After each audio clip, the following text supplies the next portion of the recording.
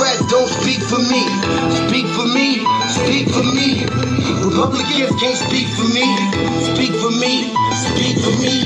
A bitch ass nigga can't speak for me. Speak for me, speak for me. You coon ass niggas can't speak for me. Speak for me, speak for me.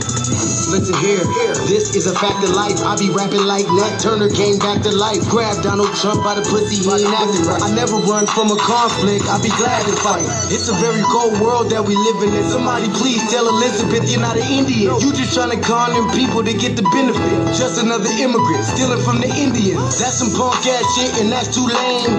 Now we finna step over to Andrew Yang. And you a sucker, you could never speak for black folks. Fake ass candidates, trying to get the black vote. The Democrats don't speak for me. Speak for me, speak for me. Republicans can't speak for me. Speak for me, speak for me. A bitch ass nigga can't speak for me. Speak for me, speak for me. You coon ass niggas can't speak for me. Speak for me, speak for me. You know your boy be high off sativa. Kamala wasn't popping, so we said bye Felicia. She ain't had a right policy. We ain't trying to meet her. Y'all can take Biden too. Bye, we don't need her. We don't need Roland Martin or that coon Al Sharpton. Didn't need Cory Booker from the start, man. I don't fuck with police and no snitch. You know I'm coming with the heat when I spit it. The Democrats don't speak for me. Speak for me, speak for me. Republicans can't speak for me. Speak for me, speak for me. A bitch ass nigga can't speak for me. Speak for me, speak for me. You coon ass niggas can't speak for me. Speak for me, speak for me. If you ever go to court and this is your luck, try not to get fucked by Benjamin Crump. I know it's hard. You and all go is hard. But who the fuck is Amy Cloak? Put her picture up on the bullseye and start throwing darts. People cut our organs out our bodies, that's a stolen heart. They can't save us from the flood like Noah's Ark. Black lives always matter, we finna go for ours. To them we savages, we don't need to pot the piss. Mike Bloomberg can suck dick with that stop and frisk, bitch. You ain't speaking for us, we don't know you. Bernie Sanders, they get your funky ass on too. The Democrats don't speak for me. Speak for me, speak for me. Republicans can't speak for me. Speak for me, speak for me. A bitch ass nigga can't speak for me. Speak for me, speak for me. You coon ass niggas can't speak for me. Speak for me, speak for me.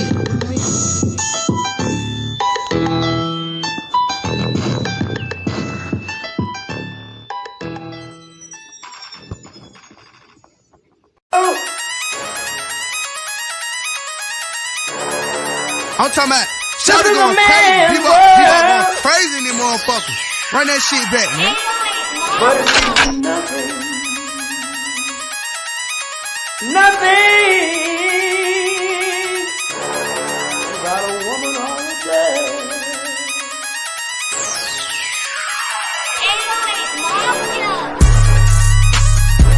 Man made the car.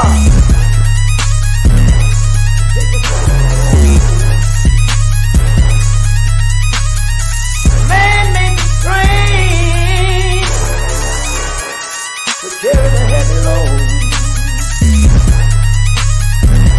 Man made the electrolyte to take us out of the dark. Man made the boat for the water like the 7-millimeter. Man thinks about a little bit of baby girl and a baby boy. Make them happy because man make them dark. But after man make everything we can, do you know that man makes money?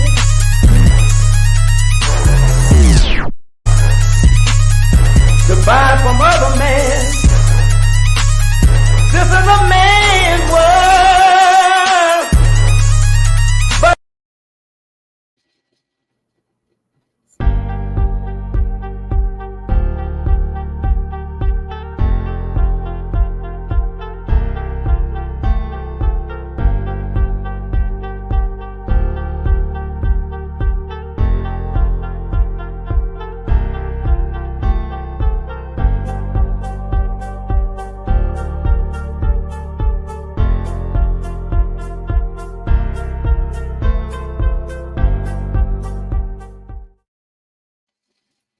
Greetings.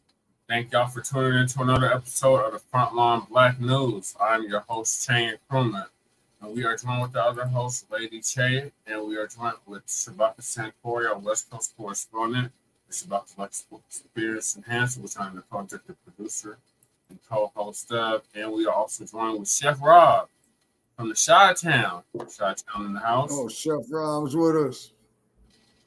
Yes. Chef Rob. Can't hear him, but he's with us. And on this season 4, episode 14, part 2 of the Frontline Black News, we will be discussing several topics.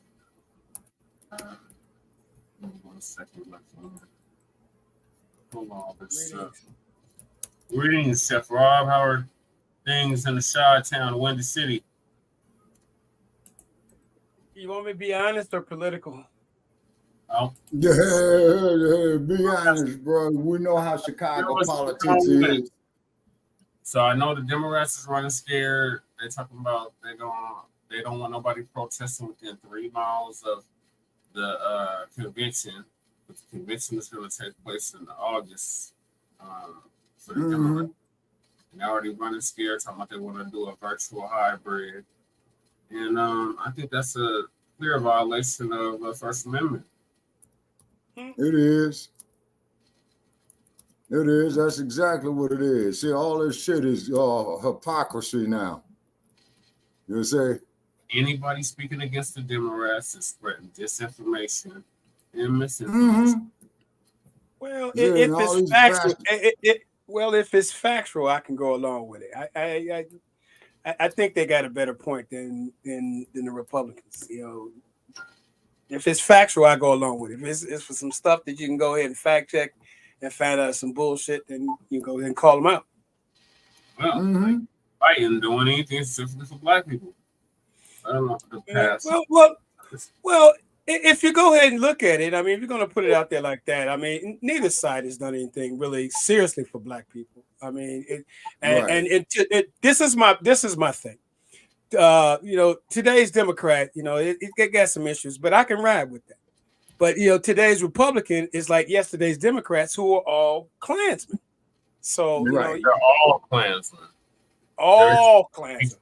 There is no distinction. They're all Klansmen.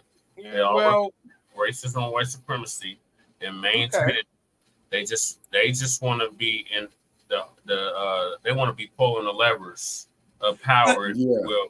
But at the end of the day, their whole function is to continue racism and white supremacy and keep us at the bottom. I don't see that. I see them doing stuff. I see them doing some stuff to go ahead and get your vote and then lying in the process. But I don't see them going ahead and then doing the other. I don't see that. But the bigger thing I see is that with black folks, because I ain't been white my whole life. I ain't been Asian or Latino or none of that. I've been black, of African descent my whole life. And I just want to go and see black people go and say, fuck both parties. Let's create our own shit. Right. And I don't see that. I mean, if you got a problem with both the parties, then fucking leave them alone. Well, I don't want to criticize either one. I'll create my own shit. Rob, don't get triggered, brother. What do you mean? I literally have my own party. I'm the junior chairman of the Unity Party here in the state of Colorado. I literally have my own party. I don't care what the Democrats do. I don't care what the Republicans do. Okay, my concern is, are people going to put this much energy that they have into the Democrats and the Republicans into a third-party candidate or a third-party period? Because we complain all day about the two major parties, but what is the solution? You say you're saying not voting is a solution. So I didn't say that. Not you per se, Chef Rob, but people that are leaning towards your leaning. But this Democratic, I don't want to say caping, but justification for what the Democratic Party does. And they keep telling us to vote blue no matter who, but they don't give us no alternative. They just say Republican bad, bad, bad, but they never say what they're going to do. They just say Republican bad, bad, bad, fear, scare tactics, shame, blame, and explain, and they never produce anything tangible for Black people. Well, okay, well, I do hear them say what they things that they're gonna do, but as far as from where I see it, okay, I just like I said, I like to see Black folks go ahead and stick up for Black people, and it's the same thing. Oh, let's go back to like what the little bit I know about like the civil rights movement. It's like we got their attention, when we didn't spend our money with them. And it's hard to go ahead and get Black people today to go ahead and be like, oh, don't spend your money. You got Black folks today who are mesmerized by fantasy and materialism. And here's another to add to that. I can't stand when individuals. I like sports. I played football for a while. And I played basketball in school. And the thing is that if an athlete or a entertainer of some kind gets, signs a major contract, signs for big money, people are like, yeah, they can make money. I'm not impressed with that. I think you're a sucker if you go ahead and thinking that person made it. You need to go ahead and look at the person paying that money. That's what it really There you go. That part. That's macroeconomic shelf, right? That's macroeconomics. Who's paying them? So it's like, when we go ahead and look at like when you're dealing with politics, it's one of these things. It's like, okay, so who's holding the purse strings? Who's pulling on both sides? So we need to be the ones going ahead and dealing with our money, pooling our money, and stop fucking with these people. Yeah, that part. Macroeconomics. Once again, macroeconomics. You see what I'm saying? And just like I was saying on an earlier podcast today, Chef Rob, a couple of hours ago, that Black Lightning hosted, you know what I'm saying? That's what I was talking about, the macroeconomic power. You see, this is why we cannot give up on the reparations issue. And the reason why these no good motherfuckers don't want us to deal with the reparations issue, because they know if we get that revenue, it will cause the economical shift. They say, or it could plant the seeds to cause the economical shift. Yeah, so I wasn't expecting to get into a whole diatribe right now. I was just going over the topics. So so I should move. I'm going to mute myself for a minute so you can finish your thing. Okay. So this is season 4, episode 14, part 2 of Frontline Black News. And the topics that we're going to be discussing tonight is MSNBC host Joyless Reid has a mental breakdown over the dump as in human shit, and we want to make that perfectly clear. Donald Trump's projected victory. And then we got the Tulsa race massacre survivors condemn dismissal of reparations case and urge Biden, y'all current president, to act. Then we got Tamir Rice, RIP to him, the officer that was involved in his murder back in 2014. 2014. Timothy Loehmann resigns after from White Sulphur Springs PD amid public outcry. Then we got Mexican gang convicted in the death of Black DHS agent's son. Then king above the law. Supreme Court rules presidents have broad immunity from prosecution. Then we got the Democrats have the nerve to ask us for money. And then we got Ryan Garcia, ex-boxer, suspected white supremacist. He's beyond a suspected white supremacist now. He is. He's just the one of the brown persuasion. Ryan Garcia faces backlash over racist rant. And also too, that Ryan Garcia, man, put a picture of a monkey up there, man, up on Stinky Bird, and then was feeding the monkey, saying that there was Devin Haney. So therefore, what they need to do is ban that motherfucker out the goddamn sport of boxing. He turned up dirty on his PEDS examination, performance enhancement drugs. Okay, and so therefore, he makes this racist ass tan. And like I say, in boxing, I want to see every brother win every division, beat all these motherfuckers. Right. Encouraged about it. And he did one even worse than that. He did a whole video where he was mocking black people with a monkey. Yeah, with the monkey. Yeah, that there was up on Stinky Bird. I saw it. Then also too, in boxing, just a little brief note right here. Sister Clarissa Shields. She was training here in Las Vegas recently, okay, and they call her the greatest woman of all time. She's the undisputed champion in 2 weight divisions. That's never happened before. You see what I'm saying? Rather male or female, and she beat the living dog shit out of her sparring partner. It was beautiful. Clarissa Shields is bad. That's black power. We got to control these sports industries. You see, just like that son of a bitch who said who owned the Redskins. Well, if them niggas don't like, how we doing here, let them form their own leagues. Then goddamn it, let's do it. We already did it. We did it before. We can do it again. And Yeah. shout out to Q for creating the Big 3. Hopefully, Yeah. follow and create other leagues in all sports leagues. Yeah, then also to another note is that Sha'Carri Richardson, okay, she made it to the Olympics, so that our girl there, Simone Bowles, she's going to the Olympics, so we're going to have black excellence again. You see what I'm saying? And this will be the last year that they will have Olympic boxing. After 2024, there will be no more boxing in the Olympics. Wow.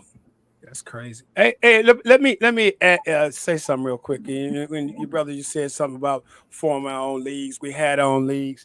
You know, the bigger thing that won't go ahead and help us go ahead and have a league today is that a lot of black folks go ahead. God loves you. You're like. Hello. Yeah, we got a commercial interruption. Well, black folks go ahead and don't deal with like morals, and it's sad. Don't be like I remember a time where Barack Obama was hosted the hockey team, right? And the hockey team that won, and them white players didn't show up, but they come back to their old neighborhoods in West, in the mountains and West Virginia, all that nonsense. They'll come back and go ahead and help their neighborhood. Well, we don't see a lot of black people doing that in mass. You see them doing little stuff here and there. I was saying that. I said the same thing about individuals like Bill Cosby, LeBron James, Oprah, even her phony ass, and Whoopi Goldberg. These big people. And the thing that bugs me is about them. People tell me that even my accountant, she used to go ahead and deal with some black basketball players. She said they do stuff behind the scenes. Why you got to hide what you doing? And then you go ahead and you move to these areas predominantly white, and you were the first one go ahead and donate money and all this other stuff. Why you can't go ahead and deal with the place where you came from? And that really bugs me too, is that you profiting off the pain of your people. You ain't going ahead coming back. You go ahead and this is an inspiration to do a movie, inspiration to do a song, inspiration to do all kinds of other shit. This is the people where I came from, but you don't come back and do nothing. You just want to go ahead and ride through the neighborhood with your nice big fancy car, and I never been that type, man. I was hanging around with people here on the west side. We seen some people that so-called made it. Shit, we threw bricks and rocks at their ass. I didn't give a fuck. Nigga, come back here and go ahead and do something about this. The street you live on, okay, like dealing with music. The street you live on, your next door neighbor was like was damn near your first customer. So you owe. Come back and help out, motherfucker. Don't go ahead and exactly. Particularly on the west side of, yes, sir. Particularly on the west side of Chicago, Chef Rob. Now, that's one thing about old Ali when he was the heavyweight champ, man, in his heyday, man, he used to do that. And if you recall, just to show you an example of what you're saying, Chef Rob, there was a brother who was running track by the name of Houston McTeer that lived down there in Florida, man, and his family was bad off. So what Ali did, he went down there, man. He got him out of there. He gave him a house. You know what I'm saying? He helped the family out a little bit. You see what I mean? And I think the brother, did go so far in his track career. But like what Ali would say, man, when he used to come on the talk shows is that people say, well, man, how can I start boxing and all that? Ali said, man, fuck boxing. Boxing is dangerous, man. You know what I'm saying? Go build up some grocery stores. Go build up some banks. You see, Right, just right. like when Ali told that white boy David Frost, man, just before he fought George Foreman, he says, now, wait a minute, motherfucker, you telling me, man, that we can't do for ourselves, that we got to come to you for everything? And David Frost is going to try to say, well, equality for all. He said, fuck that, man. No, I'm talking about our people building up our own communities, building up our own infrastructures. You say, discussing the power of macroeconomics, which is a universal law and principle. Why do you think all these other motherfuckers, man, want to come up here and set businesses up in our community? Because they know, like Dr. Claude Anderson pointed out, Brother Che, that I commend you for, man, of bringing that up, is that they know that black people's money only stays in the black community, man, less than 5 minutes. You see what I'm saying? But them Asians, them Armenians, these Koreans, they circulate their money 25, 30 times. You see what I'm saying? Before it leaves community. And then when it does leave their community, it leaves it at a minimum. We're the exact opposite. You see what I'm saying? This is why we created the hashtag resurrection of the mental dead. You see what I mean? Yes, sir. But check this out. Let me add to what you're saying. But see, our people are brainwashed. They're brainwashed to go ahead thinking that the white man's ice is colder than the black man's ice. Yep. And that's real sad. And it's hard to go ahead and get through that mentality. You know, all them niggas, they can't do nothing. All them niggas ain't do it. And I'm like, man, go give them a try at least. Go ahead and see what's happening with them.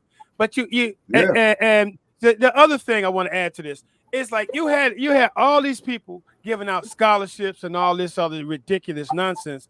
I saw something on Facebook that made me go ahead and put it into perspective. This one dude and put up there, man, you don't need no college degree. You need to just go ahead and study what's going on because these things is set. You know, you can go ahead and get these jobs and get into these businesses. So why is it you're going to go ahead and pay for a college degree where you ain't got no job for them when they finish college? That's the shit that's pissing me off. Yeah. Oh yeah, Chef Rob, you're right. And then hey, twin, yeah, Chef Rob is speaking facts. And then also too, Chef Rob, you have to understand. Even out though is the cohesion and the fact that when we had the cohesion, we were forced to work together. Right. During segregation. Wait. Before you go far, I want to remind you. What's that brother's name? The Republican dude who said that we were doing better doing Jim Crow. What's his name? Warlock. No. Let me. I think he's from Florida. Republican. It's Byron Donalds. Byron Donalds. Oh yeah, Byron Donalds. I may get some pushback, but that dude actually, I hated what he said, but he was correct. When we got that, when you got that foot on your neck, and you see that motherfuckers got the same foot on your neighbor's neck, you're gonna go ahead and do something better. Okay, I don't like a lot of other shit he said, but that right there needs to go ahead and wake people up. We was doing better when doing Jim Crow. Okay, during all those times where right after doing Reconstruction, we were doing better because we had to go ahead and deal with ourselves before they came up with this sharecropping and all the other stuff. So we was doing good. It's once they dangle that dollar in front of you and people like, oh man, you ain't gonna be able to do it. And they was controlling a lot of the industry. Right now, people are smart enough and got more stuff going on. You can protect your business. Yep. You can protect your stuff a lot more. So if you did a Black Wall Street today, I put my life on the line for this motherfucker. And I think a lot of people would do that. And there'd be a lot more people supportive of that than going ahead and getting you a goddamn job and dealing with their fucking policies. And then they fire you at will. They'll hire your black ass to go ahead and not to go ahead and get a lawsuit. So fuck it. Why not control the fucking industry? Fuck these goddamn people. Yeah, exactly, Chef Rob. That's it. That's macroeconomics. And then also, too, man, is that when they had the tokenism going on, man, after the civil rights, no discrimination in employment, right? So they'll just bring in these token ass niggas, so therefore they can meet the quota, so they can stay away from being quote unquote prosecuted. All that. That's why I'm saying, that's why we can't be careful for these other groups. We fought. No, hell no, we can't. Hell no, we can't. And like Mike 285 says right here, segregation creates unity. Yeah, it does. It does. You know, it because look at how people go ahead and you got a lot of black folks saying like, I can go ahead and do this and do that. No, you can't, motherfucker. Trust me, you can't. Right. I'm trying to do stuff with Exactly. my nonprofit, and I didn't have this nonprofit dealing with this for a number of years, double-digit years. And all the money I didn't put into this shit, man, I'm helping people and doing other stuff, creating these projects. I'm doing it 100% now because I was doing it like I wasn't giving them my all with it because I had other shit going on. But now I'm trying to put my all into it, and I'm noticing this. Like, I'm not gonna get no grants right away. I'm not gonna get that kind of donation from a lot of groups right away. I'm not gonna get the donations because I don't have a track record. Well, motherfucker, look at my plan. That's the biggest thing y'all was talking about. I'm not gonna get no money right away. I'm not gonna get no donations from black people because when I go ahead and tell them, hey, look, when you go ahead and make a donation, I give you a receipt, you get tax breaks from that. Almost every black person I done brought that to across the U.S. told me that's a scam. So our people are uneducated and they're comfortable in that miseducation. Yeah. Yes, that's the sad part.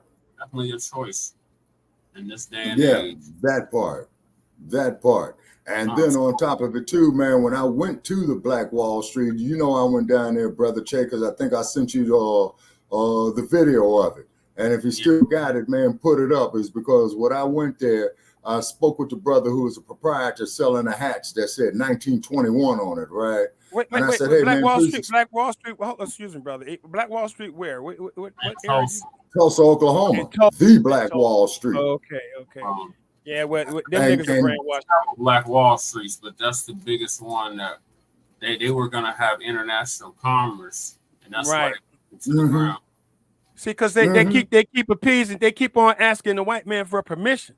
Even like the brother who was running the Black Wall Street in Oakland, he was asking for permission. The brother that's here in Chicago that was running the Black, I've been knowing him for years, and I just see him dragging his feet. He behind. He got a lot of support. I mean, I've been to these fucking meetings where they talking about opening these grocery stores, taking his neighborhoods over. Dude, they saying the same shit. He's saying the same shit that he was saying 5 years ago. And I've been knowing him almost 12 years. Is that New Era Chicago? Is that New Era Chicago? No, New Era Chicago is different. You know, Taji and all them, that's totally different. I deal with the UNIA. I help do fundraising with them. That's totally different than the Black Wall Street, than Ron Carter. Okay, that's totally different. Yeah, because you know they got a New Era Oakland now, man. You know what I'm saying?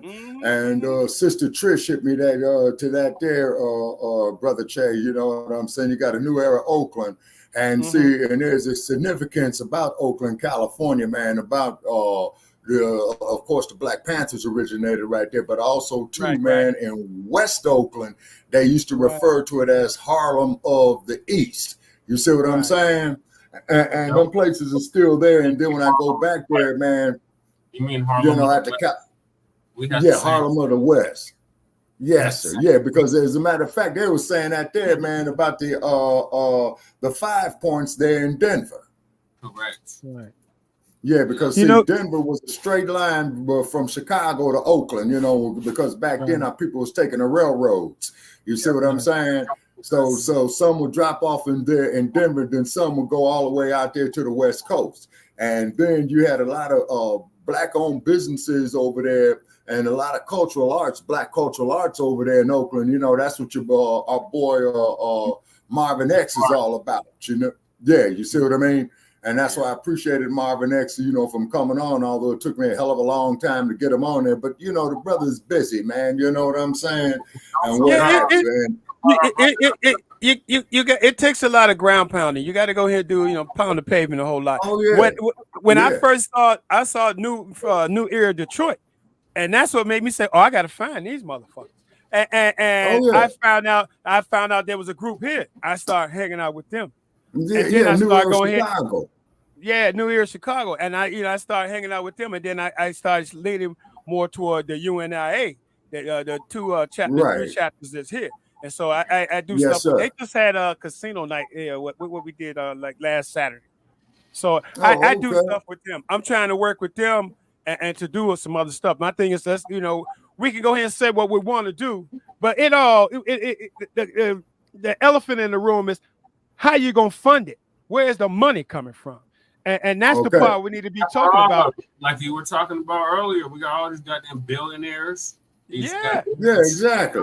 Exactly. All these pro athletes and shit. And then I'm gonna tell you something else.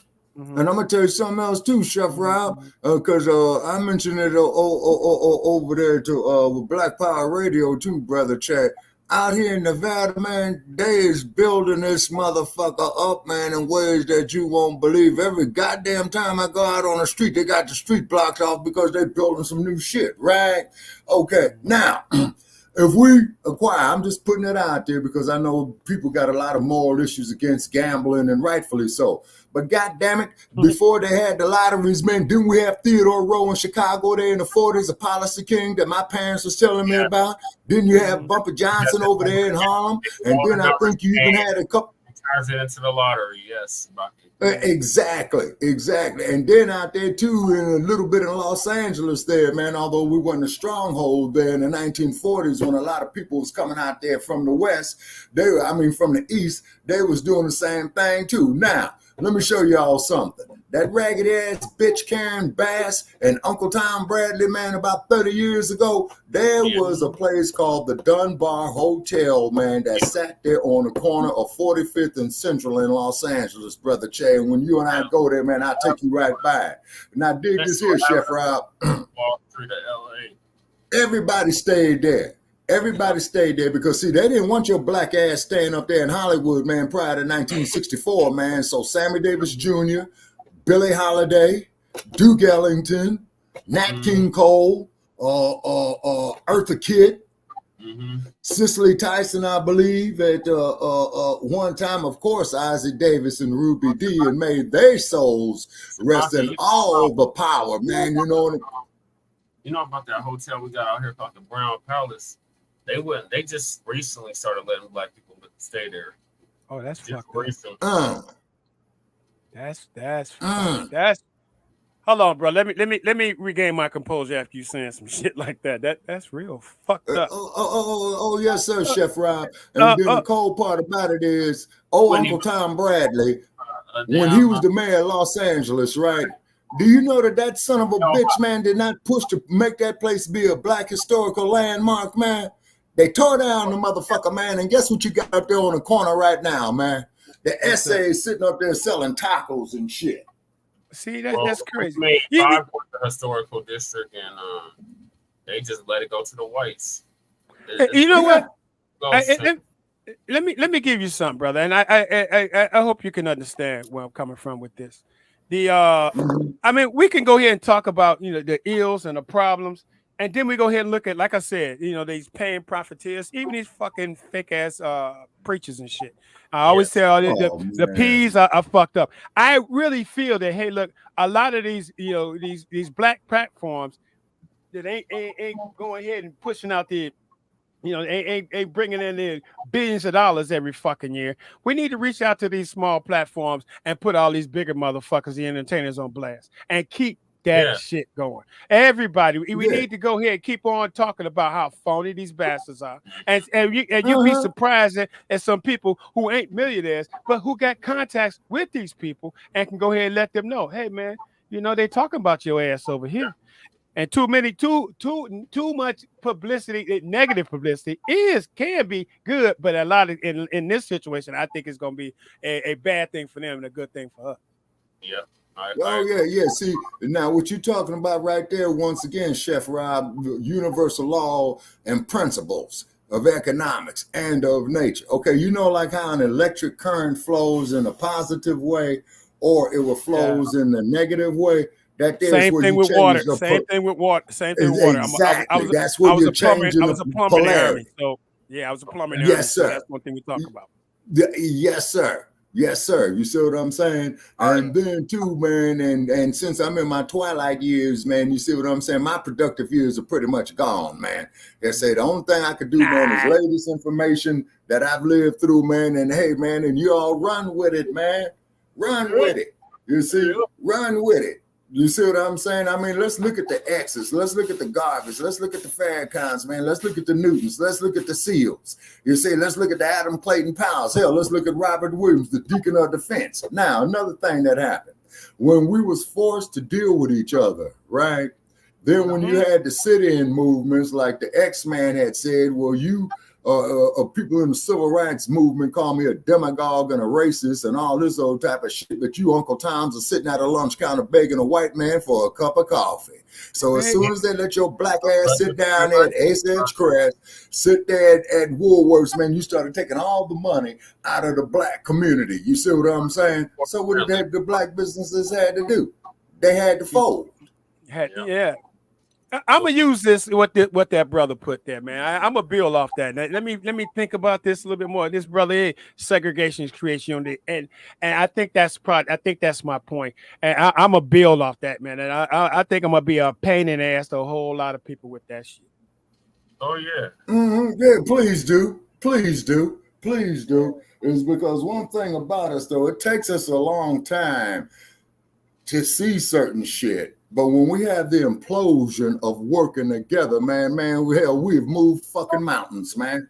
You know what I'm saying? We have moved mountains, man. Look at Sister Harriet, what she did with the Underground Railroad. Big old 600 Michael Claude Duncan looking motherfucker out here. We can't leave here. We gotta go back to Mass. He being so good to us. And she will lay that level that street sweeper on that motherfucker and say, look, fool, check this out. This train is leaving. It ain't turning back, man. So you either gonna be dead or you gonna be with us. And you got like less than 10 seconds to make up your goddamn mind.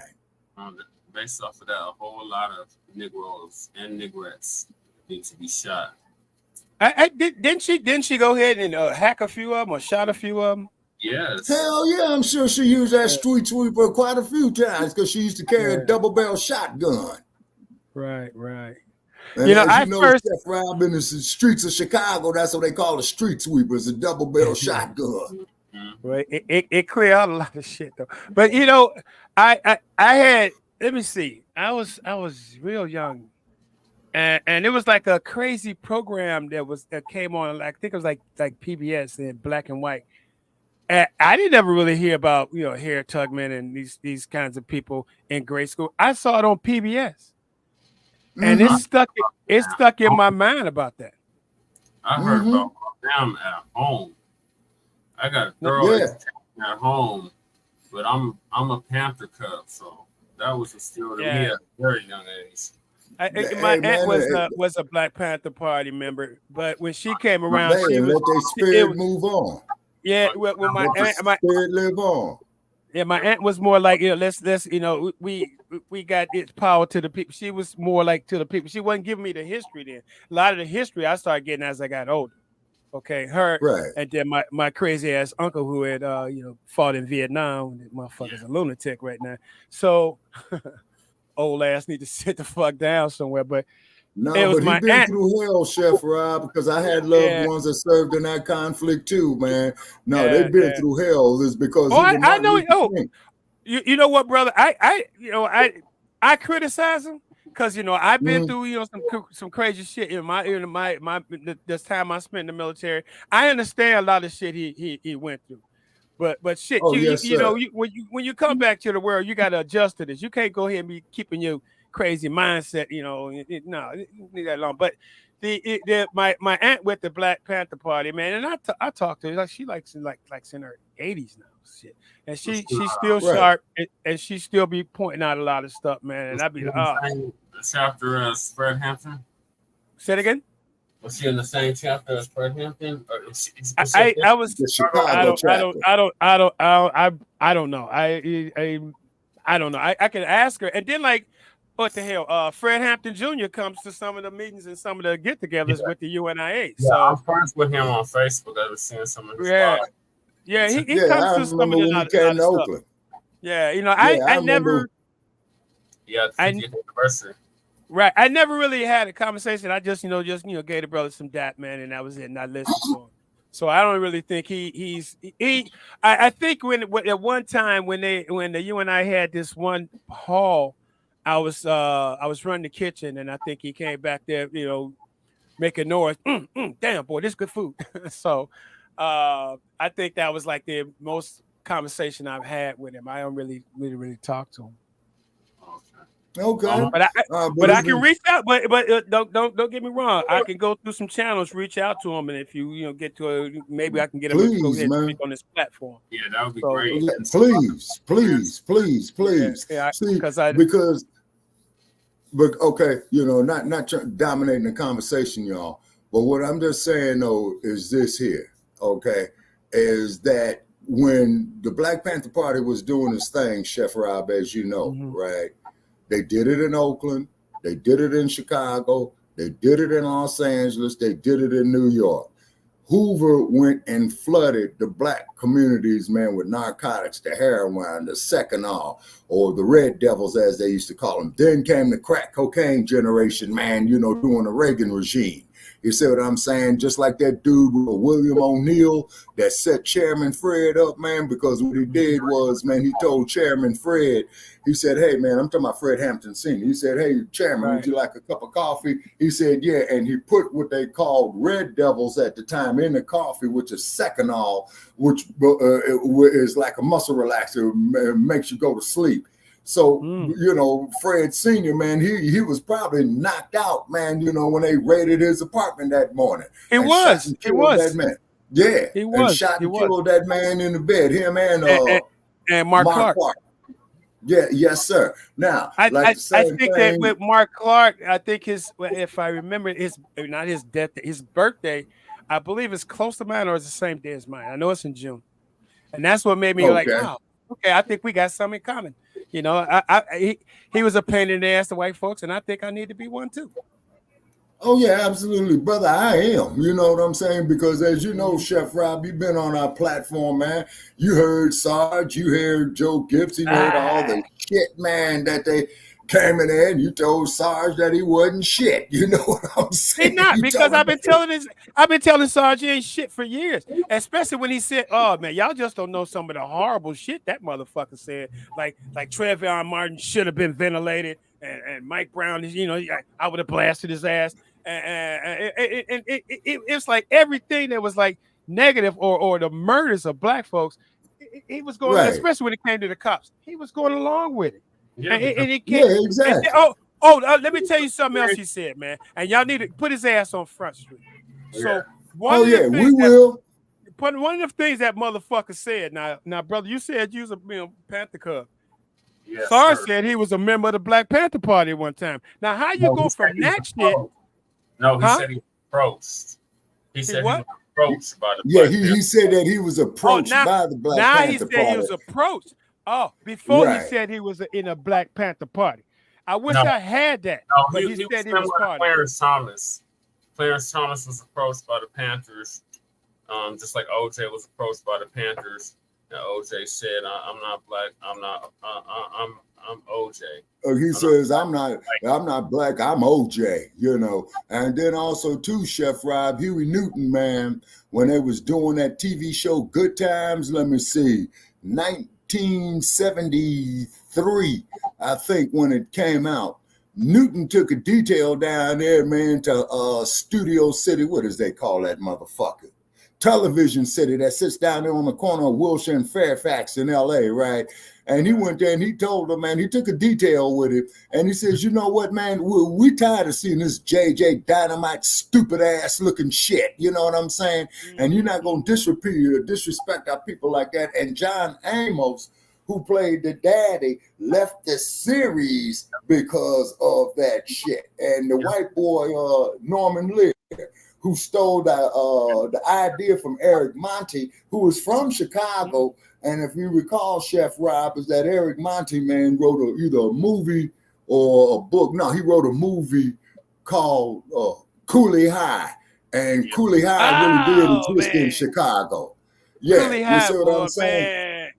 I used to live in that neighborhood before they, then they tore the school down, man. But I kind of lived over there at Cabrini. I lived in that neighborhood. Man. Oh, yeah. And then they tore down the Cabrini Greens, and my mama grew up in the Ida B. Wells in the 1940s. Not all of them. Not all of them. They still got some real houses. Okay. Some of the big buildings, and some of they were like talking about turning them into condos, and then like some of the other housing projects that's like on State Street. And I think that's the one where I think like Good Times was pretty much about I think that's what like the idea of it came from like that area over there, like State Street. Those over there, those are still, a lot of those are still over there, and they would turn them into like co-ops or some crazy shit. I don't really go over there because I stopped going over there, even years ago. Because one time I was going to see my cousin, my aunt and stuff over there, and a bunch of niggas was out front, man, and they was like, I call them niggas, fuck them. These motherfuckers outside, it was cold. Motherfuckers like, get your hands out your fucking pockets. And the only thing I said was like, if I go ahead and talk to some of my family, we can clear this fucker out. But I said, I don't want to go through all that shit. Right. Now, my question is this. Okay, now my question is this here, Chef Rob, for New York, for Denver, for Chicago, for Los Angeles. When the motherfucking essays coming up there with that shit, do y'all stand up there and check them? No. Shit, in the city of Compton, man, you had the damn Mexican gangs going in there running people out of their own goddamn houses. You know what I'm saying? That's one of the many topics, so we need to get to the topic. The first topic. All right. Yes. Okay, I'm gonna mute myself. I hear a lot of noise around this motherfucker. Okay. The MSNBC host, Joyless Reid, is having panic attacks, freaking out. Like the sky is falling for the Democrats. Joyless Reid has a mental breakdown over the dump as a human shit and will make it perfectly clear his projected victory. So, my boy Tony he's originally from Chicago, Chef Rob, but he's in LA now. He's gonna give us an update on that.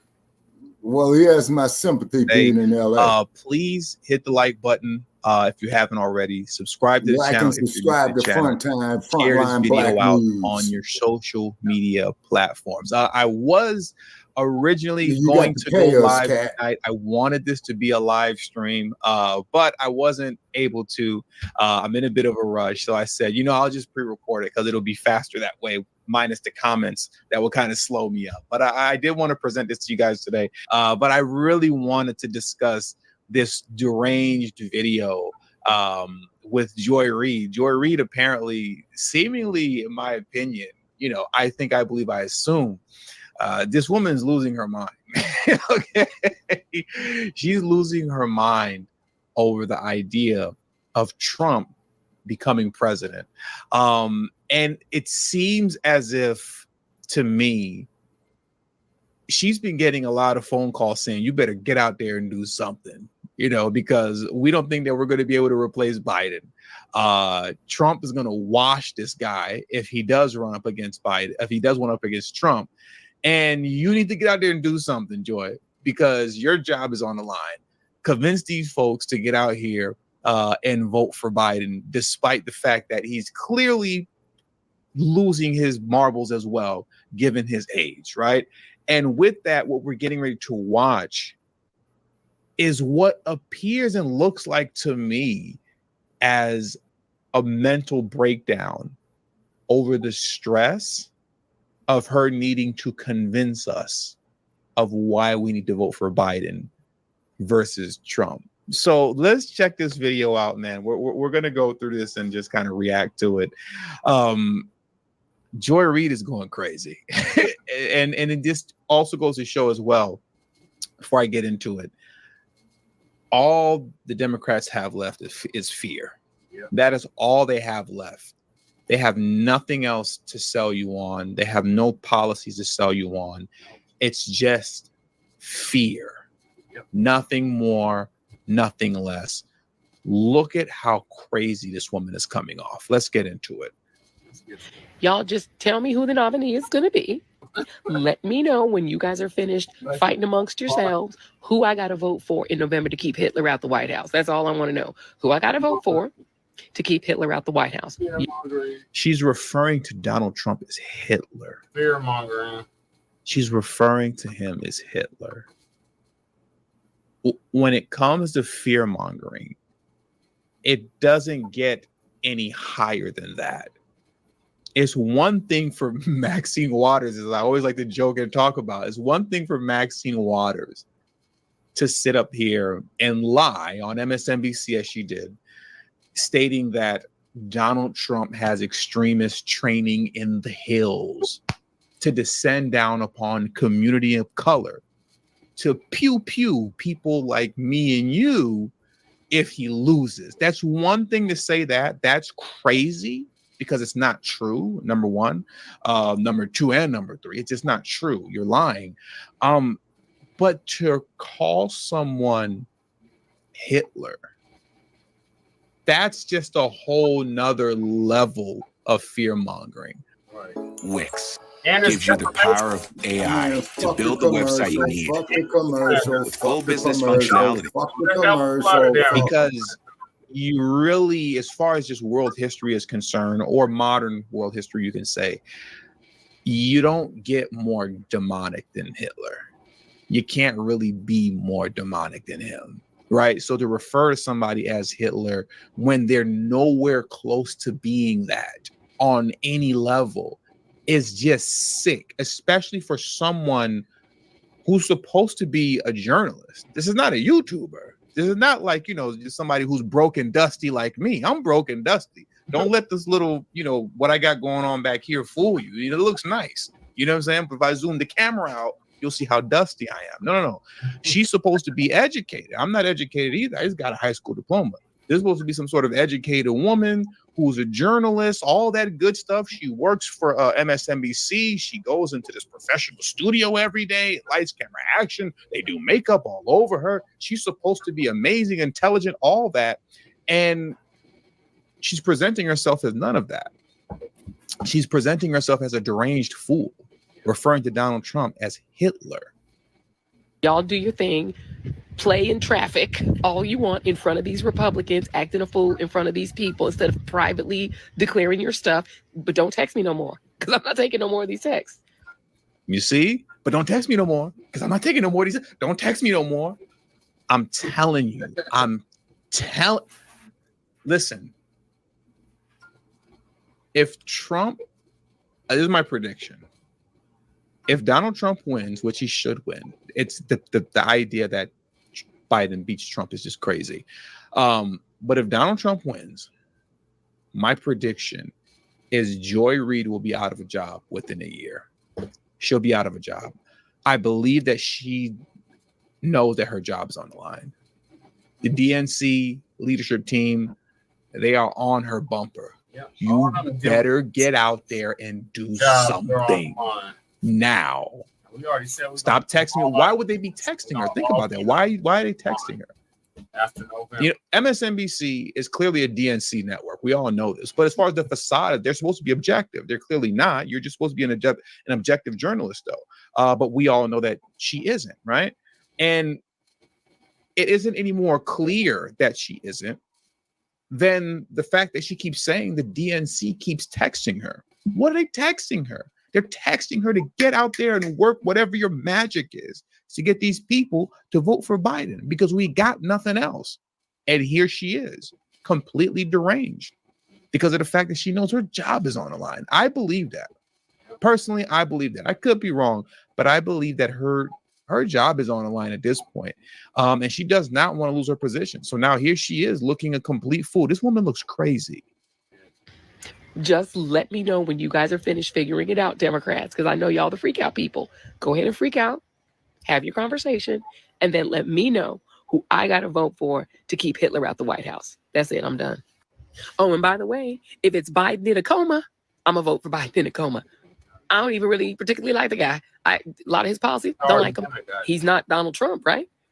Stop it. I hate when they get up here and lie. Charlemagne and all these DNC folks, they all do that. You know me, I really don't even like the Democrats. I really don't even like Trump. I don't even like Biden, honestly. I particularly don't like the guy. Shut up. When you start saying stuff like that, it's just insulting to everybody's intelligence. It's insulting to everybody's intelligence. Knock it off. Shut up. Don't miss me with the fake. I don't even like the guy. I really don't even like Biden. I don't like his policies, but he's not Trump. How do you not like his policies, but he's not Trump? I guess it's possible to not like somebody's policies, but to say, but at least they're not Trump, when you're just someone who's simply out here getting paid. People love to get on the comment section and say all the time to me, you're just getting paid. You must be getting paid by Putin. You must be getting paid by the Trump campaign. You must be getting paid. Clearly, she's getting paid. Yep. Clearly, she's getting paid, right? Because you can see by her reaction, if things don't go the way they need to go, she's going to stop getting paid. That's why she's coming off so crazy and deranged. Yeah, Hitler, White House, we keeping them out, keeping Project 2025 out. That's all I care about. Up and down the ballot, from the rooter to the tutor, school board, all the way up to White House. From the rooter to the tutor. That's all I care about. Up and down the ballot, from the rooter to the tutor, school board, all the way up to White House and everything in between. Governors, members of Congress. I'm just going to vote all the way down to keep these people out. The Project 2025 thing is the whole Republican Party. At this point, it's not about Biden. It is not about him. It's above me now. There's a Best Western next door. It is about keeping. She keeps doing. It's above me now. There's a Best Western next door. I don't. Oh my God.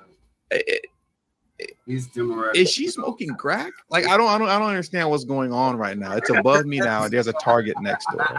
It's above me now. There's a Starbucks next door. I don't know why she keeps saying that. I'm being facetious. I do know why she's saying that. Somebody explain it to me. But I like to play dumb. I don't know why she's saying that. It's above me now. There's a Starbucks next door. It's above me now. There's a Super Kmart next door. I wish you would stop saying that. Donald Trump and his Project 2025 friends out of power. Project 2025 is a conspiracy theory, by the way. That's it for me, y'all. Y'all let me know what you think. And another thing. Hey, Brother Chase, freeze that for a minute. She look like a dope fiend. Let's run it back. Let's look at this. She got that dope fiend look right now. Of power. That's it for me, y'all. Y'all let me know what you think. And another thing. Okay, let me say something. Okay, let's turn back the hands of history for about, let me see here, pre-dump. Okay, do you remember, man, in Barack Obama's, man, later end of his term, that they had that meeting in the U.S. Congress where they got the congressman up there wearing glasses? He says, yeah, this is in regard to health issues classified. This is in regard to privacy issues classified. This is in regard to military intervention classified. Also to the CDC classified. You know what I'm saying? People, we smart. We can handle things. We're not dumb. We smart. Don't you see the same goddamn thing getting ready to come again? But as you say, Brother Che, there's certain elements about that issue that we cannot say because we don't want to be taken down. Okay, don't you see, man, this shit is coming again? These motherfuckers, man, is telegraphing this here with a slow-ass right hand, man. All we got to do is sidestep it and do for ourselves, and it will kind of, man, that shit real quick. Look at Montgomery. Say, always look at the model of the Montgomery bus boycott. Our people did not ride the bus in 1955, 1956. They walked to work. They got on some goddamn roller skates and beer cans. They used a fucking wheelbarrow to get to work. But whatever we did not take the fucking bus. And what happened? Montgomery Bus Company says, well, you know what? These Negroes aren't contributing greatly, to us. Okay, so now we got to let them get on the bus. See, what you do is you hit these bastards where it hurts in a fucking pocketbook. You see what I'm saying? Now, since we smart and we evolved and we learned, like Chef Rob was saying right there, okay, so we want our own black everything, like Jay Dizzle said, everything. Media, grocery stores, production, agriculture. We get our goddamn reparations. That's what I'm saying. Oh, yes, sir. People in our community are trying to stand against our reparations. Like, they keep talking about we need our own this, we need all that. But you're just begging for a handout. Ain't nobody owe nothing, all that dumb shit. But these were the same ones that, we need our own this, we need our own that. Well, how you think we're going to get our own this and own that? Right. And the bill, Brother Che, is up to $999 trillion in tangibles. And not a dime less. Right. So let me finish the clips about it as well. Mm-hmm. You still with us, Chef Rob? Yeah, he's still with us. He just muted. Oh, okay. It's got another thing.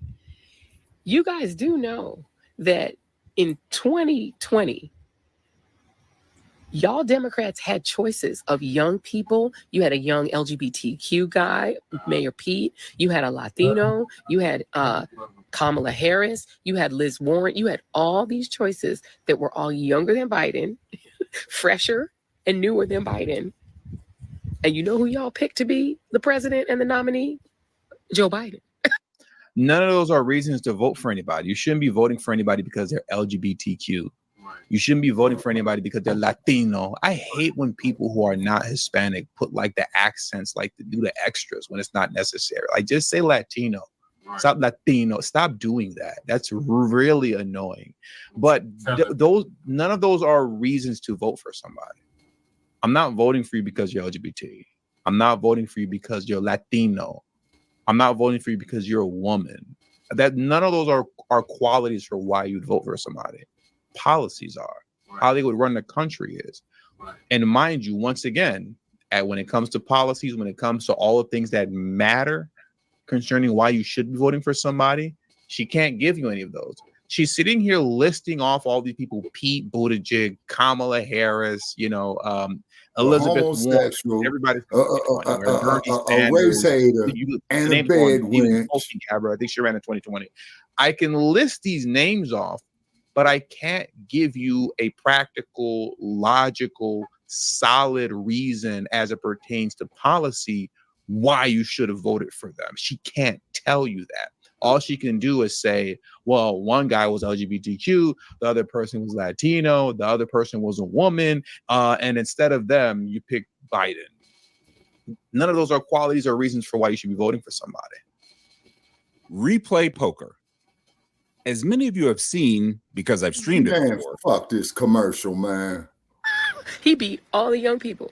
So, yes, we have a gerontocracy problem on the Democratic side. Way too many of these oldie goldies that don't seem to want to sit down and retire. But when given the choice between the young and fresh and Joe Biden, y'all pick Joe Biden. And you got behind it. You see, if she meant what she was saying, she would have said that back then. Exactly. If she was serious about that dope fiend look on her face. Yeah. Somebody's been hitting the pipe. Right. Somebody's been on the pipe.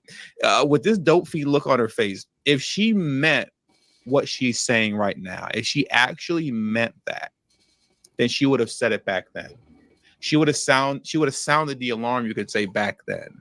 Yeah. She doesn't mean what she's saying. No, she's straight up. Like I stated earlier, she's probably on her way out. Mm-hmm. And that's why she's saying all this stuff now. She's freaking out. She's losing it. She's completely deranged. That's that deranged smile. That's that smile that you see. That's the smile that you see, like you wake up in the middle of the night, let's say that's your wife or something like that. You know what I'm saying? Like in a horror movie, or some chick that you met at a bar, you had a one night stand with. I would hope it wouldn't be a Joy Reid or anybody that looks like her. But, she wakes you up in the middle of the night, you open your eyes, and this is what you see standing over you. Right before she takes the knife and plunges it in between your chest. You know what I mean? But let's keep this going. Let's go. That was what you picked. So he's in there because Democrats actually picked him in the first place. So just keep that in mind, that you've been given options in the past, and this is what you picked. And nobody stepped up to choose to run against him in the primary. So once again, Democrats went out and voted and picked. If you try to undo that choice, like 57 million some odd Democrats voted in these primaries. So what are you going to do? You're going to just tell them, F off, we're going to pick somebody different? You didn't give Democrats a choice in the primary. Their choice was Joe Biden. There were no real choices. So even right here and now, she's being disingenuous. Everybody know there was no real choice. The choice was only Biden. Nobody was going to pick Marianne Williamson. Are you serious? That's not him or Kamala Harris, who was on that ticket too, on those ballots. That's not democracy. This choice has been made. And so again, unless he decides to walk away, this is your choice. It's like when you go to a wedding, you got chicken or fish. You can eat chicken or fish or just be hungry. Or like when I was growing up in my house, it's what mom made for dinner or go to bed. There's your choices. You don't always get choices in your love. You get what mom made for dinner or take your ass to bed. And in this case, it's either what mom made for dinner or Hitler. I'm voting for whoever ain't him, and it ain't him. And I'm going all the way down that ballot, rooted to the tutor, school board, up to the White House. This is about power and about picking not Hitler. That's it. That's it. That's me. Okay, now I'm really done. Bye. Dope fiend. That's it. I just wanted to share with you guys this dope fiend rant. I wish I could have did it live, you know, because I would have been really interested to see everybody's comments and what you guys are saying in the live chat. I'll definitely be checking out the comment section, you know, of this video after I post it up. But I don't know. I mean, that does it for this. You know, that's all they have. All Democrats have to sell you on right now to vote for Biden is fear. And I guess, you know, from the rooter to the tutor, she's going to be voting for Biden up and down the ballot. D's going all the way across the ballot from the rooter to the tutor. So anyways, that's all I got for you guys today, man. I just wanted to share this with you guys really quick.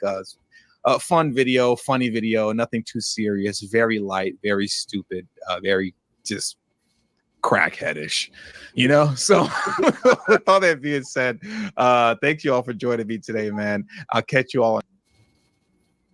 I literally stopped eating the same. Well, like I said, this election, man, is fucked off from the word go, man.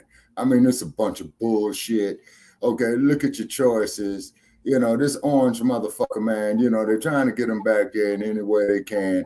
That's why I said they need to go out there to Alcatraz Island, refurbish that motherfucker, man, and make it the Western White House and leave that motherfucker and his goddamn Secret Service committee up there, man, for the full fucking 4 years, and don't let that motherfucker travel nowhere and have him walk that concrete on it. See, this shit is crazy.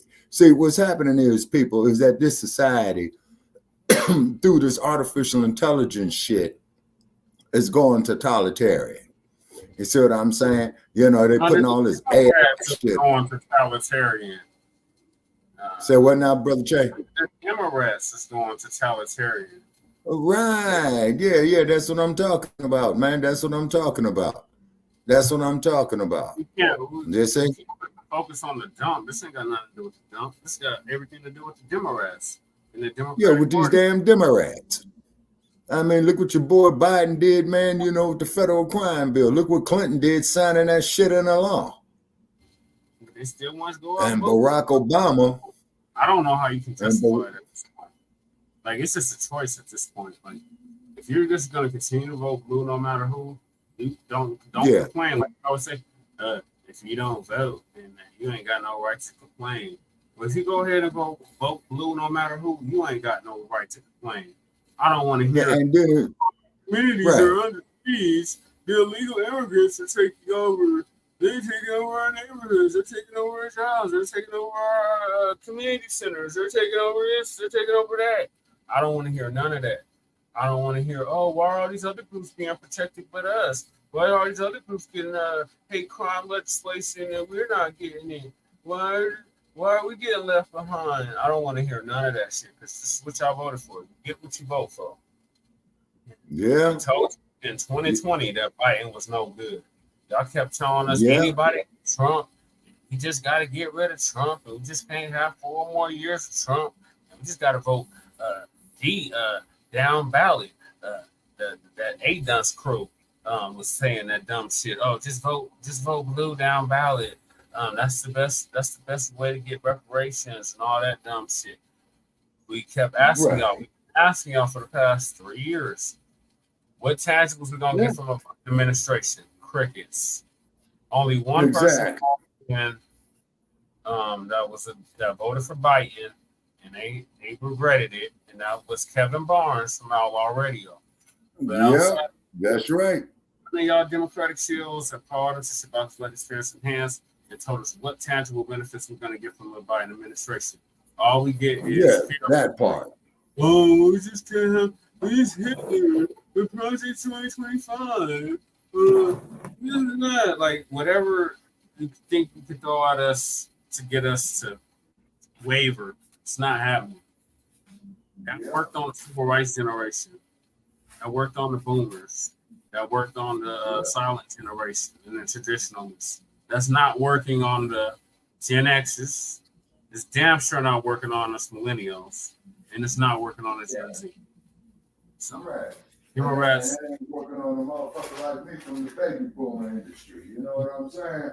Well, you're an exception to the rules. The majority of the people in your age bracket is voting blue no matter who, and they're gonna vote for, and no matter what.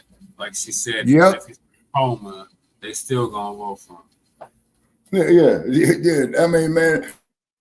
And the motherfucker, man, did you see how slow moving he was, man, there in Los Angeles, man, and Obama had to lead the motherfucker off the stage? Yeah, cover all of that. But they still gonna you can have it.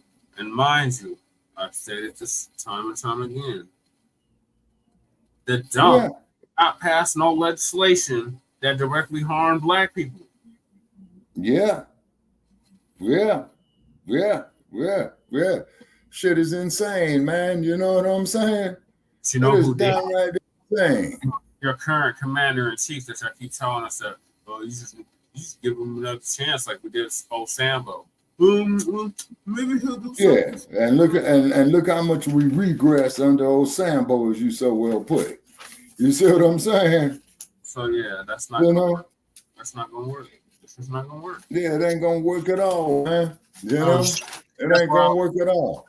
Chef Robert, you still with us? What are your thoughts on what our brother TD Media Group just laid out about Jolis Reid looking like a straight up dope fiend, telling us that she's gonna vote for Biden even if he in a coma? Chef Rob, you're muted, Chef Rob. Okay, Chef Rob.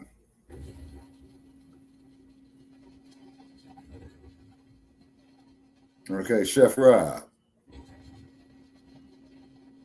Okay, he might be on self-mute. Okay. But anyway, though, Brother Che, what it is, man, is they playing us like pawns and suckers and treating us like children again, man. And I've seen this bullshit, man, for the last 50 plus fucking years. And ain't nothing changed. Let's see. Do that, right? That's not even both parties do that. Yeah, it's crazy. Systemic insanity is what I'm gonna call that shit. Yeah, we need to do a show on that. Systemic insanity. But since the majority of our people still vote blue no matter who, yeah, we gonna go in on the goddamn Democrats. Yes, sir. Okay, what's Lisa Cabrera talking about? So the two remaining Tulsa survivors, Tulsa Race Massacre survivors, Miss Fletcher and Miss Betsy, are okay. Let's see, condemned the dismissal of the reparations case from the Oklahoma Supreme Court, and they urged Sleepy Jim Crow, Blitz, and Biden to act. No shit. Shout out to Lisa Cabrera, Professor Black Truth. This is why we even know about Lisa Cabrera. She always shows us love, so we love back. So she's gonna give us right.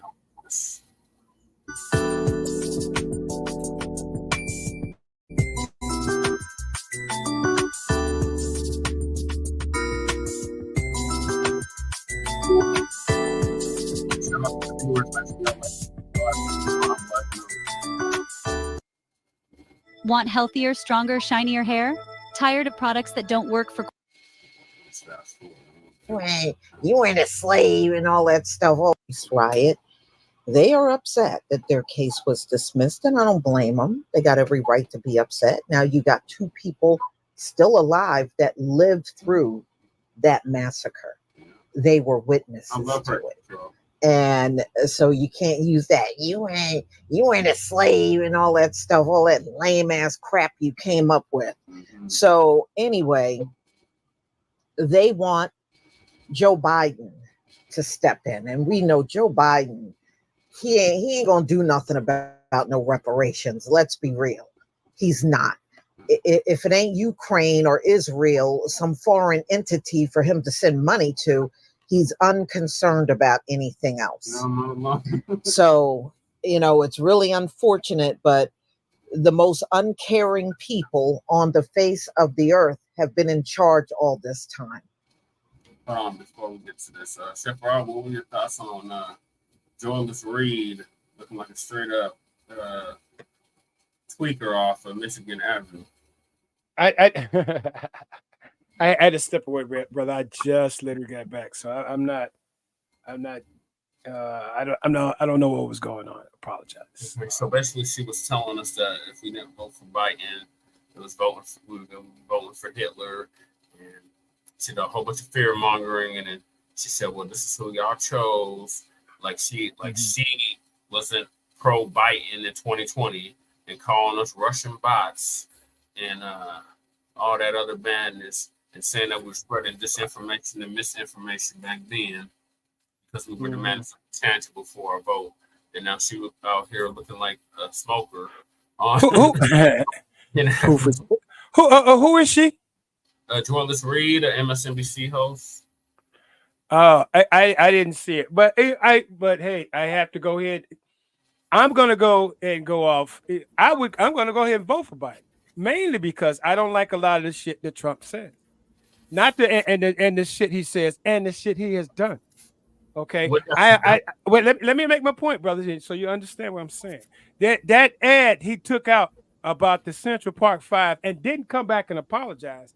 That was one of the earliest things that's set out in my mind. A lot of stuff he said, I listened to some of the debate. I didn't watch it. And a lot of stuff he was saying was not factual. I understand that Joe Biden was mumbling and bumbling through the shit. That didn't look good, in my opinion, either. That didn't make me feel better. But a lot of shit Trump said was wrong. And the fact that he has a history and people are coming out who are being racist and who said negative shit. You don't have a lot of people going ahead and saying stuff like, what was her name? Omarosa. Okay. The stuff that she was saying about Trump.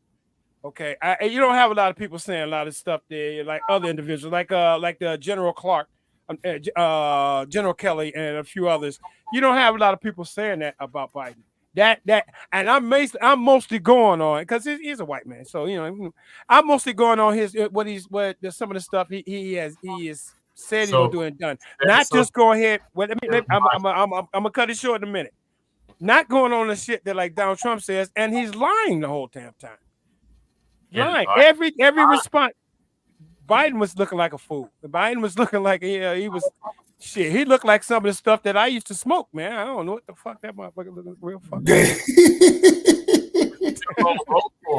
So you're telling me that because there's something you like. You know better. I mean, like you were running for office. I mean, you're gonna have a staff, and your staff gonna run this shit.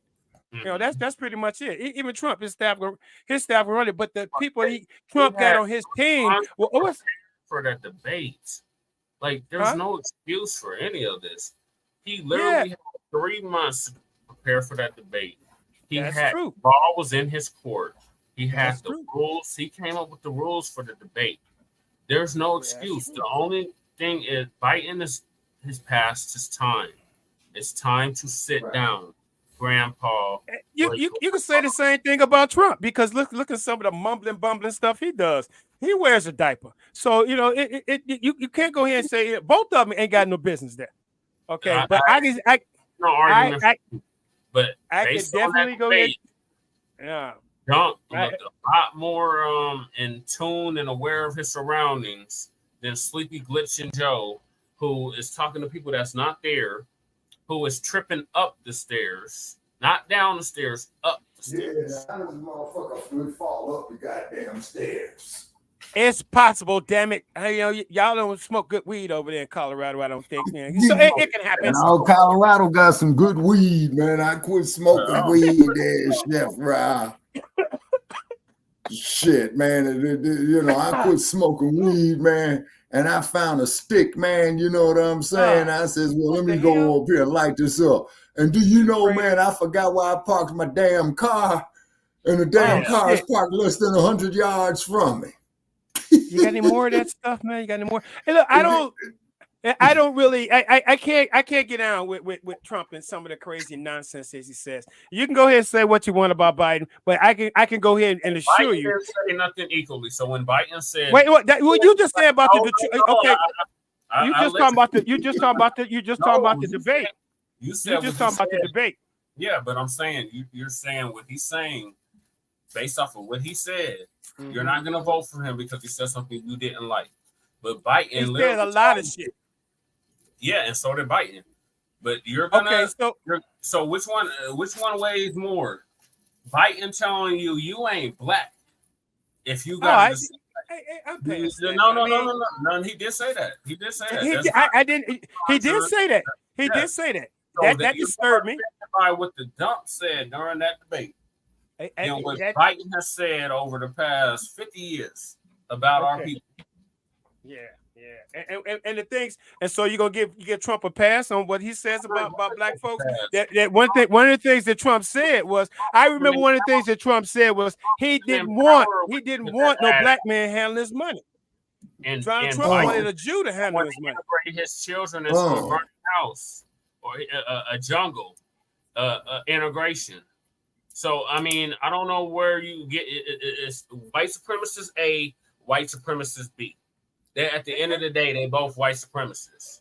So, and I don't disagree with that. Is you want the covert white supremacist, the one that makes you feel good and doesn't what he says doesn't sting as much as what the dump as in human shit. He's honestly telling you how he honestly feels.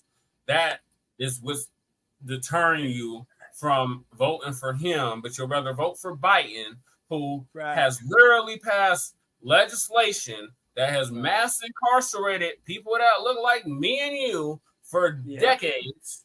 Biden been in office for how long? 50 plus years. So and I give you that. But hold on. Okay, legislation that directly harmed our people does not outweigh the dump saying something you didn't like. The dump wasn't even hold on. to pass any legislation that directly harmed black people. And even if he did put an ad out, Biden literally made it his mission to be tough on crime, tougher on crime than the Republicans. Literally said that every crime bill since 1972 is Biden's law, but somehow that does not outweigh or what the dump has said in the past. And you said that he didn't make amends for what he did in Central Park. Neither did Biden. Biden never apologized for locking up millions of black people. He never apologized for any of the laws that he helped pass the whole time he was the senator of Delaware. This is even before he was the vice president under Osambo. But all of that, you're not factoring none of that in, and y'all keep telling us that. Wait, hold on. I do factor that in, brother. Hold on.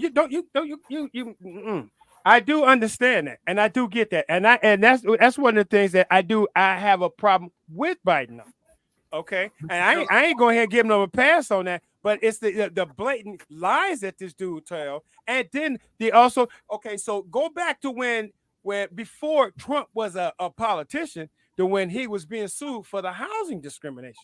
He has been going ahead and putting that racist shit out there for a long time. Biden was in office, though. Biden was in office that whole time. Biden's been in office since 1972, Chef Rob. He's literally been in political office since 1972. The dump, as in human shit, has only been in office from 2016 to 2020. So somehow 4 years of telling you how he honestly feels outweighs 50 years of deliberate, and I repeat, deliberate legislation that directly harmed black people. That's true. So what? Here's another thing. So let me give you a question, because it's a lot more I could throw into it, but I'm kind of like running back and forth. So what has been the good that Trump has done for black folks? First off, the Second Step Act. Are you familiar with that? No, I'm not. Enlighten me. The dump pardon Jack Johnson, for instance. Were you aware of that? Okay, so and what do you mean and? Why, I mean, like, why you got to be an and? Why is there a defense? Why are you so defensive? Look, I'm not being. How am I being defensive? He pardoned Jack Johnson. That's a good thing to do. That's a good thing to do. I didn't say it wasn't a bad thing. But how you said and though, Chef Rob was like, so what? Well, I'm waiting for more. I'm waiting for you to tell me more. Well, I asked you how that benefited Black. Wait a minute, bro. Get my words out so I can tell. Go ahead, bro. So that's one. And when he did that, he said, "You would think my predecessor would have did this. You would think Osambo would have did that, but no, Osambo didn't do that. You know what else? And then, and if hold on, I'm not done. Chef Rob asked me a question. Let me answer the question. He asked me what has Trump done that was different, that helped Black people opposed to what Biden has done. Second Step Act. The Second Step Act. He pardoned more people than any other president in U.S. history. This is not conjecture, or I'll say in modern day history. He pardoned more people. He pardoned at least 5,000 people. Majority of them were Black. Yeah, I saw that. If you saw that, then you would know that. So yeah, I didn't know it had a name. I didn't know it had a name or a term or anything. I saw that. That was the name. It was the Second Step Act. Okay, so I still don't. I'm not done. He also created the opportunity zones. Opportunity zones to help Black businesses get on their feet. Because you were talking about earlier, well, where are we going to get the funding?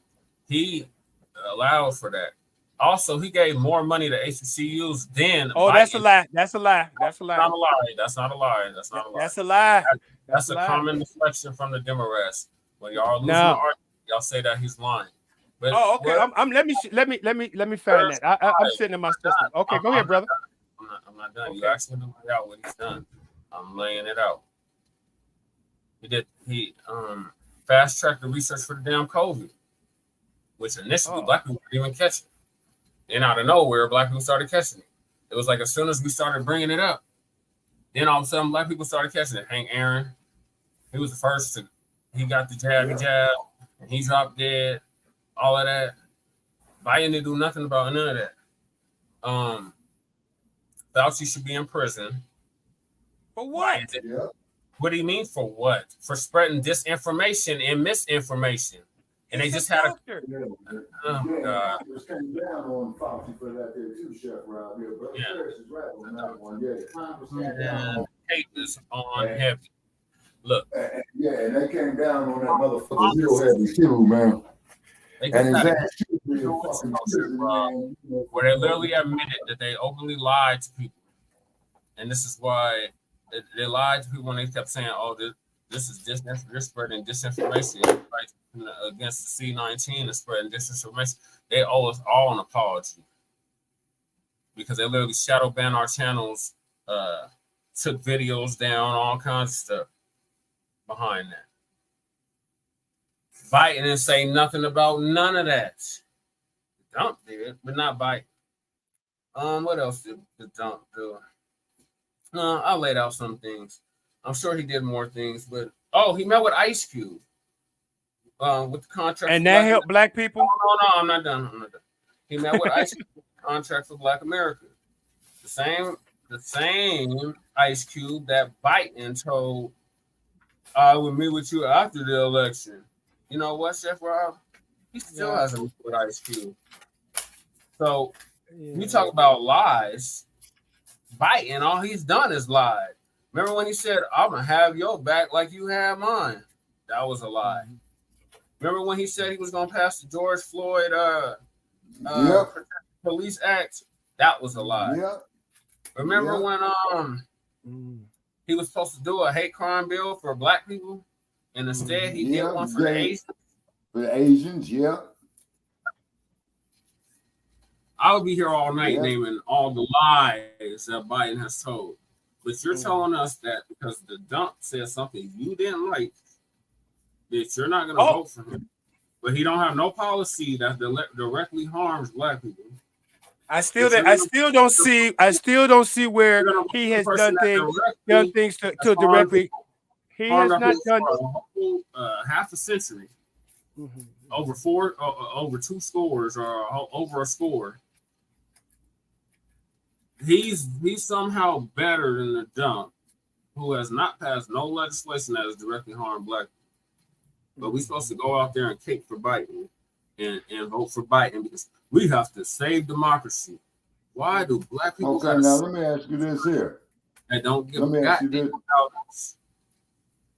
Okay, now let me ask you this here, Brother Paris. Okay, what about when they threw Omarosa out the White House? Omarosa would try to play spook by the door. She tried to lie she was playing spook by the door. Omarosa ain't never been a friend of black people. Like, okay, she was upset. She got put in her place. But dealing with a racist white supremacist, and you're surprised that he kicks you out. Okay, I'm glad we agree on that one. Okay, so Donald Trump had promised money to HBCUs. They didn't get that money. He promised money. You know, Biden had whole students at Howard homeless. Okay, funding to Howard University and that whole HBCU farce. And just because you get funding the HBCUs, that don't mean it's going to trickle down to the masses of the black people that's in this country. So that's a nothing burger right there. And so, like I said, I didn't finish. He did all. I didn't finish. I still okay, brother. Go ahead. I haven't even got started. I haven't finished, Brother Perry. Okay. Go ahead. I'm listening. I'm quiet. I'm listening. So y'all say that the dump is all this and that, but the dump does not have no history of slave ownership in his family. But you know, Biden does. I saw that too. I agree with you on that one. I saw that. Yep, he has that.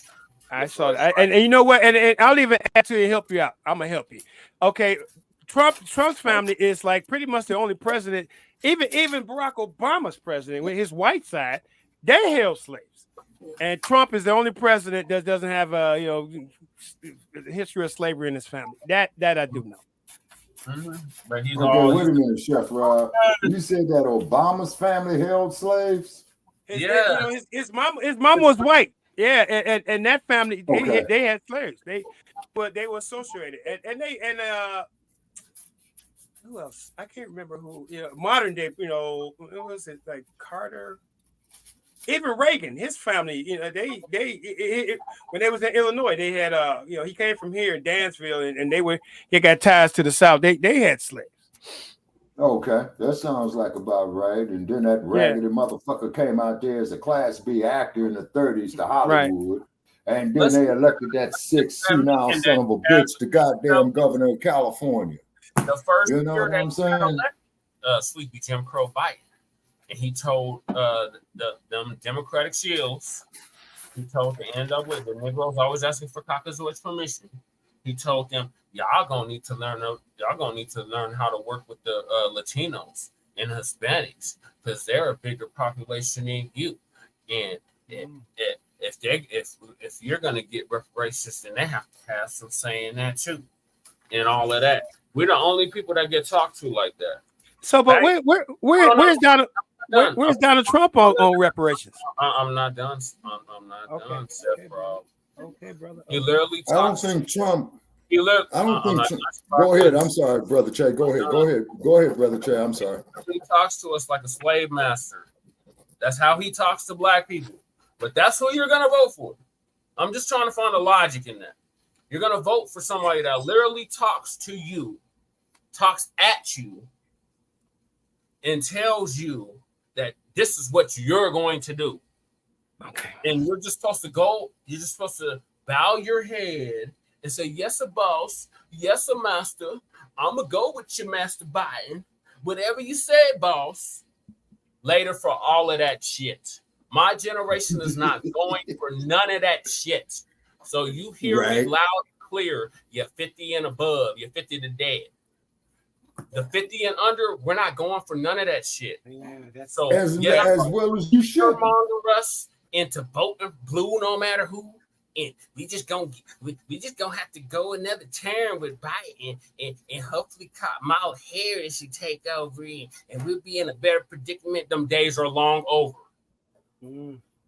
Well, it's a few things you said, brother. That's a little bit disturbing.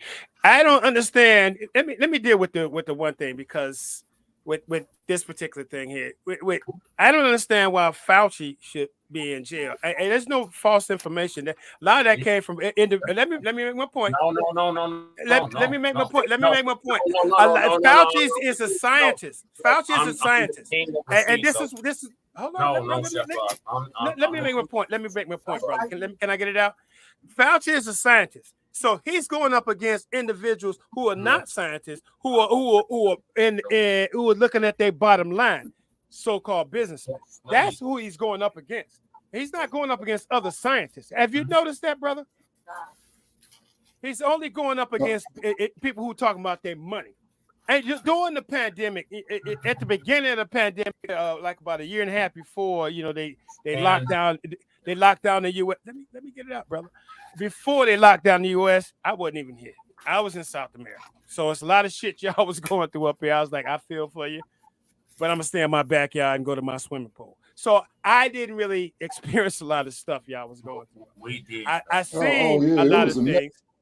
I seen a lot of stuff, and also I know people who passed away during COVID, including my grandmother and a couple of relatives. Okay, so the thing about Fauci, whether he was getting a script or whatever, it's this guy. It was big doing. I was reading. He was big doing like the AIDS epidemic and crisis or whatever it was, and HIV. And so, but now doing this, the only people really speaking against him is Republicans and people who are in business. And most of them are Republicans. I don't hear too many doctors going against Fauci. And that's why I'm saying, why should he be arrested? Why should he go ahead and be out there? And there's the false information, in my opinion, is coming from individuals who are not doctors. How I use acres. Fauci, and I urge the members of this committee to find a path forward that permits. Senate Homeland Security Committee holds hearings on the origins of COVID-19. That was 2 weeks ago, Rob. Yeah, I seen some of that. All they did was want to attack him. And it was the people who were attacking him. They didn't bring. How many of them were doctors that was going against Fauci? None of them. It was all right wing politicians. None of them. Not even. What's that little bastard's name from Kentucky? That one doctor. So Rant. Rant. He wasn't even saying too much shit. This still happened though. Like, this is what I mean. And like, y'all just deflect. Y'all don't even. When did I deflect or what? I'm trying to go ahead and deal with the issues you threw out there, brother. You're literally saying we're the people who are doctors. Like, that negates what they're saying. You wait a minute. Hold on, brother. I can't believe you just said that. Do you realize you go ahead and if one doctor gives you a diagnosis and then you go ahead and get a second opinion, maybe in a third opinion, you ain't going to no lawyer, no judge, the postman, or the motherfucker sell you ice cream. You're gonna go to some more doctors. Sure, don't you think you should go to another doctor? Don't you think you should test? You ain't answer my question. You talk about deflection, brother. You talk about. Yeah, you should go to a doctor, preferably a black doctor. That looks like you. That answers your question. Now, getting back to this. I ain't in trouble. Back to this. Yes. Yeah. Because I like to stay on topic here. I don't like to dance around. I agree. But this is a broad thing here. We covered a lot of stuff. Yes. Lady Shay. This is the AMP and then also too, if I may interject too, gentlemen, staying on topic. Hold on, Shabaka. I can't even get a word out edgewise on my own show. Like, okay, listen. all right, come on, brother Che. So, yeah. Aren't you looking to sleep, Lady Shay? Yeah. I'm trying. If y'all would stop interrupting me, I could do the show. So, now go on, brother Che. I forgot damn train of thought. Okay, so well, see, that did just go to show That did just go to show. Like I said, Fauci should be in prison. I'm going to give you the reason why. Prison. Because they literally told us for years that we were spreading disinformation. You're testing people with these goddamn vaccines, and you can't even sue the pharmaceutical companies that's issuing them out. No, I agree with that. That's okay. That we supposed to be okay. That ain't okay. After we went through Tuskegee, after we went through medical apartheid, we're supposed to be okay with that. But he's not supposed to go to prison. He's not supposed to go to prison, though. He's not supposed to go to prison. You confused. So it's okay to take the vaccine to people that have not been tested. Okay, no trial runs, none of that. You can't even sue the pharmaceutical. No. You can't sue Moderna. You can't sue Pfizer. You can't sue none of these companies. Yeah, that was Obama did that. No, that wasn't Obama. That happened. That was Obama did that. That happened under your president right now, Biden. Let's not go ahead and make any is my president. One of the things is that Fauci couldn't go ahead. No, hold on. One of the things Fauci hide your hand. That's who you voted for. So, no, I told you I did. And Fauci cannot make no decisions. Hold on, bro. Fauci cannot make no decisions and without going ahead. He's got people he got to answer to. Okay, Fauci cannot make no decisions. Let me answer this, brothers. Let me ask this brother here. Obama wasn't even in office. Obama signed legislation that these big companies can't be sued, and the reason that I know about that is because Obama signed something that was saying something. I'm trying to go ahead and do my farms, and that's one reason that Monsanto can't get sued because of Obama. Okay, so but anyway. Okay, Fauci, if I may interject, gentlemen. If I may interject, gentlemen. And then if I may interject. Okay, but remember during Obama. Okay, just before Obama left office, right? You remember the congressman who got up there and stated that, well, we're going to be dealing with this here, national security classified. We're going to be dealing with, oh my God, health issues classified. Also to electricity, infrastructures for water and power classified. You remember that motherfucker?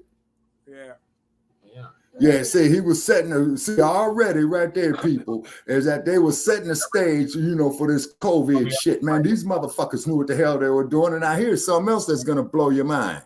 About 2 years, about 2 years before this scamdemic came out, I'm walking through Oakland, Chef Rob, and you got like a lot of artists there and stuff like that, and they paint murals all over the place, and there was this one dude painting this mural up about 2018, I think, where everybody was walking around with a damn mask on, right? Now, they tell you on this social distancing shit when you go into the store, oh, you got to stand 6 feet apart, why? So they can get your photograph, right? And run it through your driver's license and like that. And I go into a damn donut shop, man, in Oakland, and, to get my cup of coffee and a donut that morning, and this fool, oh, man, you got to give me 6 feet. Man, fuck you, man. I ain't giving you 6 feet or nothing, man. Get the fuck up out my way with that bullshit. All the COVID. Well, we don't want to mention that word, but the pandemic, you know what I'm saying? Man, and later for that shit. And then I got loved ones who wouldn't took that goddamn vaccine, man, and I'm monitoring them closely, right? And then they all saying to me, hey, Shabaki, did you take the vaccine? Hell no, I ain't took the motherfucking vaccine. Why have you been tested? Yeah, I've been tested twice, negative. That's why I'm drinking all this damn lime juice and shit like that, man. You need natural elements, man, to fight against infections in your body. Chef Rob, did you see that video of your president completely ignoring that young sister at that rally? Wait, hold on, brother. Hold on. What video? I'm Biden, your president. You want us to go vote? You quit calling them my. I'm going with. Listen, bro. Let me make this clear. I never did a. No. Let me make this clear because I ate SARS and kept saying the same shit, man. So you in the same boat as him. I am not a Republican. I am not a Democrat. I just go here. I'm kind of down the middle type person. I don't identify with either one of them because, like I said, both parties meant us a whole lot of harm. Okay, so don't keep calling the Mike president. Especially the Democrats. Well, you seem to be caping for the Democrats, though. You keep well, saying who's that making sense? Who making sense? Still caping for the Democrats, though. That's not making no sense. It does make sense. That's illogical. It does make sense. That's literally doing the same thing over and over and over again, expecting a different result. That's insanity. There's no logic. No. Yeah. Well, yeah. hey, I voted for Obama. Shit, and look at that. Yeah, and we see how that turns out. Nobody's 100% perfect, brother. We didn't get. Oh, here we go. Nobody's perfect. Here go with excuses. Look, this is why we're demanding something tangible, but we're not gonna vote.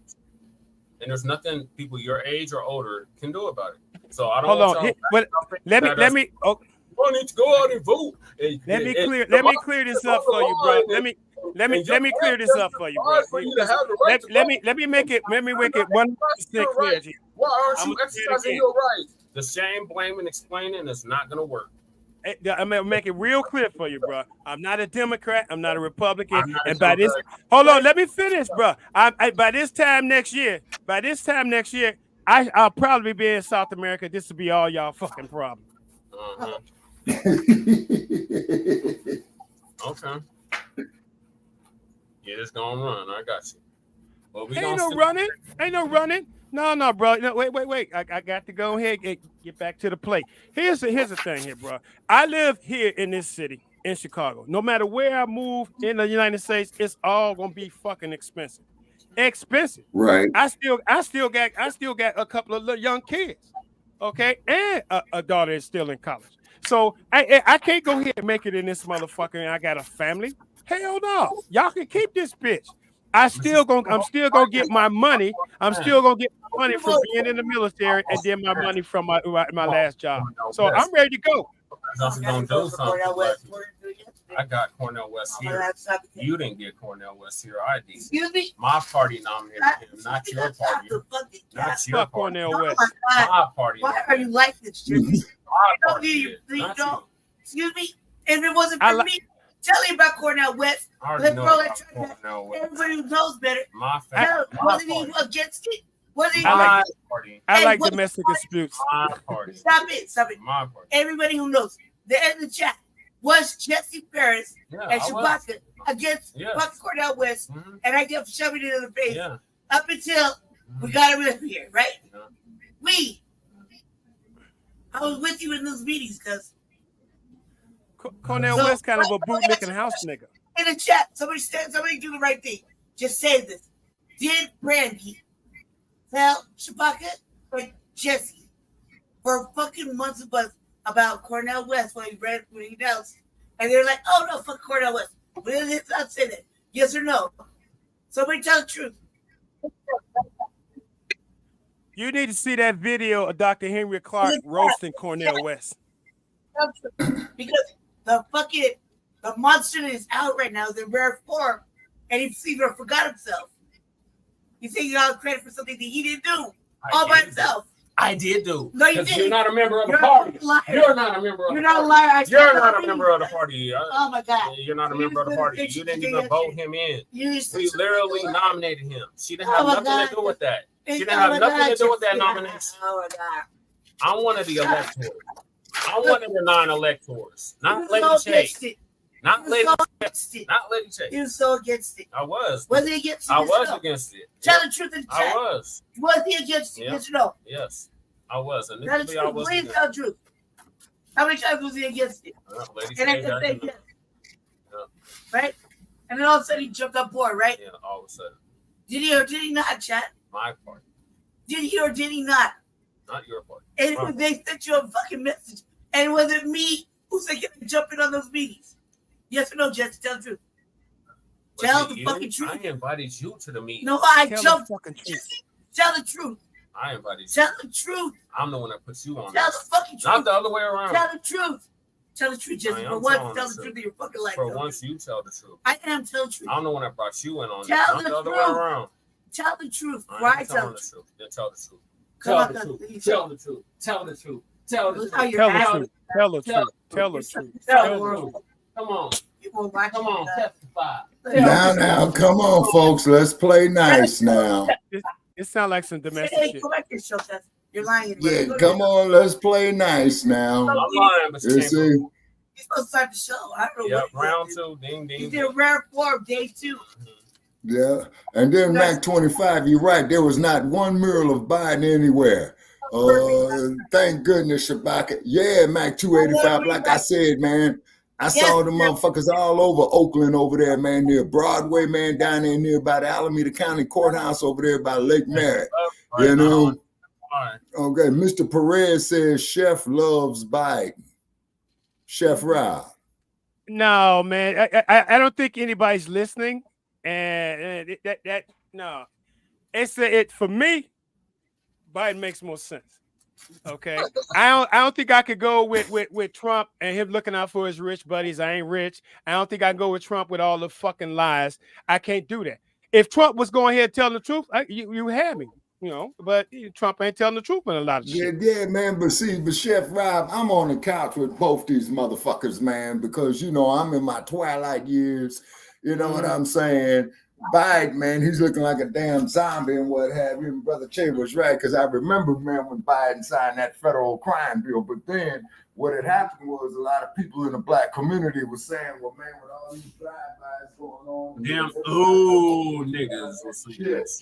Yeah, you know, we need to have something done. We need to have something done. You need to have something done. And really, the cat that who we are forgetting about, man, is that motherfucker Bill Clinton, man. You know what I'm saying? That signed that shit into law. You see? Right. And Bill Clinton up there getting head from, you know, from Monica Lewinsky. Hey, you being disrespectful to the brother going ahead and getting some sex. Come on, man. You sure you're not a Democrat? Because you so capable for him. Bro, you come on, man. You really seriously? Yes. No, man. I just it was just that was a joke, bro. Come on, man. Cape has been off for 4 years. Man, capable for none of these. Mr. Perez says here the Chef Rob needs help ASAP. Well, yo, Mr. Perez, you know what do you mean Chef Rob needs help ASAP? Yeah. Explain that one to me, Mr. Perez.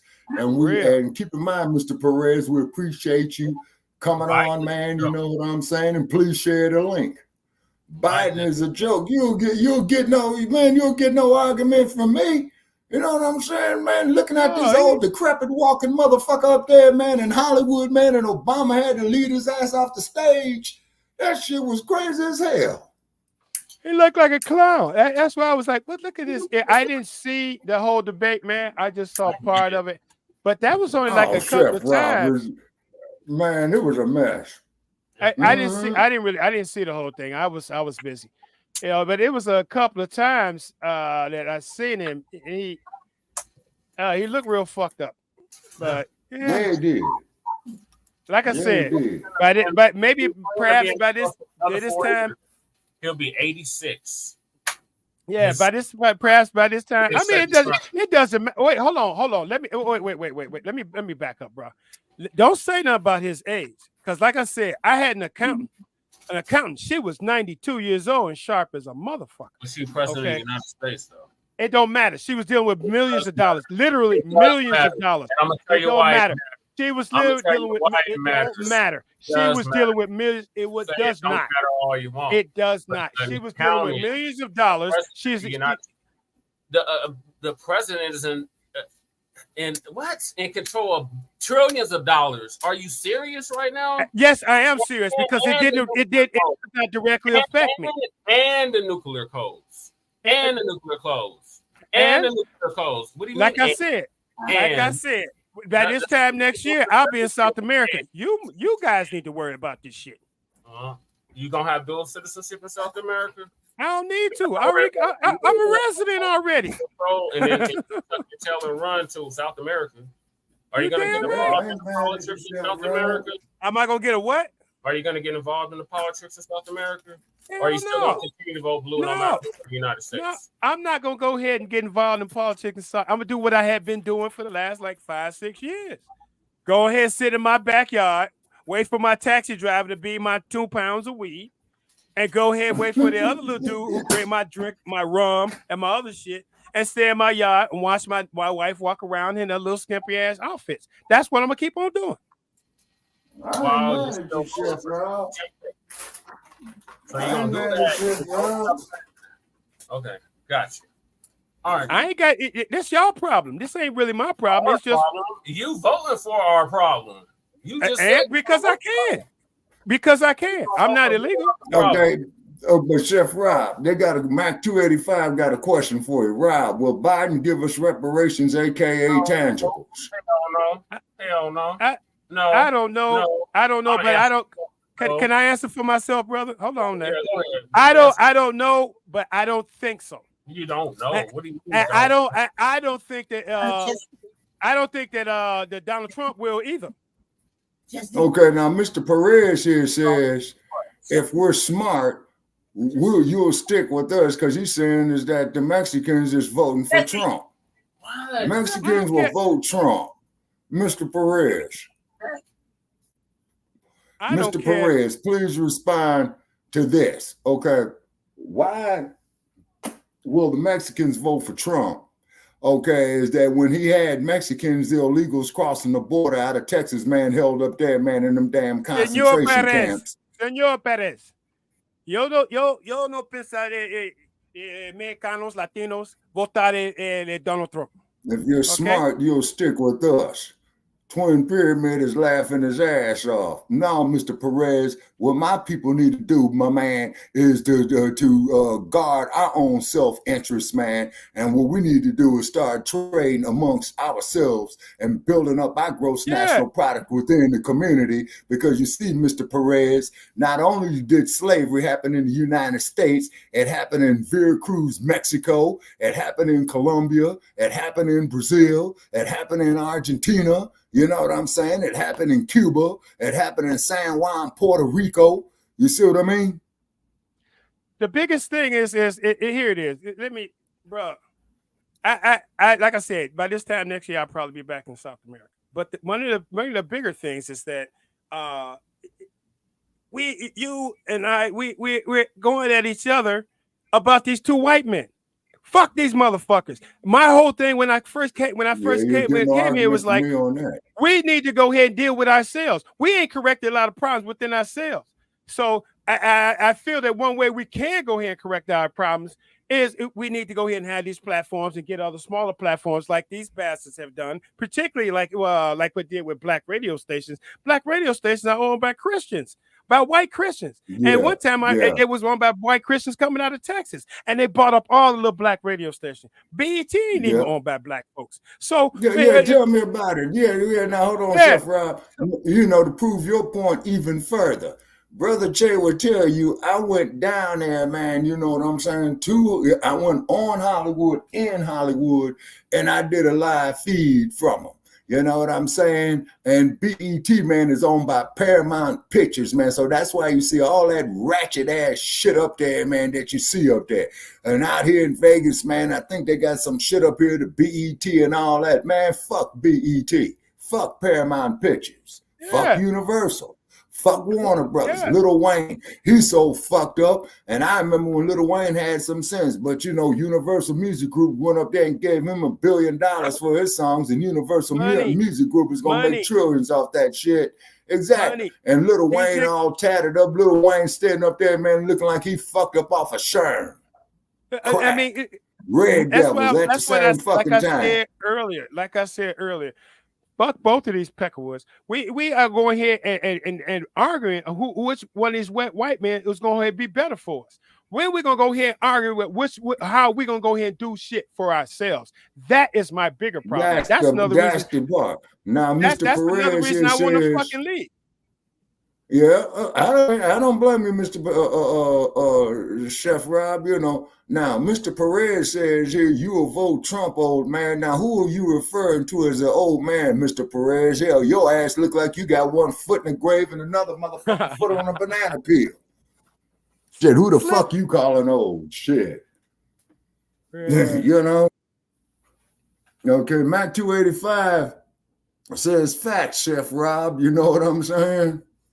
Yeah, I mean, we're arguing about these two white men going. It's like the thing you can go ahead and compare it to is like which slave master was better. That's what it seems like. Oh, Mr. White. Yeah, you need to argue with Sarge on that one, Chef Reid. Yeah, so fuck these two motherfuckers, man. Bottom line, but you can't go ahead and deal with I understand where he go. Where Che go? I can understand what the brother's saying about, hey, look, about the crime bill and stuff like that. I get that. I understand that. Okay, but I can't go ahead and deal with a man who is blatant racist, who is just out lying to you. When he was in office, it said he recorded at number 33,000 lies.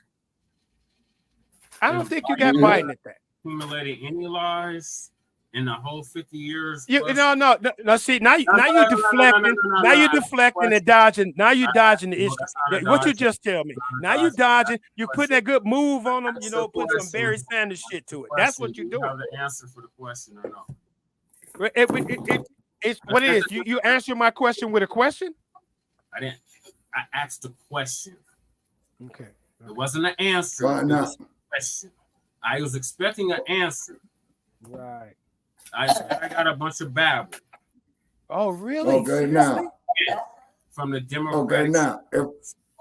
If I may say this here, Brother Che, not cutting your wisdom, brother. Just hold on here, Chef Reid. I just pulled up a note for one of the topics because I knew we was going to get on Biden. Okay. There's a radio station out there, Ties with the host, who ousts the ties with the host, who revealed the Biden campaign gave her pre-questions prior to the interview that she had with Sleepy Joe. Understand? So which means is that they went to this motherfucking journalist and they said, hey, you can only ask this, that, there, the other. So much for the goddamn freedom of speech. Take the Constitution and wipe your ass with it. Hey. Ones that keep telling us we got to preserve. Hold on. They don't even practice what they preaching. Hold on. All of them do that, man. Republicans and Democrats. All of them. All of them do that, brother. All of them. Why are we voting? I would agree with that there, Chef. Why are we even wasting our time with this political system then, Chef? Exactly. Why are you telling us that you're going to vote for Biden? Answer your question. I say that we need to stop fucking with both these parties. Instead of just complaining and bitching and complaining about, well, they're not doing this. You're right there. You're right in the rain so I can run to change some shit instead of bitching and complaining all fucking day and night and talking about, I'm just gonna vote blue. You just told everybody why to vote. Than the Republicans, but you can't tell us what's better. You're just saying that they're better because they talk to you nicely. They don't talk down to you. They just what you want to hear, and you fall for it. Hook, line, and sinker. Fighting with their for 64 years. If that's not pretty much, Brother Che. I don't know what is. Fight with your company. Fight with the kids. For no goddamn reason at all. Jesus, stop. All right. But the only thing I can say about this here, people. Before I got rudely interrupted. So this is the video of Biden, y'all president, because that's who y'all voted for in 2020. I didn't vote for either one of them clowns. So with that being said, y'all current president, Biden, disrespected a black sister at a rally. It's not the first time he's done this. This is the most recent time he's done this. And y'all still want us to go out and vote for Biden. So I'm going to play this, and then I'm going to move to the topic that we were supposed to be on, which was the Tulsa race massacre survivors demanding Biden, y'all president, once again, to do something about it. Why are you arguing which white man is better? I am not arguing which white man is better because that's what you're doing to vote for Biden. I'm giving you all the reasons why not to vote for Biden. But you I came on your show and I told you we need to be going here arguing down. So we're gonna double down. We need to be arguing who's gonna be our black leader. senile and frail, and he's not gonna make it to November. And all the fear mongering in the world is not gonna change that. Hold on, the fear mongering mostly coming from it's coming from the Democrats. No, it's not. Yes, it is. It is coming from the Democrats. It always. Okay, but like I said all along, gentlemen, that you know, Brother Che, for years, is that these Democrats and reptilians, man, these motherfuckers are two sides of the same coin because it's still RWS. I can agree with you on that. No, we can on that. So let me it's still RWS. Now show me, man. Now I'm gonna tell y'all something. Now one of these motherfuckers could impress the fuck out of me, man, when he said, "Guess what, man? We cutting a goddamn check, man, and we had $900 trillion in tangibles." And say, and unless either one of these motherfuckers are saying that, man, they could both kiss my ass. I agree about this, but let's play this clip because Biden somehow less racist than Trump. So let's see. This mumbled mouth motherfucker. Damn. I don't think you listened to what I said, bro. Hold on, Chef Rob. Because I'm very interested in what you got to say, Chef Rob.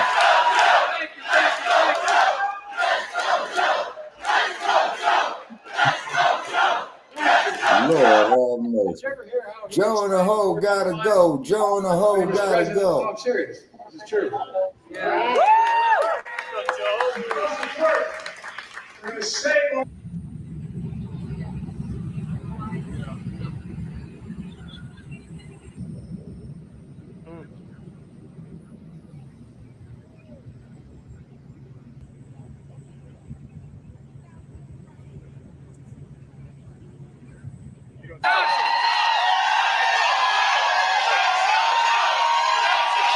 Thank you. Aurora, Wisconsin. By the way,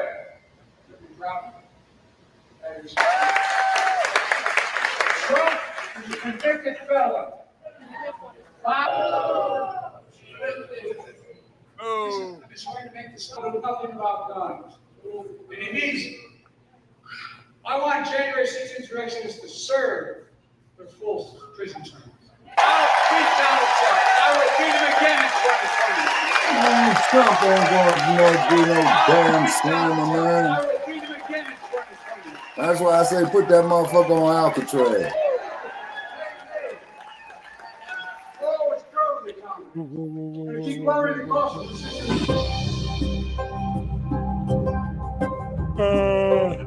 He's gonna win again.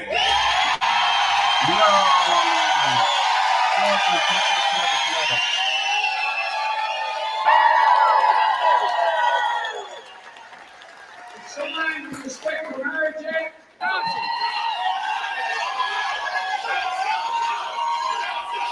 Thank you. Hello, Wisconsin.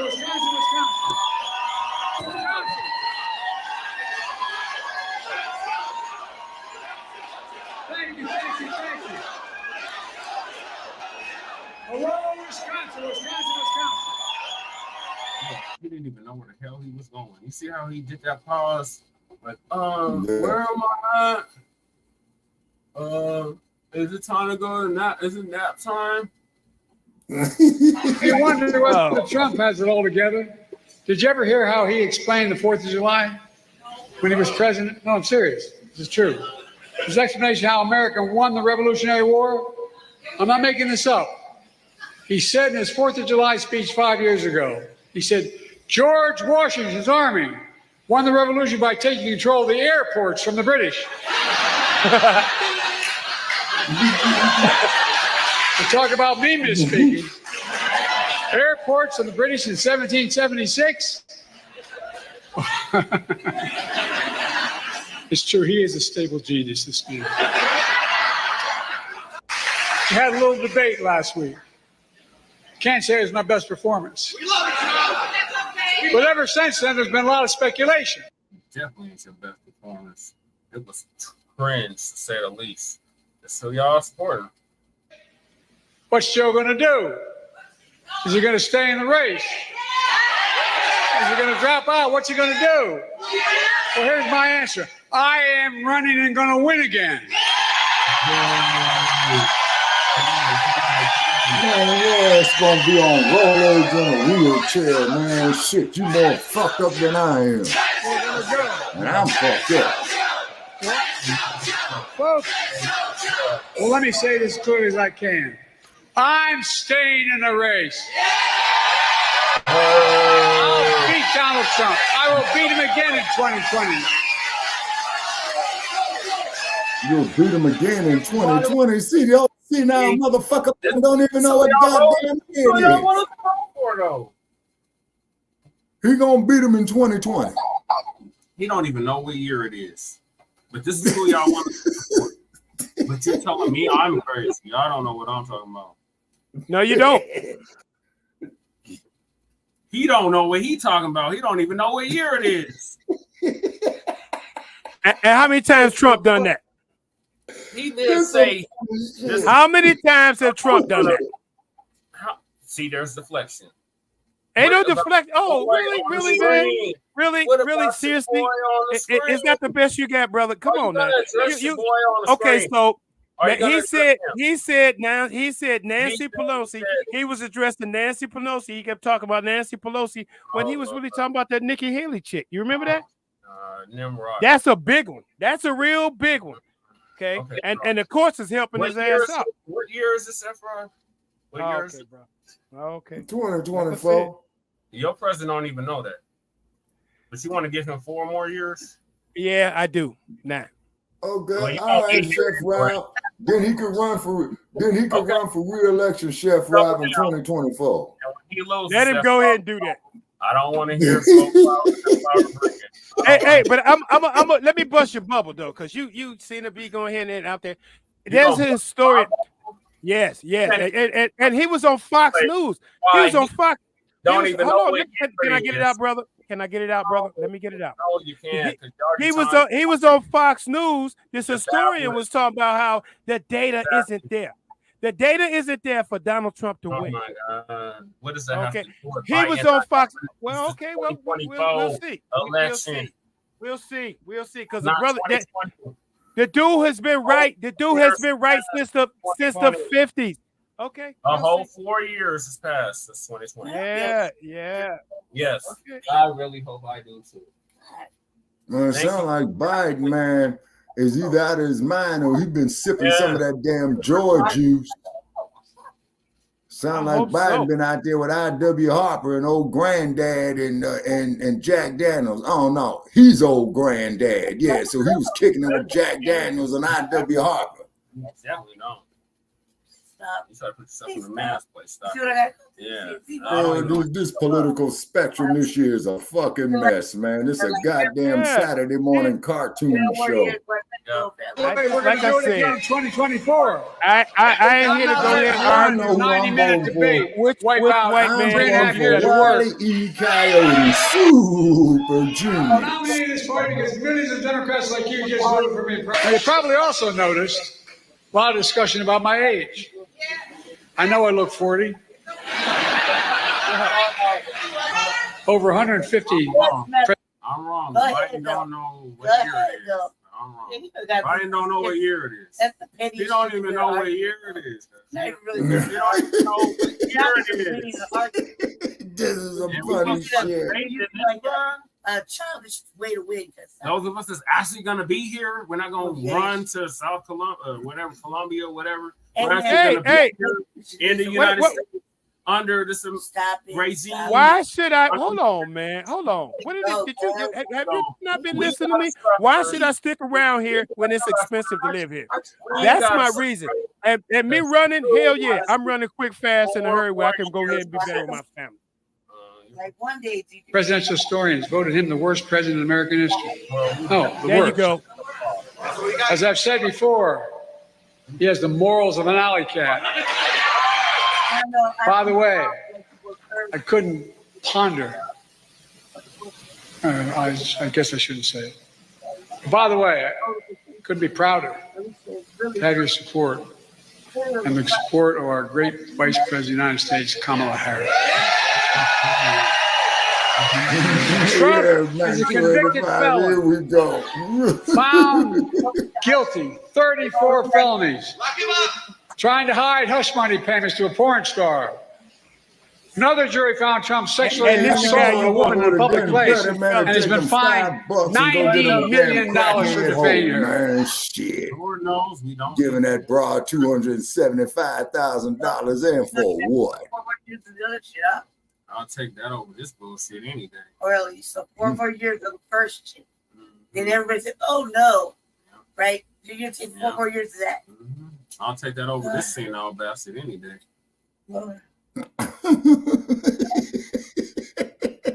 Like Jesus is not grabbing the wheels. And Mac 285 said he likes alley cats. So getting back to what we were originally discussing before this madness, the Tulsa race survivors condemned dismissal of reparations case and urged y'all President Biden. Stop. No, I'm not gonna stop because they did the same shit when Dump was in office. Get off the show. You're president. Stop. So It's really messy. here we go. Biden the act. So is Biden gonna do anything about this? That's what we want to know. So, Tulsa race survivors condemn dismissal of reparations case, urge Biden to act. So, the Tulsa race massacre survivor, Leslie Benningfield Rendell, she's 109, wow, made her first appearance since the Oklahoma Supreme Court dismissed her historic lawsuit last month. Rendell, along with fellow survivor Viola Fletcher, 110.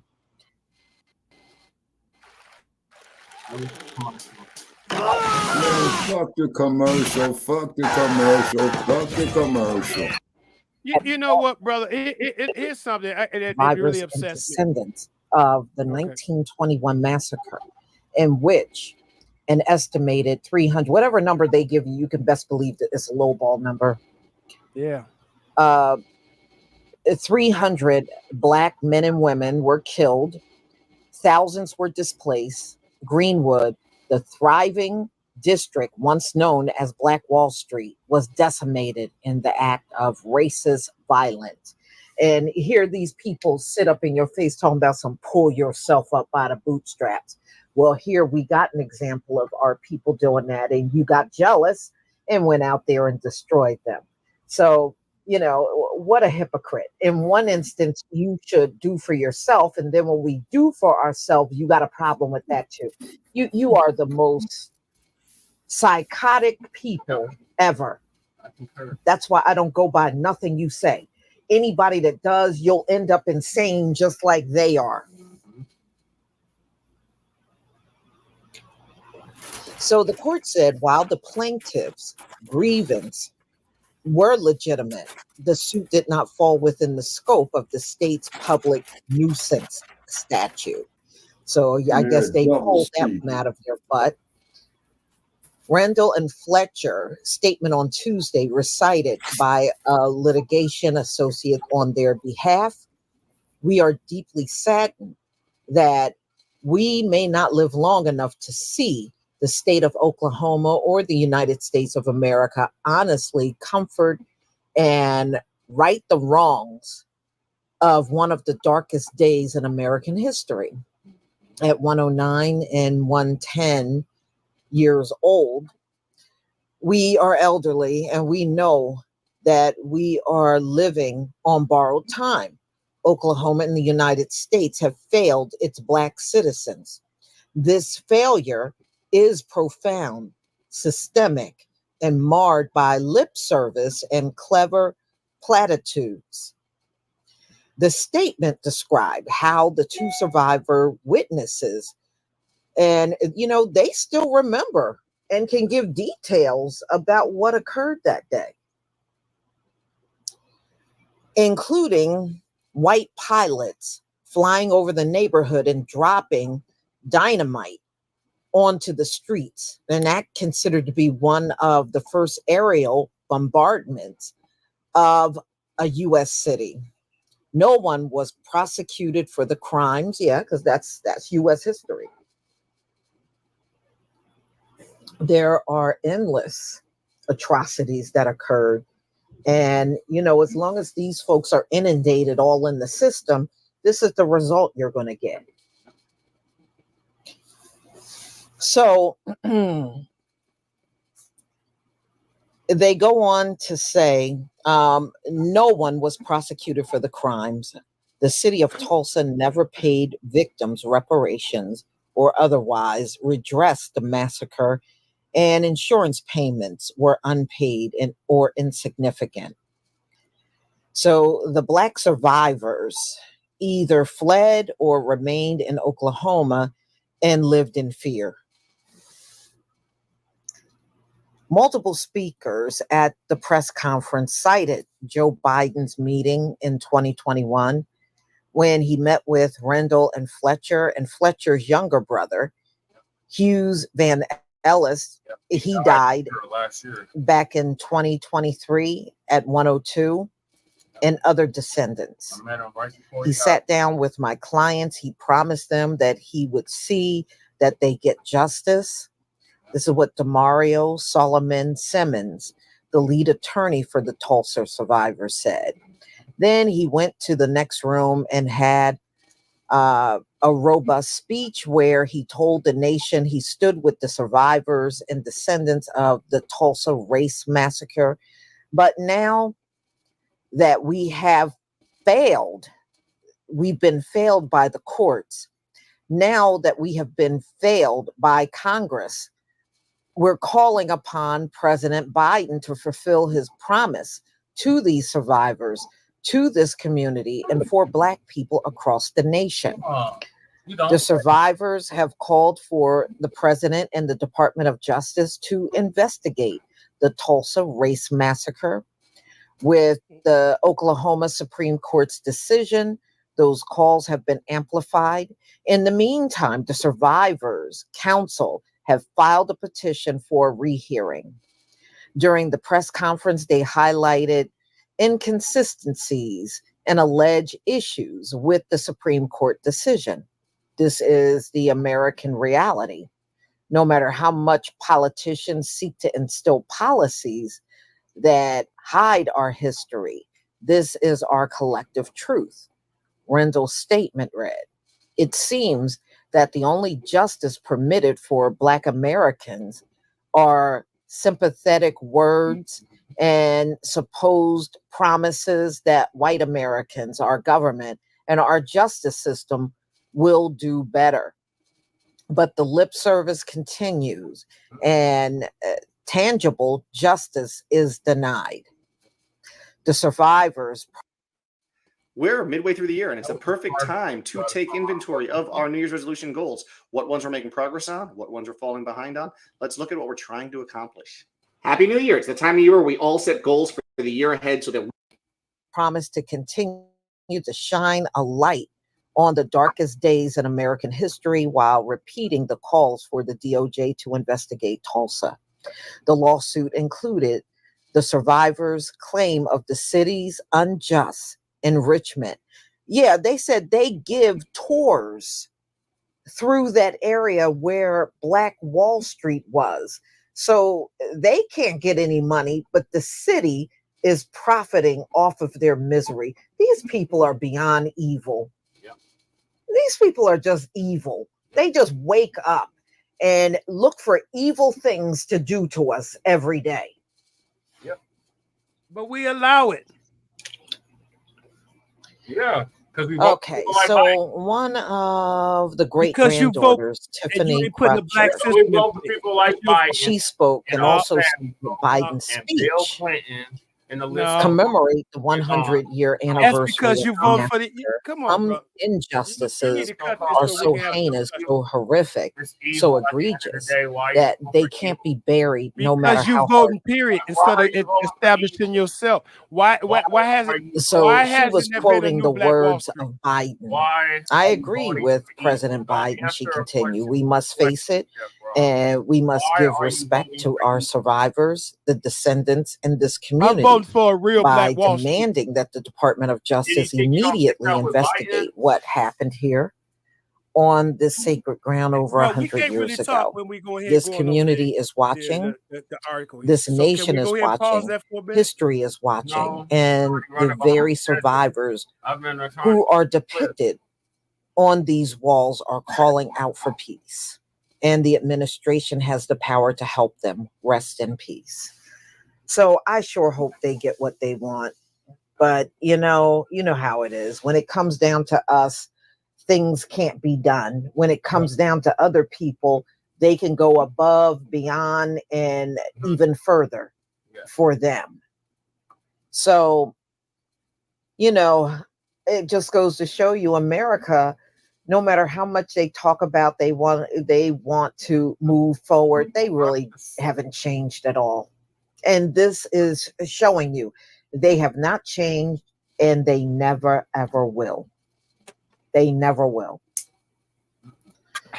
And we know what it says about these folks. They are never, ever going to change. All they're going to do is keep repeating the same thing over and over and over, but never change. But please tell me what you think about this video.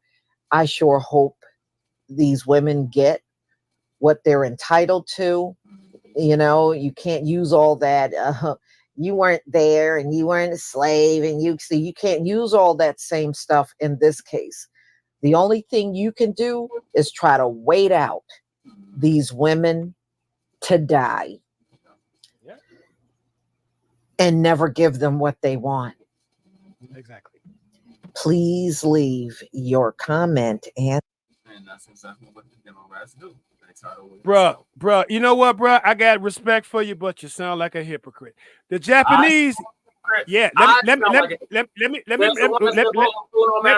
it out, because you talking about Joe. Let me explain myself. Explain this. Okay, I'm trying to give me the floor. Give me the floor. I'm gonna center this. No. Okay. This is my program. This is not your program. This is my program. Well, so I'm going to center this. Yeah. The Japanese got reparations. The Japanese got reparations. And did anybody stand in the way of that? Indians, different Indian groups got reparations. In the way of that? No, you and how many? Did anybody stand in the way of that? Did anybody stand in the way of that? There was plenty of people who went against that. Name one. Exactly. I don't know him. I don't know. I need to do the research. Exactly. On it, okay. Yeah. But there were many white folks go ahead. Now, in the meantime, Chef Rob, you sound like a hypocrite. Biden going to do anything? You sound like a hypocrite because these. I sound like a hypocrite. Yes, because you're not dealing with. I told you from the beginning. You're not even answering the question. But I sound like I didn't answer no question because there was no question. To do it's anything not Biden. About this? It's not Biden. DOJ going to do anything about this, Chef Rob? They're not. They're not. So okay, I answered your question. Why should we continue to vote for Biden, who's not going to do nothing about this? More hypocrisy. Why should we continue to vote for any more of these white folks? Why should we continue to vote for any of these parties? See, you didn't listen to me. Why should you didn't listen to me? You did not listen to me. I don't stutter, bro. No, You've been stuttering. You've been stuttering this whole time. You want to go ahead? I said that why should you continue to go ahead and vote for either one of these white folks, either one of these white controlled parties? So when we go ahead and vote, when we go deal with an all black party? When we gonna deal with that? Where we gonna deal with that? Biden ain't got nothing to do with this right now. Why are we going ahead and why he has something to do with this right now? Because he's the current president. That's why he has something to do with this right now. And why is he the current president? The Department of Justice right now. Yeah, that's why he has something to do with this. They're never going to go ahead. They're never going to do Justice issue. That's why he has something to do with this. Did you not hear what that sister said? Did you not hear what that sister said? She said, Biden, why don't you do something about this? Are you going to do anything about this? Exactly. He's not. But how many years? How many years ago? Don't matter who. It don't matter how many years ago. It was. How many years ago? And this ain't the first time that this case went before the judge. No, it wasn't the first time. Exactly. So don't stutter. How many times did this go before the judge? You're stuttering. I'm not stuttering. I haven't stuttered at all. How many times did this go before the judge? All night. But you know who's been stumbling and stuttering? You. Now, getting back to this, what is Biden going to do? Nothing. So why should we go out and vote for Biden? Nothing. Why should we go out and vote for Biden then? Why should we go out and vote for Biden? You throwing stuff in there that has nothing to do with what my whole position. I told you from the beginning. I told you from the beginning. You're not going to answer the question, Chef Rob. You're just going to keep. How am I going to answer the question? You go ahead and keep interrupting me. I can't answer the question because you keep interrupting me. Ain't no way. I am. I'm answering your question. There's no freaking way that these white boys will go ahead and admit the wrongdoing. None of them. That's what no president has done that. And this go back. How many years this go back? These sisters are over 100 years old. Over 100. So neither one of them gonna get reparations. Neither one of them gonna get reparations. Anyway, these white boys stand-ins. Because we got young brothers like you who want to go ahead and pick me. You got brothers because like you me. want to go ahead. I told you that's not on the blue, no matter who plantation, like you, Stephen. Stephen on the plantation for Biden. Get off the Biden plantation, Negro. Who is Stephen? You. Uncle Ruckus. Your Uncle Ruckus, Negro. You'd been doing more capping for the Democrats than the Lord goddamn loud. Fuck out of here with that bullshit. Who's Stephen? You should change your name. Not Chef Rob, Stephen. Oh, you were talking to me. Uncle Rob. Uncle Rob. A regular Okay, can I say something, y'all? Go ahead. Okay. The fact of the matter is, like I said, I think he lost his mind for a moment. I apologize, Chef Rob. We know you're a regular, consistent fucking guest. Don't you fucking play today. I ain't got nothing. I don't know what's fucking wrong with him. I apologize for him though. No, you don't have to do that. Let him speak his mind. Let him speak his mind. Let him speak his mind. Apparently, you just even forget what the fuck he on. Yep, I got nothing. You know, somebody can ask you the same question. Plenty for me. He run for office. Yeah, Mac 285. I'm not a Democrat. I'm not a Democrat. I'm not beholden. I'm not beholden to the Democratic Party. I'm not beholden to the Democrats or the Republicans. I got my own party. I ain't voted blue no matter who went over 10 years. That's what I'm trying to tell you. Can you say the same? You're so quick to go ahead and say the same. Can you say the same? No, you can't say the same. You ain't got no consistency. The only consistency you got is caping for the Democrats and sleepy Jim Crow glitching ass biting your plantation master. I apologize for him. No, sister, let him speak his mind. He gonna realize he wrong soon. Don't, sister. Don't. You don't have to. He gonna realize he wrong. Then come holler at me. 2 days in a row. I told you the data is not there. It's been bad. The data's not there. Regardless of how much you hate Biden, he's gonna win. So I apologize, Chef Rob. No, sister. No. The brother got his own platform. He should not be going here running on support a Republican. He should be going here supporting all black folks. I'm not a Republican. I'm not voting for the dump either. I'm just trying to see the logic in anything that you're saying. You need to treat other guests like this. Yes. No, you don't. Stop it. Fucking 3 years, you don't treat anybody like this. on this show. Stop it now. Stop it. You Why stop are you it. asleep? This ain't Because even you're no yelling show. and I can't rest. This ain't the RBA. You're yelling and I can't rest. So stop, please. Let's go carry on, please. I guess he get a little sensitive when you talk about the Republic. No, you're the sensitive right. one. He's You're the sensitive one. You're the one that's been kicking. I'm sensitive.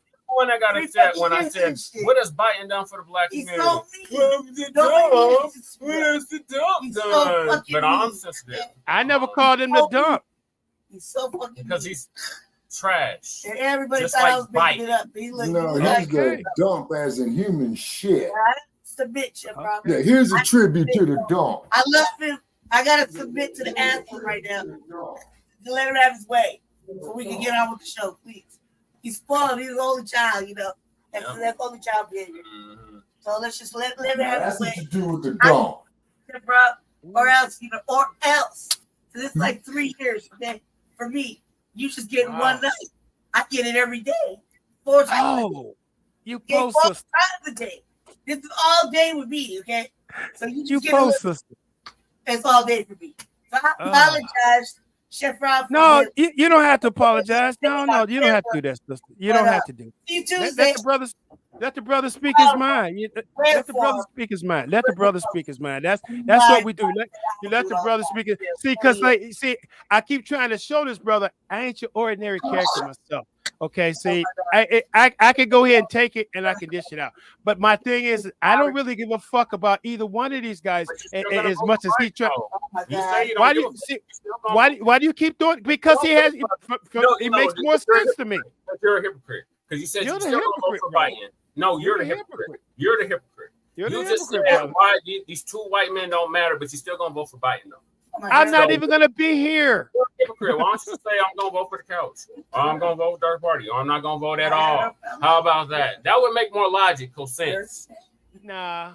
Instead of saying, well, there's 2 white men, you gotta pick from one of them, so I'm gonna pick the lesser of 2 evils. But I never said that. I never said anything like that's that. What you're insinuating, though. You said you're gonna vote no, for Biden. I don't insinuate. Look, you do not say you're going to vote for Biden. I come straight out and tell you. I come straight out and tell you. Vote for Biden. You're yes not or no? You're changing his mind. You're only executive. So no, he has vote for Jesse. There's no. Give him a reason. You can't change somebody's mind that has cognitive dissonance. Yeah, Mac 285 says vote for Jesse. I am from something. No, give him a reason not to. Show him something different. I have. He don't want to see it. He don't want to see it. He has cognitive dissonance, like so many. Why don't you show him something different so he can think about it? And why incite the riot when you can Mac show 285, you goddamn right. Jesus fucking Christ. Yep. So go down to Brazil. Show some Cordell West shit. Get him over to your side. Steph is thinking about Brazil right now. You're damn right. Go kick it with them and let us have to deal with your decision. Show him some Cornell West so you can have show some Cornell West or Jill Stein or do some other proactive shit. You can do that on RBA. You know, you have a whole show. But who's Jill Stein? Show right. You can do whatever you want on there. Show right. I sure will. So why don't you do that? Energy, because I'm a girl. Yeah, why don't you go do that? Yeah, show I'm right. Yeah. All right. Anyway. Chef Rob, I invite you over to the RBA a little later on. I'll find a way to send you a link. No worries. Hey, I'm on Facebook. Got open mind, open spirit. Yeah, it's so open that your brains are falling out. Right. Oh, come on, bro. We don't need to do that. To show you right, good. Hey, at least I'm being proactive instead of. Ain't nothing proactive about what you're talking about. Yeah, look, if you're trying to get him to change his mind about Biden, show him something different. I just did. Show him something different instead of blocking. I really just did. That right there is not proactive. That's not literally problem just at all. did, but okay. Come on, leadership. Come on, leadership. Can't lead nobody that want to follow. Oh my God, cuz show him why to follow you. I'm not a Democrat, for one. Okay, show somebody different. Show them independent. Show somebody else. Show them a libertarian. Anybody but Biden, right? So show him a reason for somebody else. It's got a good message. Show him somebody else. If you want to change the mind, right? He said he's gonna vote for Biden regardless. Well, do the work, Jesse. Show him something different. Why don't you show us? We want to know. We want to know. The people want to know. That damn it is about the people. That's why I'm running for office. There's something different. Not you, but you. Yeah. Show me a different president. Anybody but me. Mm-hmm. Right. So why don't you run? Since you got all the answers. Why don't you run? Why don't you get a party to back you? Right. Why don't you get ballot access in all 50 states? Well, the reason why I don't run for political office is because I'll be assassinated. Yeah, I agree with you, brother. I might too, and I don't lie well. Yeah, if I run for political office, I'll be assassinated. Yeah, in order to be, in my opinion, in order to be a politician, you got to be a good liar. And I can't do that. I don't kiss ass. I don't kiss ass and none of that. I don't do none of that. Well, hold on, though, Chef Rob. You do have politicians that have good intentions, and I believe that Jesse got good intentions. Yeah, you see what I'm saying? They all start out. I believe Jesse got good intentions on what he's doing. And I do believe that Jesse will hold his own, is because Mr. Parrish has went up there before the Denver City Council, and he have cussed them motherfuckers out, told them, and he has told them, and he has told. But you can't say I'm inconsistent. Right, that's right. You're right. Yeah, now because Brother Parrish has went up there and held his own, man. You know what I'm saying? And he told the motherfuckers about their stinking ass selves, and I respect the hell out of that. I respect you. Hey, bro, I ain't got nothing against that. I understand that. But my whole thing was, hey, look, but like I told you from the beginning, why do we go here consistently and see which white master is better for us? And that's my thing here. I can't say it no better than that. Neither one of them. Okay, but you see, what it is though, Chef Rob, is that you got to have, some type of financial base. You got to have a movement, man, when you run for office. You see what I'm saying? True. And Brother Che has been out there, man. After years that I've been checking him out, man, and he's been out there, man, and he's been pretty much a lone wolf. You know what I mean?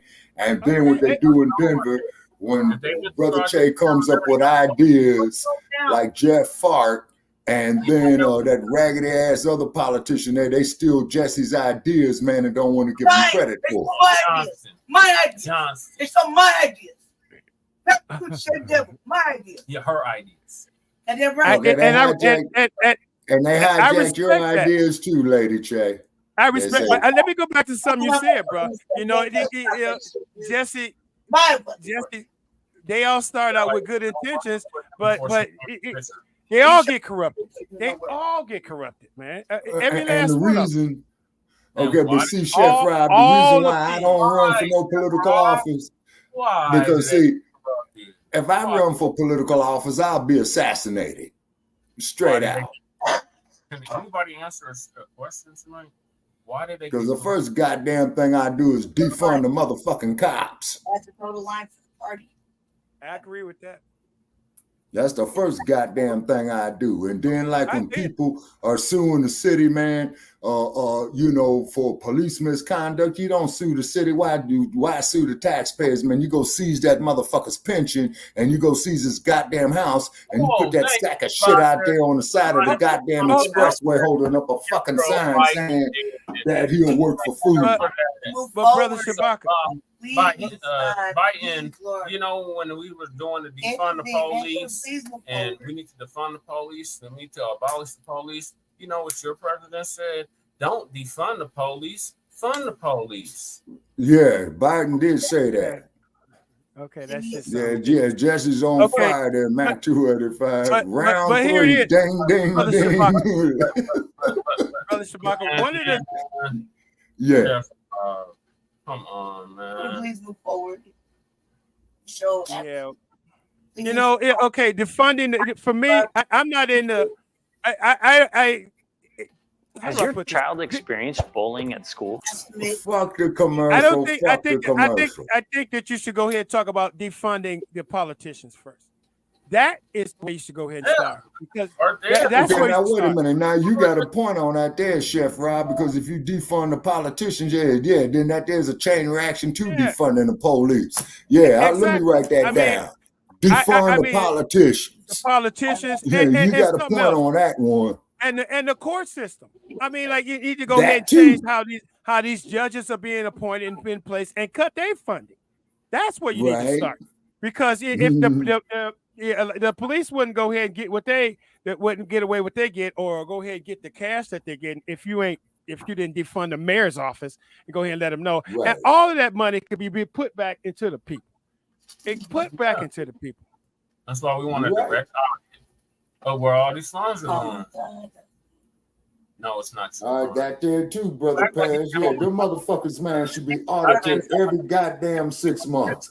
They need to audit all these motherfuckers, man, every 6 months. Because it'll take 3 months to do the first audit. Then you got 3 months to rest and go do the second fucking audit. 3 months to rest and go do the other goddamn audit. 3 months to rest and go do the audit again. I bet you if you do that a few times, a whole lot of these motherfuckers will be changing their attitudes and ideas. Yeah, because who funds them? It ain't us. Yeah, exactly. I think they do have they have audits. And I think you need to do that FOIA request to go ahead and see just who's going ahead and checking where stuff is going.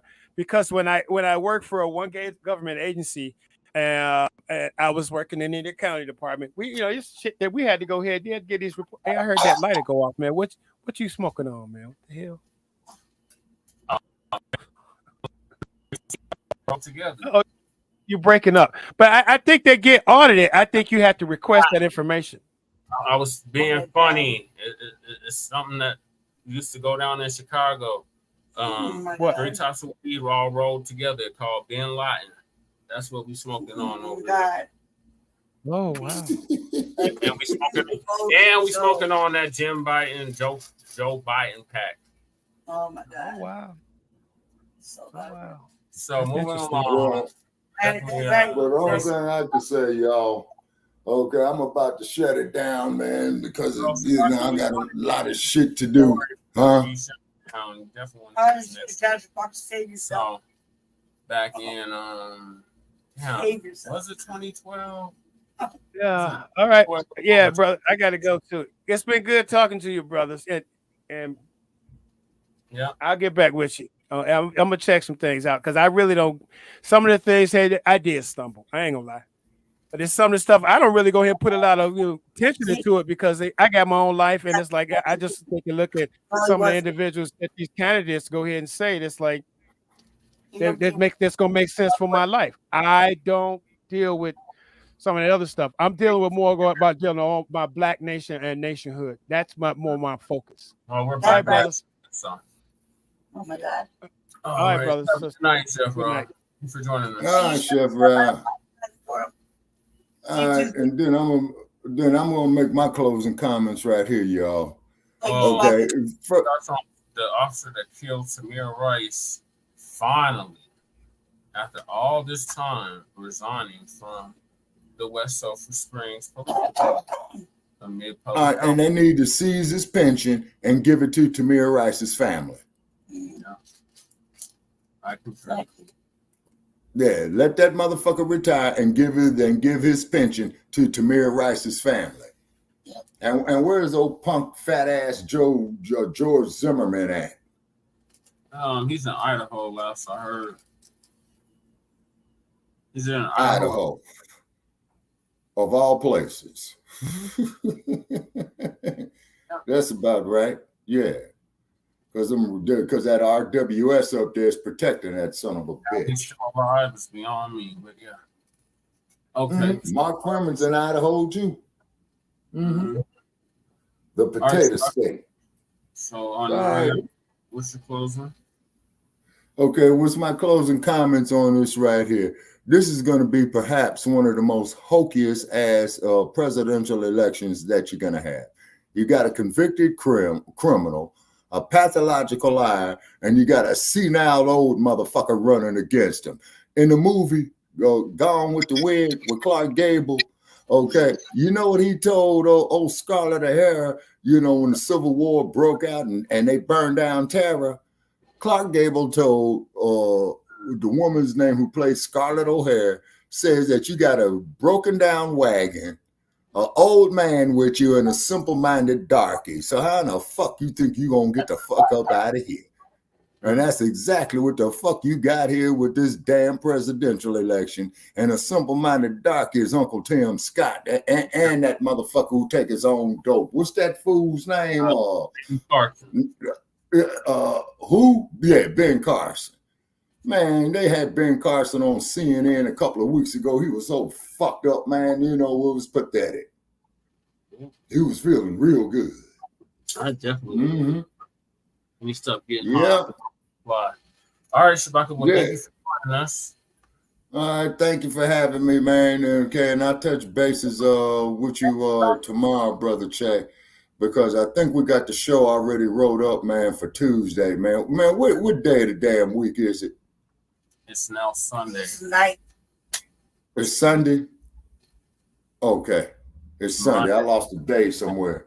Now, I'm 65 years old, already losing my goddamn mind, and you all up here saying that this old senile motherfucker, man, who's 20 years older than me, man, is going to be a good candidate for the president, and then the other motherfucker that you got, a damn convicted felon to choose from, man. Yeah, we're going to have a great election in 2024. Man, I'm on the couch, man. I can't support neither one of these motherfuckers, man. Now or the couch for me. Yeah, I think I'm on the couch, man. You know what I'm saying? Is because the dumpster has inhuman shit. And we want to make that perfectly clear, man. We already paid tribute to him tonight. Okay. He's full of shit. Biden is senile. So, plus Biden is a liar his damn self. And an avid racist. So basically what you got right here is, like I said all along, you got two sides of the same coin. Yeah, exactly. RWS is on both sides of that coin. You see what I'm saying? And then they took old George Zimmerman and sipped his ass up there to Idaho. Why am I not surprised? He's still walking. Yeah, that too. You know what I mean? And then they refused to charge the motherfucker, man. And you know, like Kyle's shit in the house. Oh, I went to go protect property. Listen to this lame ass shit. You know, look at Dylan Rook. You know, going to kill 8 of our elders, you know, in church, man. In church. Yeah, he killed 9 of our elders in church, man. And then the cold part about it is he walks in the motherfucker and the pastor says, come pray with us. And look what he did. That's just like Christopher Columbus. When that motherfucker first came here, the Native Americans or the indigenous people here come up there, give them the food, show them how to survive during the winter months and all that old type of shit. Not to mention they didn't wash their funky, nasty, stinking asses. When are you gonna get tired? And look what old savages. And look what Christopher Columbus did to them. Oh, they come giving us stuff. Okay, who was this who said that? I think it was Chancellor Williams Paris, but correct me if I'm wrong. He said, oh yeah, this job is gonna be real easy now because these fools trust us. You see what I'm saying? Because they trust us. You know what I'm saying? And this motherfucker's coming up here to wreak all kind of disease, havoc, and mayhem. You know what I'm saying? Just like that damn commercial for that Allstate insurance company. Protect yourself against mayhem like dude. And he's a fuck up for real. You know what I'm saying? Mayhem.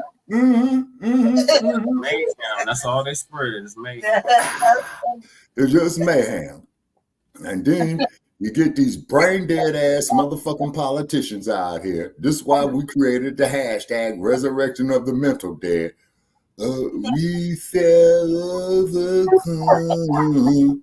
Zippity doo dah, zippity day. I got plenty of nothing, and nothing's plenty for me. Black family. When are we gonna come up out that bullshit, man? You know what I'm saying? Yes, about it. Really, man, really, man. You got George Reid out there. You got Roly Poly Martin out there. You had Don Lemonade. You saw what the hell they did to him. You see what I'm saying? You know, this shit. It's just a fucking ridiculous. Like old Ricky Ricardo used to say, this shit is just a fucking ridiculous. And in case y'all don't know who Ricky Ricardo is, or that there used to be a TV show in the 50s called I Love Lucy. You know, it's just a fucking ridiculous. You know? And we appreciate Mr. Perez getting with us tonight and what have you. You know what I'm saying? And he's talking about vote for Trump. Oh my God. 35 and Twin Peer, man. Okay, and definitely, of course, we appreciate, you know, Twin Pyramid for chiming in. You know what I'm saying? And what have you. And then, of course, Mac 285, you know what I mean? Yeah, definitely appreciate them. So definitely, folks, get with us on Shabaka's Black Experience Enhanced Tuesday night. Well, this is early Monday morning now, but tomorrow night at 6 p.m. in the Pacific, 9 p.m. in the East, 7 p.m. in the Mountain, and 8 p.m. in the Central Time Zone. All right, ladies and gentlemen, bidding you a good night from Sin City. Oh, and it's still a pleasant 97 degrees here, man, at 12 o'clock, at 12:30. Is it, how much, what's the temperature there? 58. Oh, well, man, Denver, man, you guys will have all 4 seasons in one day. I've seen it. You know, It's going to be 102 on Saturday. Woo! Where y'all at or where I'm at? Where we're at. So that means it's going to be 120 where you're at. Yeah, that's about right, man. Yeah, because they did say on the news, man, all through Death Valley, man, you know, which is just due west of here, man, you know, they're expecting all kind of temperature records to be broke. And then California's on fire again. You know what I'm saying? And so, and I don't know why in California, why old gruesome Newsom just don't tell them damn super scoop airplanes that gather that water to fly them motherfuckers straight to the Pacific Ocean, scoop up that water and hit them forests again and again and again and again and again. That'll get rid of it. You know what I mean? But it is what it is, people. And then also, too, could be the power of the ancestors, you know. Who knows? Maybe it's the spirit of Queen Khalifa that they named California after her, you know, not giving her proper respect. So fuck it, I'll burn the motherfucker down. You know, just like the sister that Brother Isaiah hipped us to, man, that owned all that property during the cowboy days up there where Beverly Hills and Hollywood is at. You see what I'm saying? You know, so hey, maybe it is the power of the ancestors. And notice that you got the fires in California and you got the hurricanes down there in the south. Ancestors getting pissed off, folks. Houston about to get hit right now. Who's about to get hit? Houston. Yeah, man. Yeah. Hopefully it'll flood out Joel Osteen's sorry ass. Because you remember when that motherfucker, man, wouldn't open up the church, man, off the last major hurricane they had down there, man. It was a few years ago because I remember me, Jay Dizzle, we did a 24-hour marathon off the Blog Talk platforms, man, you know, to get funding down there to our people. You know what I'm saying?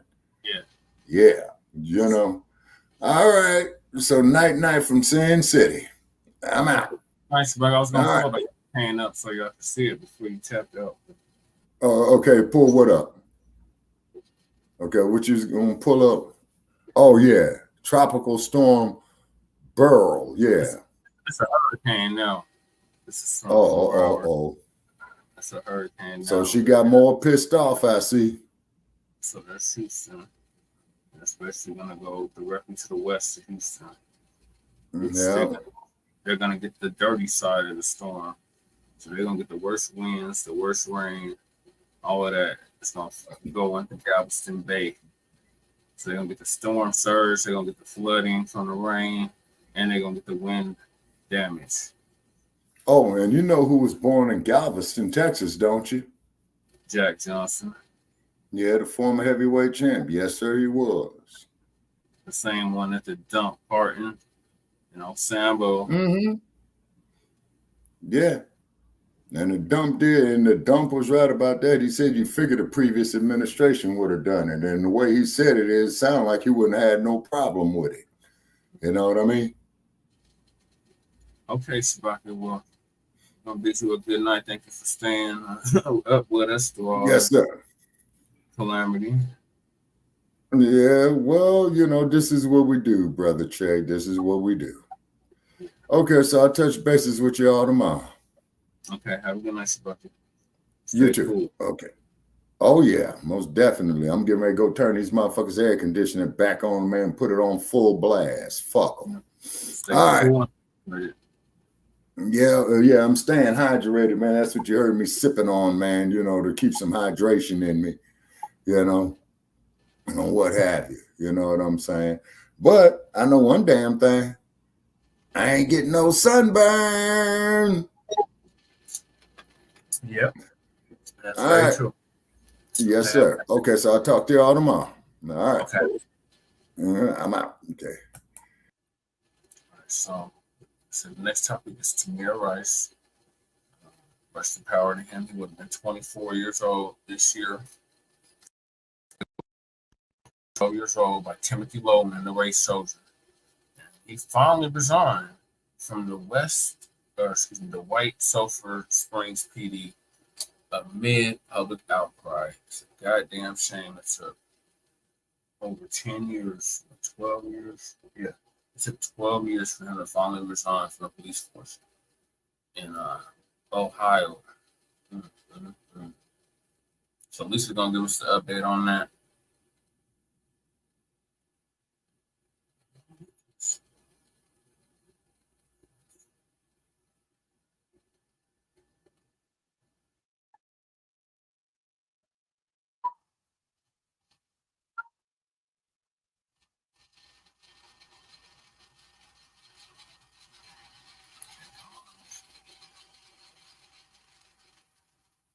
Family, it's good to see everybody here.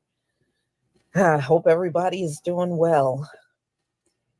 We have a heat wave coming Thursday, and I looked at the forecast. It's going to go on for the next 10 days. Yeah, it's going to be bad. Man, I am not looking forward to this. So I'm going to relish in these 80-degree days that we got left, which is today and tomorrow. But it got to like 78. We're going to talk about the cop that took out Tamir Rice. I had to go, wow. I had to go back and look at how long it's been. This is going on the 10th year that Tamir Rice has been gone. Yeah. Boy, time goes by fast. Initially. Yeah. Real fast. Yeah. But it's sad because that young brother should still be here. He would be an adult man. Yeah. He would be in his early 20s had he lived. So I'm going to go ahead and share my screen.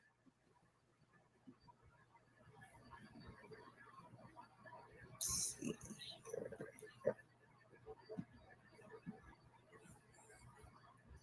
All right. Please give me a 1 if you can see my screen.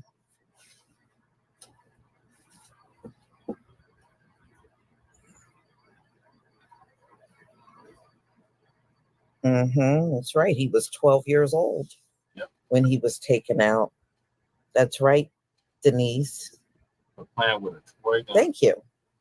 All right. They killed him in 2 seconds. So the cop, less than 2 seconds. This animal that took him out, can you believe 10 years later, still running around out here trying to get a job as a police officer? There's something I had said years ago. I said, when you do something to a child, I don't care even if you're a white person and the child is black. When you do something to a child It is a very unforgiving public over that. It doesn't matter if a police department let you off the hook, said there was no wrongdoing. It doesn't matter if some court let you go. At the end of the day, you have to live in the public, and the public is never going to let you forget what you did to a child. Y'all remember that teacher that made a 4-year-old clean a toilet? Her and her family had businesses. They had to shut down the business and run for their life. Jason Van Dyke, after what he did to Laquan McDonald, he had to go to jail. Those folks were shunned. That's why when his wife, Jason Van Dyke's wife, did an interview, she said their friends stopped talking to him. Yeah, nobody wants to be associated with a child killer, even if the child killer was a cop. Nobody wants to be associated with that. Yeah, they walked away from friendships and everything. They don't want to, nobody wants to be hooked up with that. And this dude, he don't seem to get it. Nobody is going to let him on a police force and he's going to be able to carry out that job. Now think about it. If something went down in your neighborhood, do you want to see this child killer show up? Nobody wants to see a cop like this show up, especially in your neighborhood where children are. This fool would get out the car and just start shooting, just like he did with Tamir Rice. It's a very unforgiving thing when you do things to a child, even when you're a civilian. Do something to a child and you watch the public reaction. That's why these people got to always go into hiding. You know, I remember when I was growing up, well, this girl was actually a few years ahead of me. You know, when I was in elementary school, she was probably in high school. It was a white teenager. She backed over. She was in a car. She was driving. I believe she was probably in the state of New Jersey. You got to be 17. So she had to be at least 17. Well, she backed up a car and did not see a black child behind the car. She ended up killing this little boy. This happened in the town that I live in. Well, after the incident, the courts actually let her off the hook and said the whole thing was an accident. It wasn't intentional. Guess what happened? They had to pack up and get the hell up out of this town.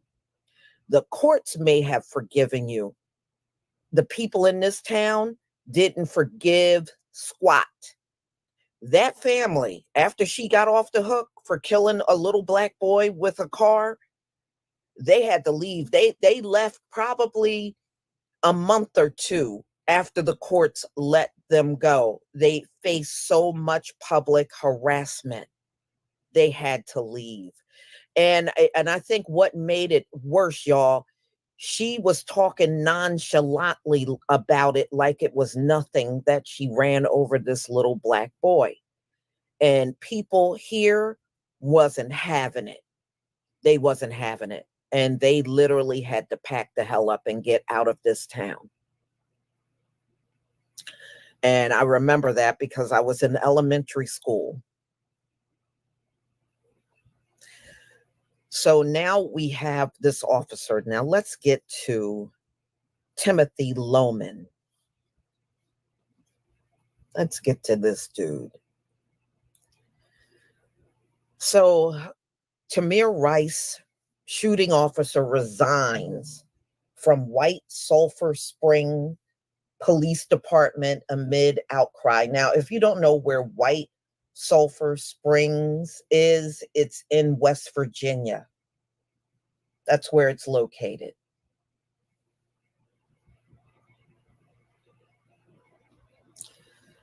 So at the time when he killed Tamir Rice, he was a Cleveland, Ohio police officer at that time in 2014. So White Sulphur Springs Mayor Kathy Glover confirmed that Timothy Loehmann resigned. She stated that at the request of recommendation of the police chief for the city of White Sulphur Springs, Timothy Loehmann was hired as a probationary police officer. He's not even fit to do that. He's not fit to do that. He shouldn't be any kind of cop. I don't even care if it's a school cop. He shouldn't be that either. This man should not be any kind of cop, period.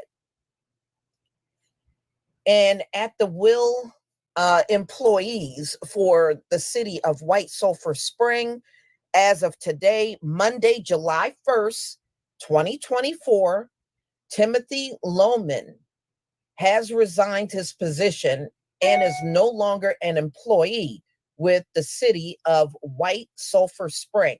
The decision to hire Loehmann has sparked outrage and concern within the community. Now, you know, it's not many of us in West Virginia.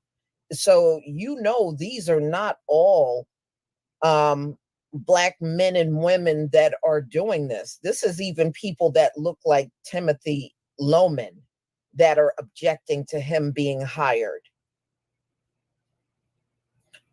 So the shooting of Tamir Rice and its aftermath followed Loehmann throughout his career as he tried to apply for positions at different police departments, but left after backlash from local communities. In 2018, he was briefly employed at the village of Bel Air Police Department in Ohio, but resigned shortly after. Now, that's when Tamir Rice's mother, Samaria Rice, that's when she got involved. She found out about him being hired, and she got everything kicked off on him getting fired. That mother, man, I give a high five to that mother because she ain't letting nothing go.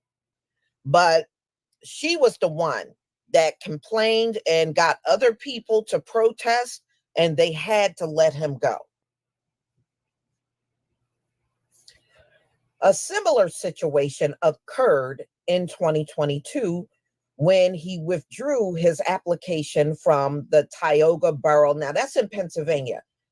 I know where Tioga is, and that's when he went to Pennsylvania. Many of you may remember in 2022, and he got hired by the Tioga Borough Police Department in Pennsylvania. And same thing, public outcry, they had to let him go. They had to rescind their offer to him. And it just goes to show you, nobody's going to sit by and remain quiet while Timothy Loehmann gets on another police department and start working. It ain't going to happen. Tamir Rice was killed in November of 2014. This is 2024, and you see people are not letting this mess go. As soon as they see and hear this name, they go after those police departments immediately.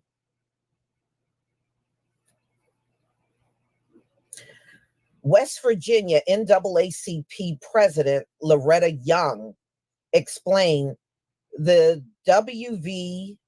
NAACP that the community came together to ensure that Loehmann did not work for the police department, and that communities have power to hold their elected officials accountable for similar situations. I would like to know the name of the person that hired him in the first place. That person needs to go. As the state president for the West Virginia NAACP, I understand the concerns of the White Sulphur Spring community in relation to hiring Timothy Loehmann. In reality, the West Virginia NAACP, unlike the ACLU of West Virginia, we are a volunteer organization. More importantly, I believe that this issue was a community issue, which should have been led by community members. The Cleveland Police Department also dismissed Loehmann for his dishonesty on an application. But my thing is, why did you not catch that before you offered him a job? Why did you catch his dishonesty after Tamir Rice was gunned down? So what kind of background check did you do on Loehmann? None, because I think y'all don't background check each other, but y'all background check us. I really, truly believe that in many cases.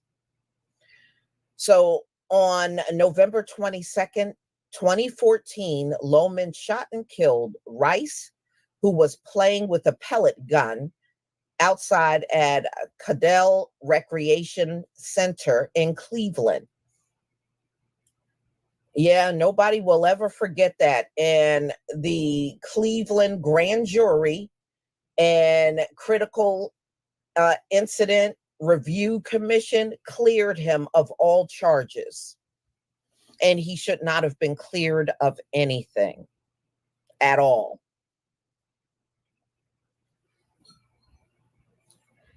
He looks remarkably different now. Time is definitely not their friend. In a 10-year period, he changed dramatically. I mean, a lot. And it just goes to show you, you know, certain people just don't hold up well to the test of time. Time will beat their ass every single time, because this dude looked like he aged 20 years in 10 years. He really, truly do. Well, I don't know why he continues. It tells me something's wrong with this dude.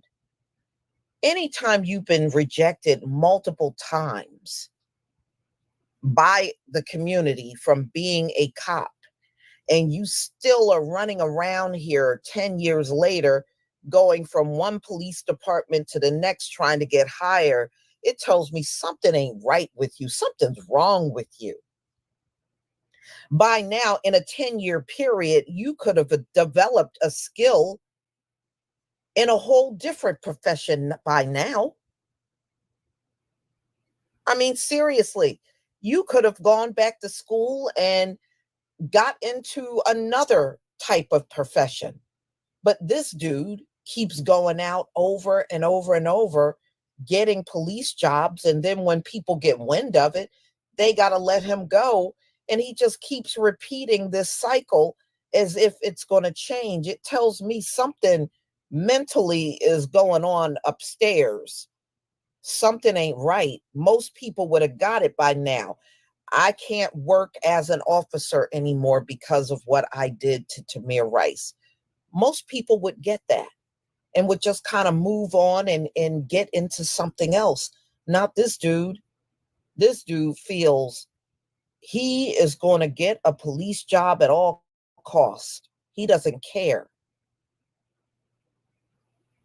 Yeah. Tempest 7-8. Yeah, he feels entitled. But shoot, how long are you going to hang on to entitlement already? It's been nearly 10 years.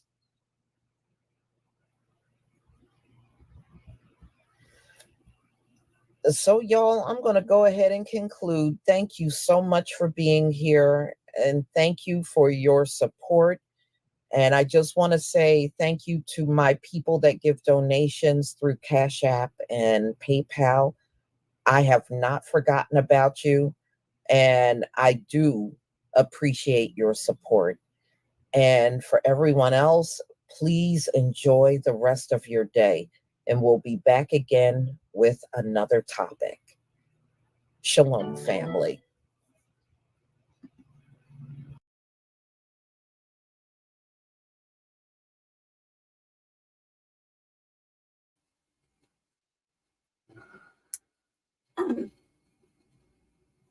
I already said what are your thoughts? What? Speak up. What are your thoughts on this? What are your thoughts first? I already said my thoughts before I even played the video. It's a long time coming. It's a damn shame. It took 10 years for this to happen. Shout out to his mother for not letting up. I don't know why he was able to get a job. I feel that, I feel like it's really an ugly situation that you think that works is, you're getting with, he got fired, right? That's resigned, whatever. He resigned. He didn't get fired. He resigned. So I feel like you shouldn't be allowed to go to do anything after that. So why? Why? And this is the problem, because when they just act like this, they get shipped around or they go to other departments, and they really don't suffer no consequences. They just drag it out. But I think that's major motherfucking injustice. Hope y'all can hear me. Sorry. I didn't really think I lost my voice, but that's the major injustice. It doesn't matter what he does now in the future. I mean, the fact that he's moving around freely is disheartening. That's the way the system is designed to fucking work. So terrible. But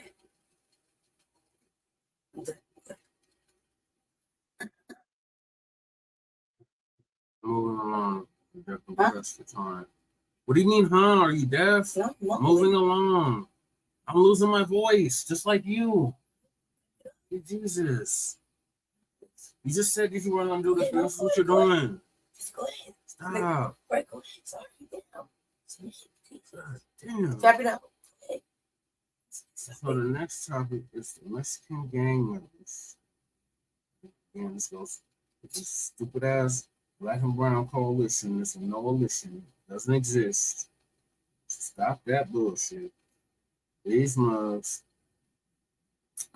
killed DHS agent's son, and they just got convicted. So we'll go over that with Professor Blacc. Truth is going to give us an update on that, on this moment of truth.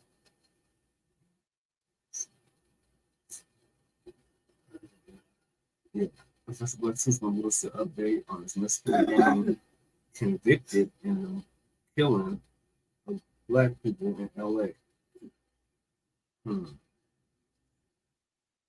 Family and fellow soldiers, I'm the Professor, and this is the moment of truth. One of the big questions that gets asked in the Black media is, what about the Black-Brown alliance? That's a question that gets asked all the time. And why it is that practically everybody in the Black media says that such a thing doesn't exist. Well, let me go ahead and give you an example. In Los Angeles, on the night of November 13th, 2020, at about 10 o'clock p.m., Evan Campbell and his brother had just parked outside their home when they were approached by four men. Antonio Yanez, whose street name was Tank, George Little Vampy Hernandez, his brother Jesus Hernandez, and Justin Ortega, nicknamed Hitta. So you got Chicano gang members running around with these Black-sounding street names. All right. As these three strangers came closer, one of them flashed gang signs and another asked, "What's your problem? What are you doing here?" The neighborhood the Campbells lived in was also an area that a gang calling itself Gardena 13 considered to be their turf. Gardena 13, just like all the gangs in Southern California, answers to the so-called Mexican Mafia. But the ties go deeper than that. A special agent with Homeland Security said in an affidavit that members of Gardena 13 pay taxes to the Mexican Mafia and are believed to be trafficking methamphetamine to associates in Hawaii and importing ghost guns, that is, firearms assembled from unregistered and untraceable parts, to Southern California from Las Vegas. In fact, when Evan Campbell's murderers were arrested, police found that 4 of the 3 handguns that were recovered were ghost guns. "Look, we live here," Campbell's brothers said. "We don't gang bang, we mind our own business. We stay over here. Y'all go back around to that corner." Campbell then texted his father, Lester Campbell, who's a retired Homeland Security agent who was inside of the house, and he told him that there was trouble and asked him to bring his gun. One of the men who approached the Campbell brothers was identified as George Hernandez. He decided at this point to take a swing at Evan Campbell, who swung back. Then all three of these Chicano gang members pulled out guns. Campbell's father ran outside with his gun just as Campbell's brother ran toward the family's home. The father told investigators that he heard between 15 to 20 shots. George Hernandez opened fire at Campbell's father, and he fired back, hitting him in the head and the chest, according to the affidavit. As I stated earlier, the father here, Lester Campbell, he's a retired Homeland Security agent. He fatally wounded one of his son's attackers when he returned fire in the ensuing gun battle. At that point, Mr. Campbell ran over to his son, Evan, who was lying outside their home, hit 10 times in the chest, stomach, and back. Paramedics declared Evan dead 20 minutes later. George Hernandez was lying in the street about 50 feet away, grievously wounded. He would die at the hospital 3 days later. The police found Jesus Hernandez that night hiding behind lawn furniture and trash cans in the backyard of a neighboring home. As they handcuffed him, the officers noted Yanez hiding in the same yard, his gray sweatshirt and hands covered in blood, according to the affidavit. 4 days after the murder, agents learned that Justin Ortega had booked a one-way flight to Guadalajara, Mexico. His flight was about to depart from LAX when agents apprehended him at the airport. He appeared to be wearing the same hat worn in the video of the murder. On a side note, Ortega and Yanez had been arrested previously on suspicion of murder, but not charged. This was in a separate incident, by the way, so these gang members are freely bouncing across the border with Mexico. This is why so many people are more than a little suspicious about that whole DACA thing, because people claim that they're trying to get away from these countries and they don't know anyone there and have no connection to those places. But whenever they get in trouble or want to visit family, they happily and immediately go right back with no problems at all. And you have people with the nerve to say that black people shouldn't have any problem with the border being wide open like it is. Now, to continue, prosecutors played a recording of Justin Ortega taken after his arrest. It was a recording of him speaking with an undercover informant that he thought was a fellow gang member. On the recording, Ortega admitted to shooting Evan Campbell, saying, quote, "I hit him for sure." Now, what needs to be noted here, and the reason that I made this a subject of this morning's briefing, is that the white media went way out of their way to downplay the race of the victim.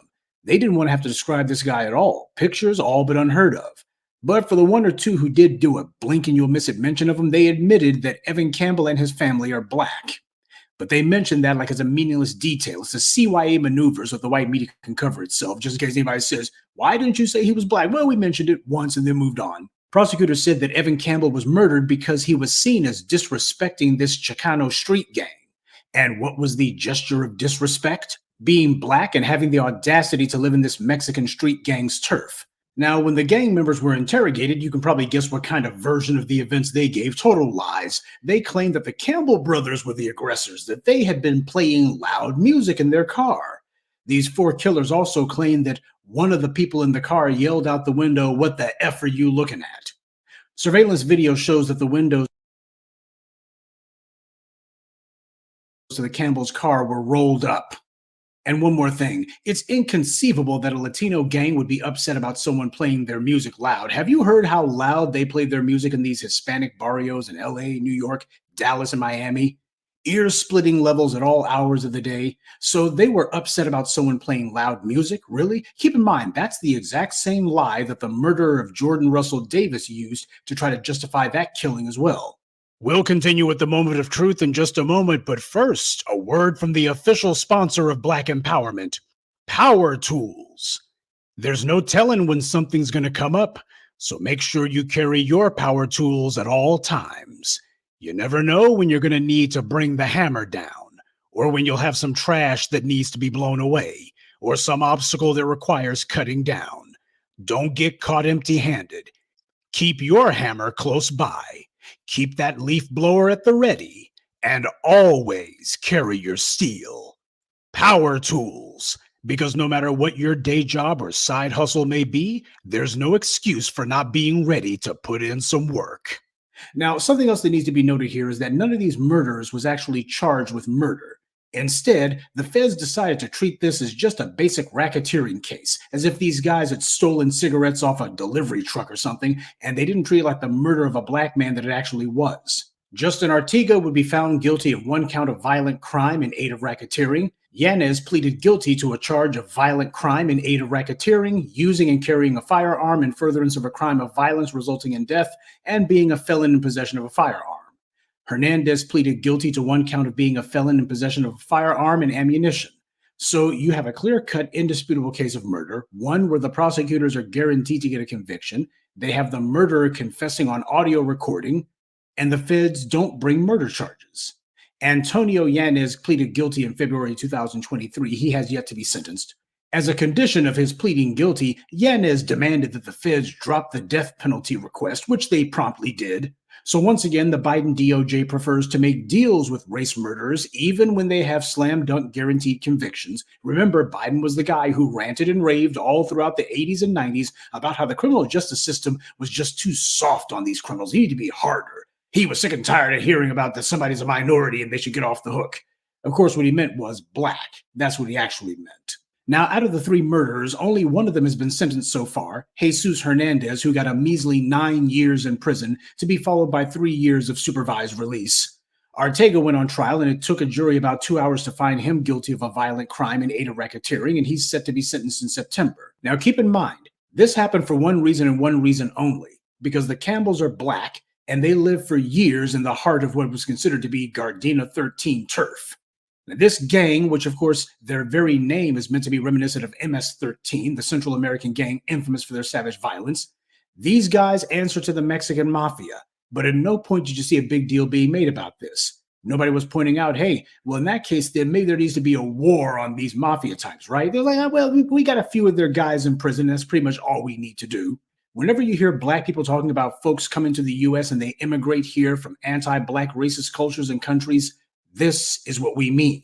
Ortega, he was on the first thing smoking, ready to go back to Mexico. Why do you think that was? Because he knew that he would be given safe harbor and passage, even if everybody knew about his crimes. You could go ahead and put it all over Mexican television. They would probably treat him as a returning hero. That's the culture down there.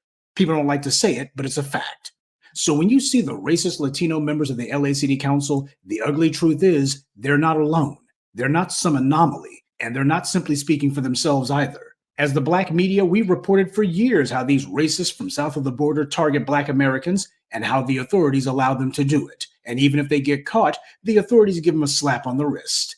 This is why an anti-black hate crime law is so important. And this is also the reason why all these other groups are opposed to it.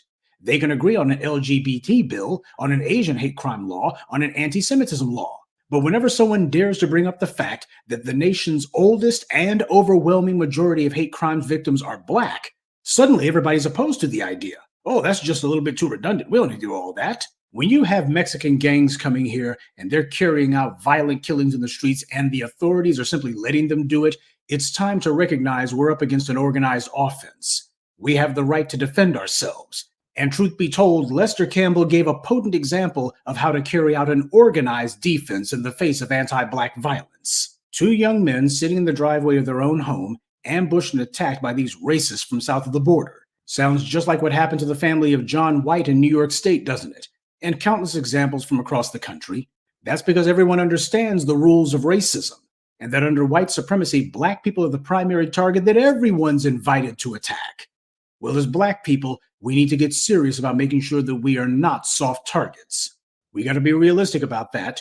Nobody's coming to our aid, mainly because there are a lot of folks here who like it exactly the way that it is. We have a right to be safe in the streets, at our jobs, and certainly in our homes.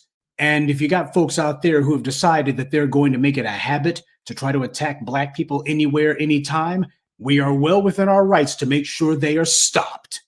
Period. Good day, and be one.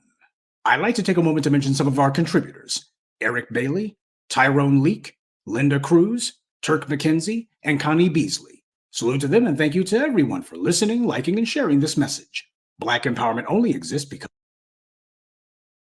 of you. That's right, Professor Black. So thank you for that. But what I have to say about this is if you vote for Biden, you're voting for more of this. I'm not surprised. I'm not surprised. It just goes to show there is no black and brown coalition. Never was. It's no coalition. These mothers are suspected white supremacists, just like the open white supremacists. And we ain't got no friends. We ain't got no allies, none of that, no minorities in the struggle, none of that bullshit. And if you vote for Biden in November, you're voting for more of this shit right here. Think wisely. Let me tell you what are your thoughts on this. This is fucking terrible. You're looking at some individuals that are here and they already come from a culture that regardless if you had black lineage in certain areas, they were whitewashed and taught to hate themselves and then show a lot of colorism and the hate for it, which comes out of jealousy. Which we've already known that a lot of these other than black races or ethnicities, nationalities are designed to do. Everybody, it's just like Professor Fletcher said, it's all fun and games to pick on and fuck with foundational Black Americans. Seriously. And we have every right to defend ourselves. We have every right to protect ourselves. We have every right to stand up for ourselves. And all fucking 9 areas of human activity. It's an ugly fucking scenario. That there's a lot of shit that's just turn the other cheek, look away, whatever. It's ugly that we keep losing black men. This type of shit. It's not one thing, it's another that, black men, black women, and children, black children are fucking subjected to every fucking day. It's a dangerous fucking place to be fucking black and to stand up for yourself in areas that you live in. And motherfuckers like, you're just watching in my own neighborhood, going somewhere. I'm used to seeing my black brothers and sisters kicking it outside, and they're being harassed and profiled at the bus stops. To be pushed out of my own little area and be replaced with Hispanic or Latino individuals that are trying to I don't know, it looks like gangbang or thugging or whatever. Motherfucker is very, it knows what that looked like. And I don't like it. I remember in this particular area here, had way more black people living here.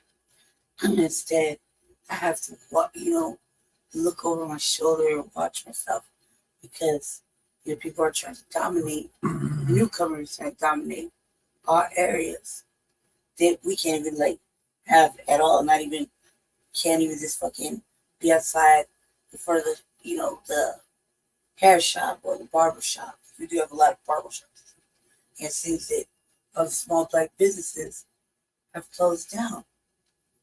And all these Hispanic businesses are coming in. And it's almost like if we're not being gentrified because of white people not being hunted down by the police, they were being also pushed down by Hispanic folk. And there's an energy going on that's enough is enough. So yeah, I think it's fucking very terrible, obviously. And even deporting it wouldn't help. It wouldn't help because there's no consequence for them. Nobody's gonna pay their crimes off. Nobody's gonna make it right to this black family. So that's tragic. I also too think that when we write a policy about safe areas or protections, we really need to look at what's going to be the new language that going forward. Because the world is changing under whatever regime we have. It's going to change. And we're really fighting for something to protect us. What is going to be the new language? Like, what are we going to ask our new Black media leadership for to help change this language? It's plain, exact, that addresses us and protects us in all kind of areas of human activity. That's what I gotta say. What do you think? What do you think? It sounds good. What do you think I about really that? would have. I wish you would have touched on the game though. Oh, So, I can touch on the gang yeah, too. please do. What about the gang? 13. I First forgot of what all, 13. excuse me? 13 is reference to the Mexican mafia. No, it isn't. What is it? Okay, that's school me. What is the 13? First of all, Gardenia is in East LA. I know where it's at. That is a plot. And it's su 13. Okay, sueño What does the 13 stand for? Don't do that shit. But it does have to do with a lot of more prison likes. There's a mere different thing. But however, there's so many open pipelines right now in California, right? This is what you really need to address. This is what you really need to think about. There's open pipelines that allow for all this shit to come through. You can make a ghost gun here in the United States. You don't even need to get it out of fucking out. First of all, you don't even need to get it out of Mexico or wherever the fuck. You can make it right here in your own fucking backyard. Okay, right here. We have all the materials, which is nothing. Very simple, right? Secondly, the drugs and shit that's coming in. It's coming in from the ports.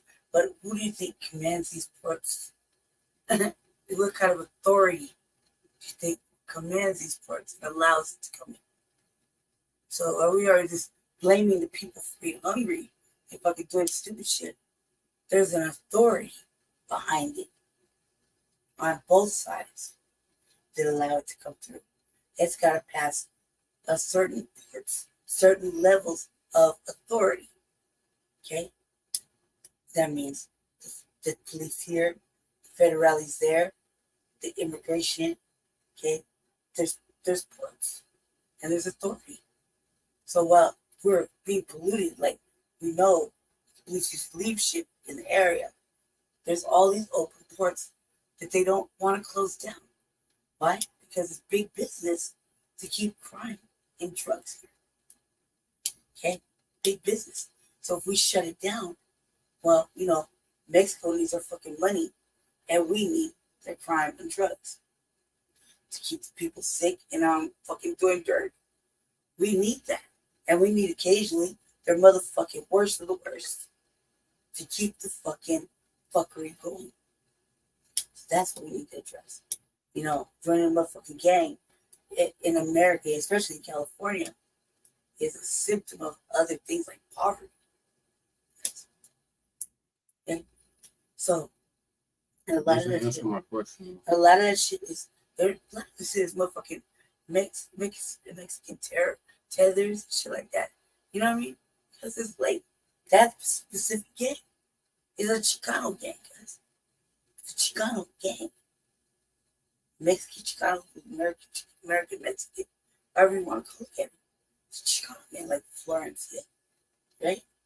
Who do all those gangs take their orders from? Excuse me? Who do all of those gangs take their orders from? Jesse, did you not just hear what I said? All right, some higher up fucking fuckery, okay? But either way, that fucknut takes his orders from another fucknut who eventually takes his orders from another fucknut that has to do with some fucking authority type shit. There's always some fuckery going on. Jesus, that's fucking semantics, guys. Okay? Just because don't focus on just the fact that they're Mexican, American, Chicanos, fucking they're dirt. It could be anybody.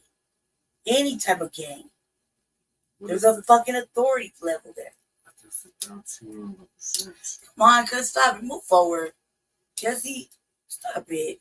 That don't mean okay, dick. well, Lady's not going to get to it, so I'm going to get to it. No, it doesn't. It's You're wrong. straight from the Mexican Mafia. No, the Mexican Mafia sides with the damn Aryan Brotherhood No, and the Jesse. fucking pen.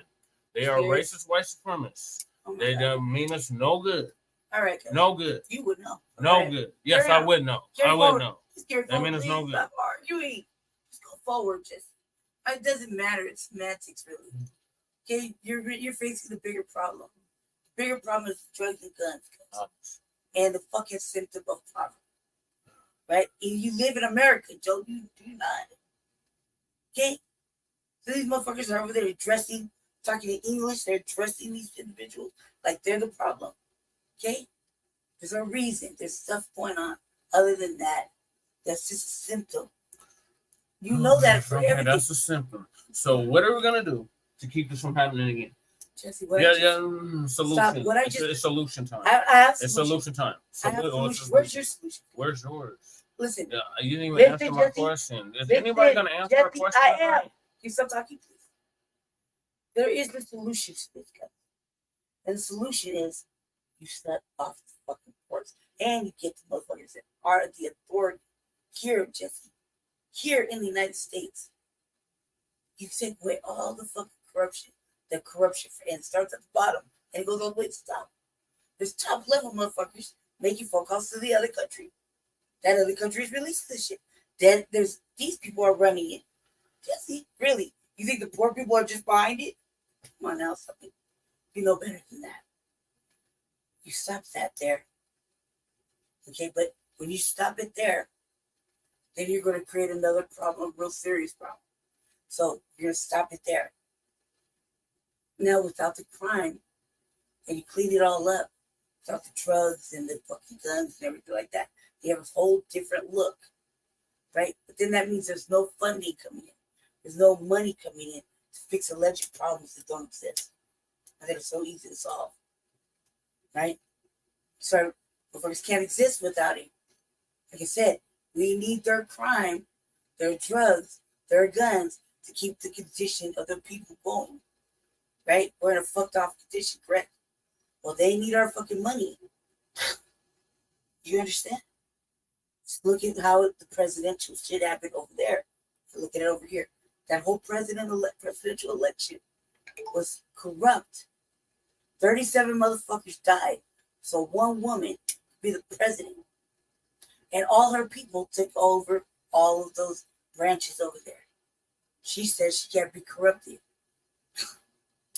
I call Cap. She's a fucking little tiny petite woman. In her room, one room. It's a rap on that. Right? But she is just as corruptible. She comes from this side of the court. So the problem starts there. You want to clean it up.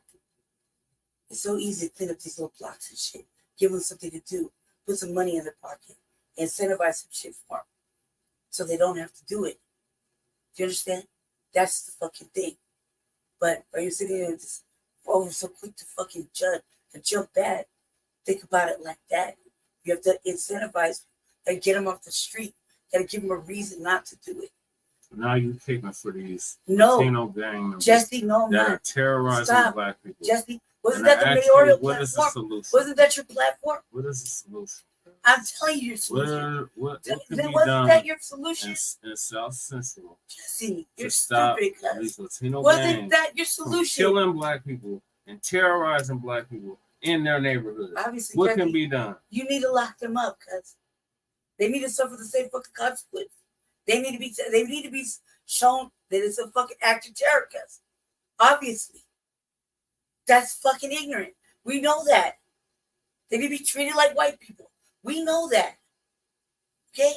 You get them, lock them fucking up. Treat them the same fucking way. Strip them of everything. That's what they deserve. Okay? That's that. But I'm telling you, to avoid this problem with the motherfuckers that are probably on the fringe of it, we're not just talking about Mexicans. We have a lot of gang members out there, cuz. A lot of fucking gang members. They're going through the same shit. Do you remember your own fucking mayoral platform? Yes. Okay, now apply that there. It works in the same. It works for everybody because it's for the people. The people are in a fucked off condition. Right? I'm not concerned about everyone. Oh my God, Jesse. I'm not. All right, well, don't be concerned. But that's the answer. That's the start of the answer.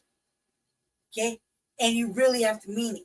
That means you cut off all the corrupt fucking shit that's fucking wasting money. You give them, there's plenty of shit to do in fucking California for a motherfucker to turn their life around. Is that going to take the hatred out of their hearts Jesse. that they have for black people? No, because you need to punish them. It's a fucking act of terrorism.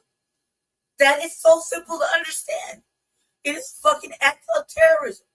It is an act of white supremacy. There's no fucking excuse for it. That is it. You can't fucking do anything but fucking get them, punish them, and do whatever fuck you want after that. Lock them the fuck up and punish them. Do that. That's what you do. Jesse, why were we concerned about somewhere else, right? You want to be concerned here? Stop that. You're being ridiculous. The answer is very clear. No, you got the cape on. What you cape? being ridiculous. What cape? Jesse, what cape? These are the same fucking people here as it is there. They're doing the same fucking bullshit everywhere. Huh? There's plenty of fucking shit to do to give people a fucking chance. Are you not that fucking guy? What happened to reform? What happened to doing fucking earning your keys? I never said nothing about no goddamn. Oh no, I believe it's written on your shit. I uploaded people. It don't matter. It don't fucking matter. But don't you believe? No. Lock them up, cuz. But what about the others? Who's gonna lock them up? Lock them up. Fucking lock them up. I don't know. You see to be the president, so you lock it up. Lock them up. So Biden's gonna lock them up. Lock them up, cuz. I don't give a fuck who does it. Not me. I don't live there. So lock them up, Jesse. I don't fucking know. You're so concerned about California. Lock them up. Lock them up. Who have their sons? You need to lock lock everybody up, Jesse. Can we please move forward, please? Can we move forward? You're being ridiculous and combative. I don't want to fight. Please, let's go forward, please. I gave my answer. It's not suitable. Okay, I'm sorry, but let's move forward, please. Please. I just want to go through the topics. I don't want to fight. I would like to go through the topics. So okay, great. Let's trying to get the topics all done. Let's go, mate. Let's go. Take it back. Be quiet. Yeah. So she danced around it, but like I said, the Mexican mafia is racist as hell. They're no friend of black people. They've never been no friend of black people.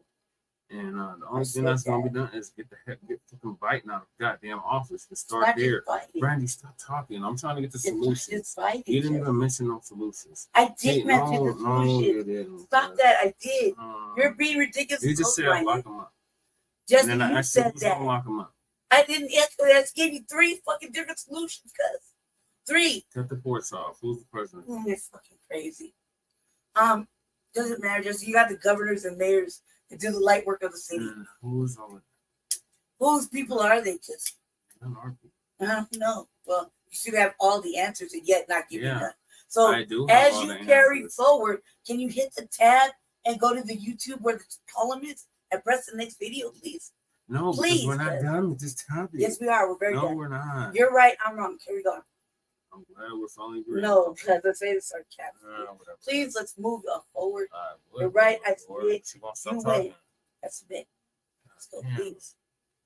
Please, cuz. So, Super Jim Crow Biden is going to keep letting these mothers in. So, y'all go ahead and vote blue no matter who. Like I said, I don't want to hear no complaints. Well, what's going to happen with the other side? What is the other side going to do? He's going to mass deport these mothers. But not all of them are from there. These are fucking regular Chicanos. Not all Chicanos come from Mexico, Jesse. Why are they Chicanos? Oh my God, cuz. You're being Explain stupid. that to me. Can you just go forward? Jesse, we're wasting time. I was so stupid. You know the answer. You're just being combative. You're like in rare form or something. Please stop. You don't need to act like this.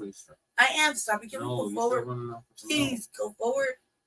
Please. Diarrhea of the mouth. I wish you could listen to I it. wish you would stop having diarrhea of the Please mouth. stop. Please. You're running for office. Yeah.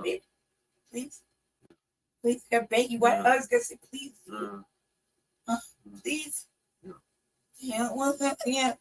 Quit whining. Please stop. You stop. Quit whining. I'm begging you to stop. Quit whining. They want some tears with that wine. I can't fix Stop with the wine. You're going. Please. Stop whining. No, I'm not whining. I'm begging you are. you. You're I'm whining. begging you to Stop stop. whining. Can you please stop? I will when you stop whining. Oh my God. I'm Just a keep girl. running off at the mouth. I'm a girl. What is your excuse? Very evident. That's my excuse. I'm trying to get to the goddamn show. Right. I've been combated all goddamn night. It's always us, right? Yeah. Please go forward. I'm trying to go forward. To ask Donald Sherman. What's the name of this one? Randy, stop I talking. can't read the screen. Just Can I talk on my own program? See, she don't like when I do this on the RBA, but it's okay if she does it on the Frontline Black. All right, I apologize. No, you stop apologizing if you're just going to Okay, well, let's go. I'm sorry. I submit. You're right, Master. Please go. Jesus Christ. I have to deal with this shit every fucking No, day, you don't, y'all. Jesse. Every day. Stop it. So, You're wrong. No, I'm not wrong. So, anyway, a king is above the law. Supreme Court rules presidents have broad immunity from prosecution. It's from Democracy Now! If I'm not really interrupted, I'm going to let the video play. It's ridiculous. The 6-3 ruling by the court's conservative majority, including the 3 justices appointed by Trump, marked the first time since the nation's founding that the Supreme Court has granted any form of presidential immunity from prosecution.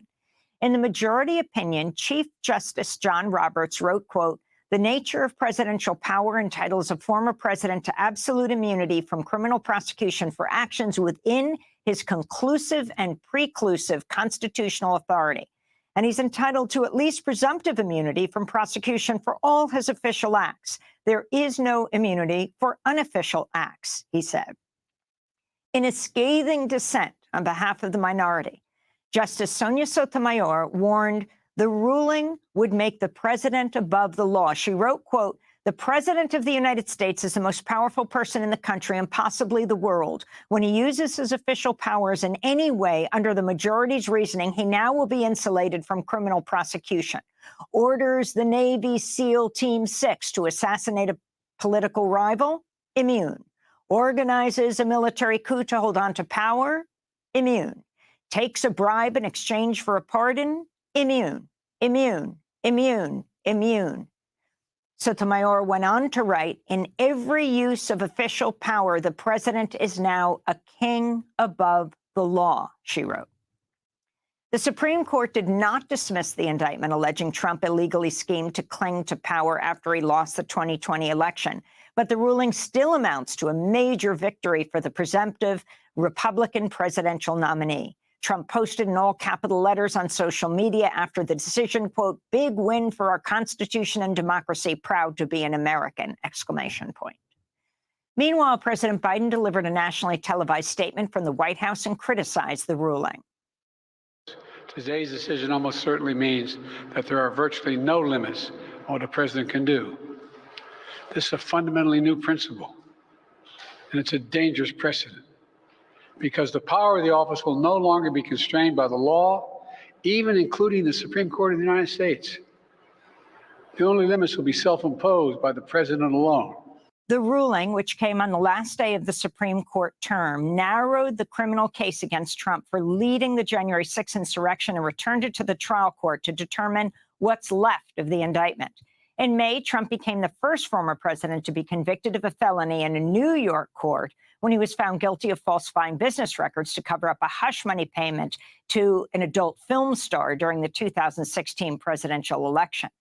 Citing the Supreme Court ruling on immunity, Trump's lawyers on Monday asked the New York judge who presided over the hush money trial to set aside the conviction and delay his sentencing, which is scheduled for next week.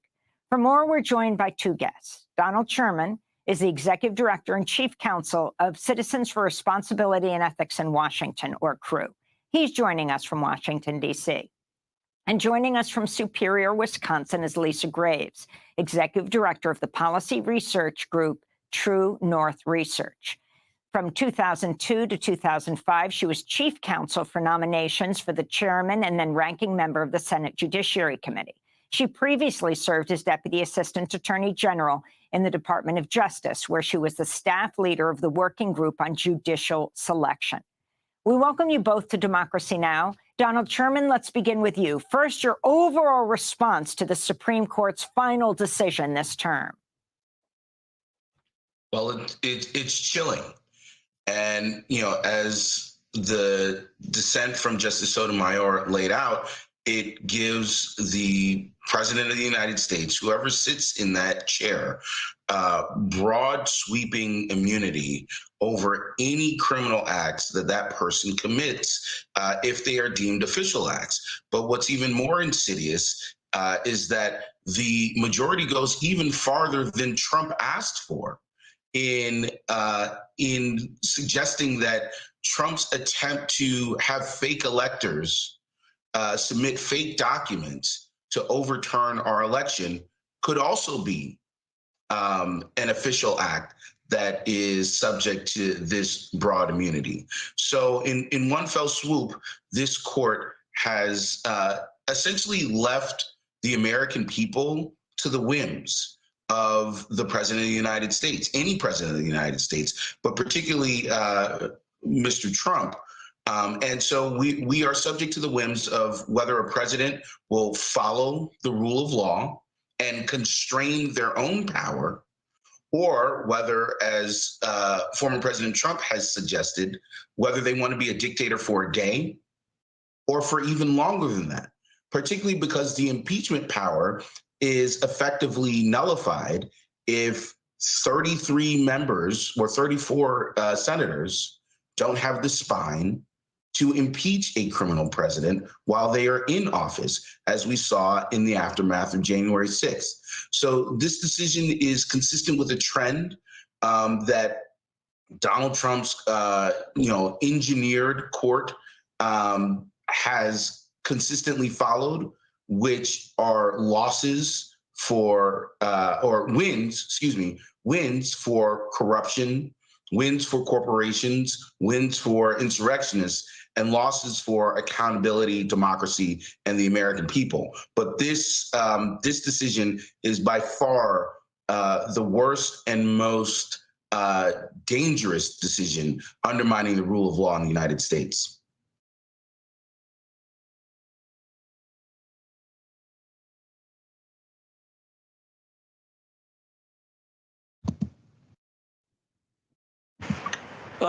Donald Sherman, looking back at previous instances where presidents were involved in scandals, I'm wondering what you think this court decision might have meant, for instance, for Richard Nixon's hush money paid to burglars through his White House counsel, or even the Reagan administration during Iran-Contra, the various officials there who were indicted and as a result of criminal acts during the Reagan years.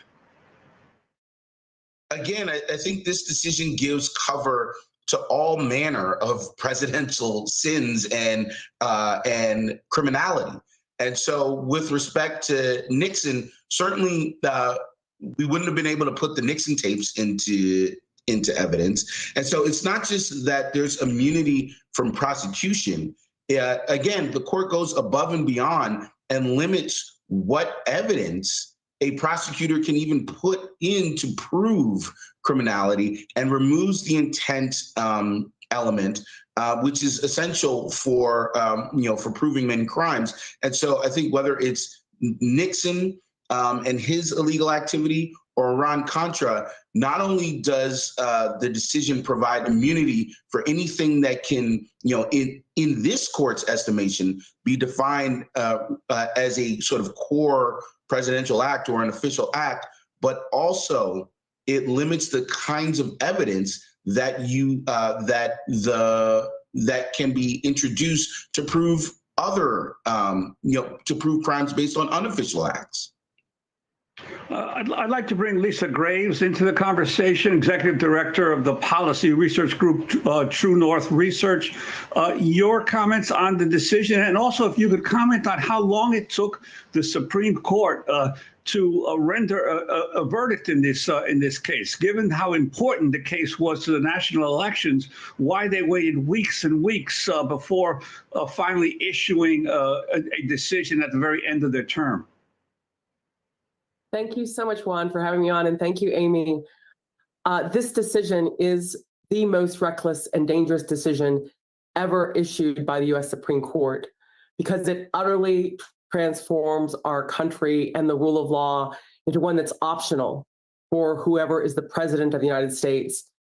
This decision is not a legitimate decision, in my view. It's a decision by a faction that dominates this Supreme Court, in part due to appointments by Donald Trump that were improvident, and of people who certainly should have recused themselves from this case, namely Clarence Thomas and Samuel Alito.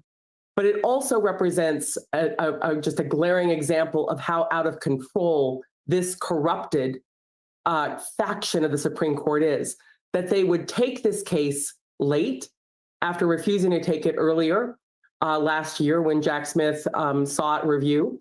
They took it late. They had it as the last argument they set for the term, and then they sat on it until the very last day.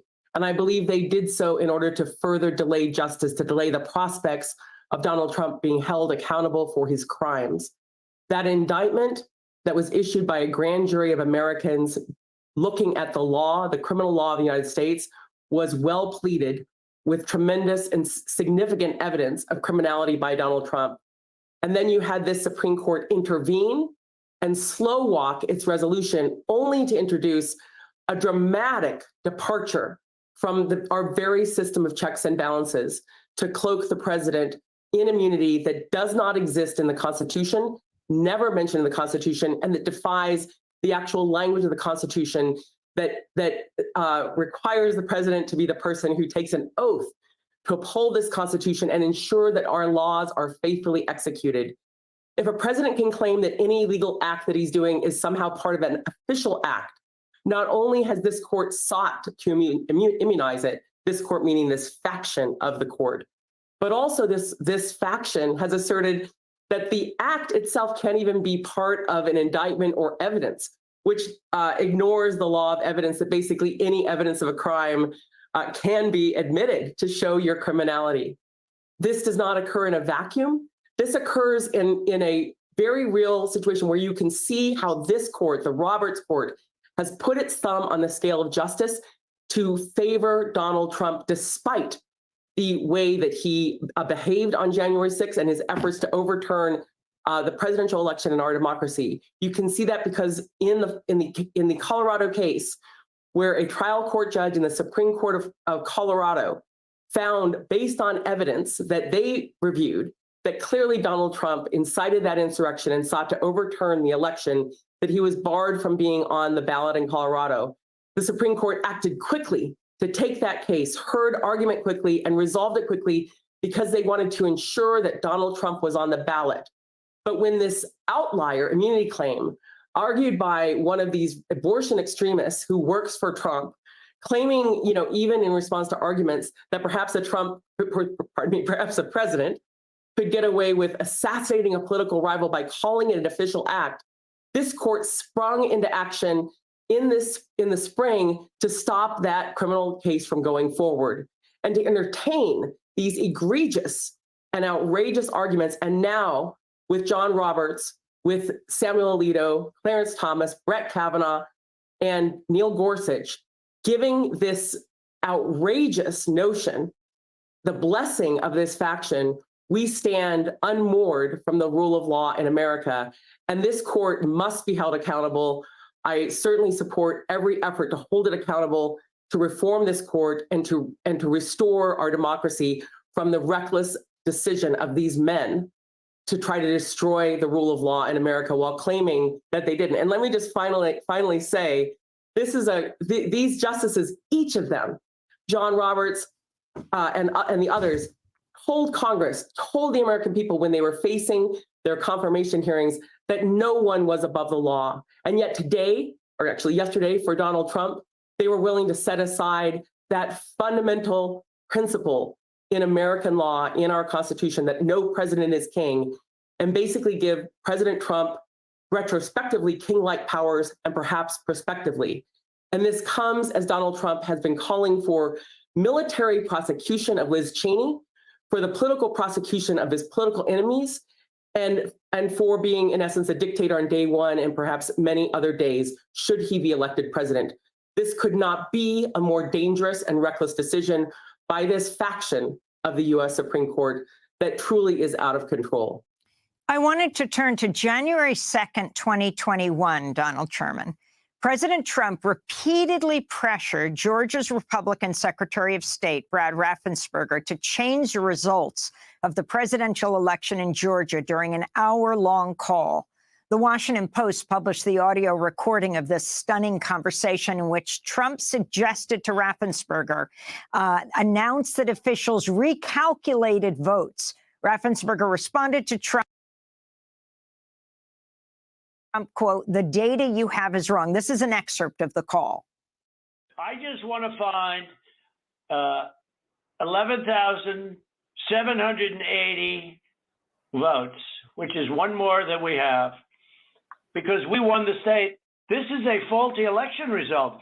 And honestly, this should go very fast. You should meet tomorrow, because you have a big election coming up. And because of what you've done to the president, you know, the people of Georgia know that this was a scam. And because of what you've done to the president, a lot of people aren't going out to vote. So there you have him wanting 11,000 votes found, what he needed to win Georgia. Donald Sherman, would this fall under this immunity? I would argue that it is absolutely outside of this immunity. It's an unofficial act. It's a call placed as a candidate as opposed to president of the United States. But he was president of the United States. Again, this court has given me no confidence that it would reach the same conclusion. This court, again, went farther than Donald Trump's lawyers were willing to go in describing what official and unofficial acts were. And as my colleague suggested, in the case that Crew brought in Colorado, this court moved expeditiously and bent over backwards, despite the plain text of the Constitution, to find that Donald Trump, to allow Donald Trump to stay on the ballot, despite the fact that he had engaged in insurrection. And so I just don't have any confidence that this court, particularly with its conflicted justices, would reach the conclusion that most reasonable people would, that a candidate who happens to be president of the United States on the phone pressuring a state official to find him more votes so that he can stay in power is not an unofficial act and not protected by this immunity. But this court, or as my colleague said, this faction of the court, has made clear that they are willing to countenance pretty much any abuses of power that Donald Trump has or will commit as president of the United States. Lisa Graves, what happens now with the current New York case? Everything is so complicated, obviously, by this decision.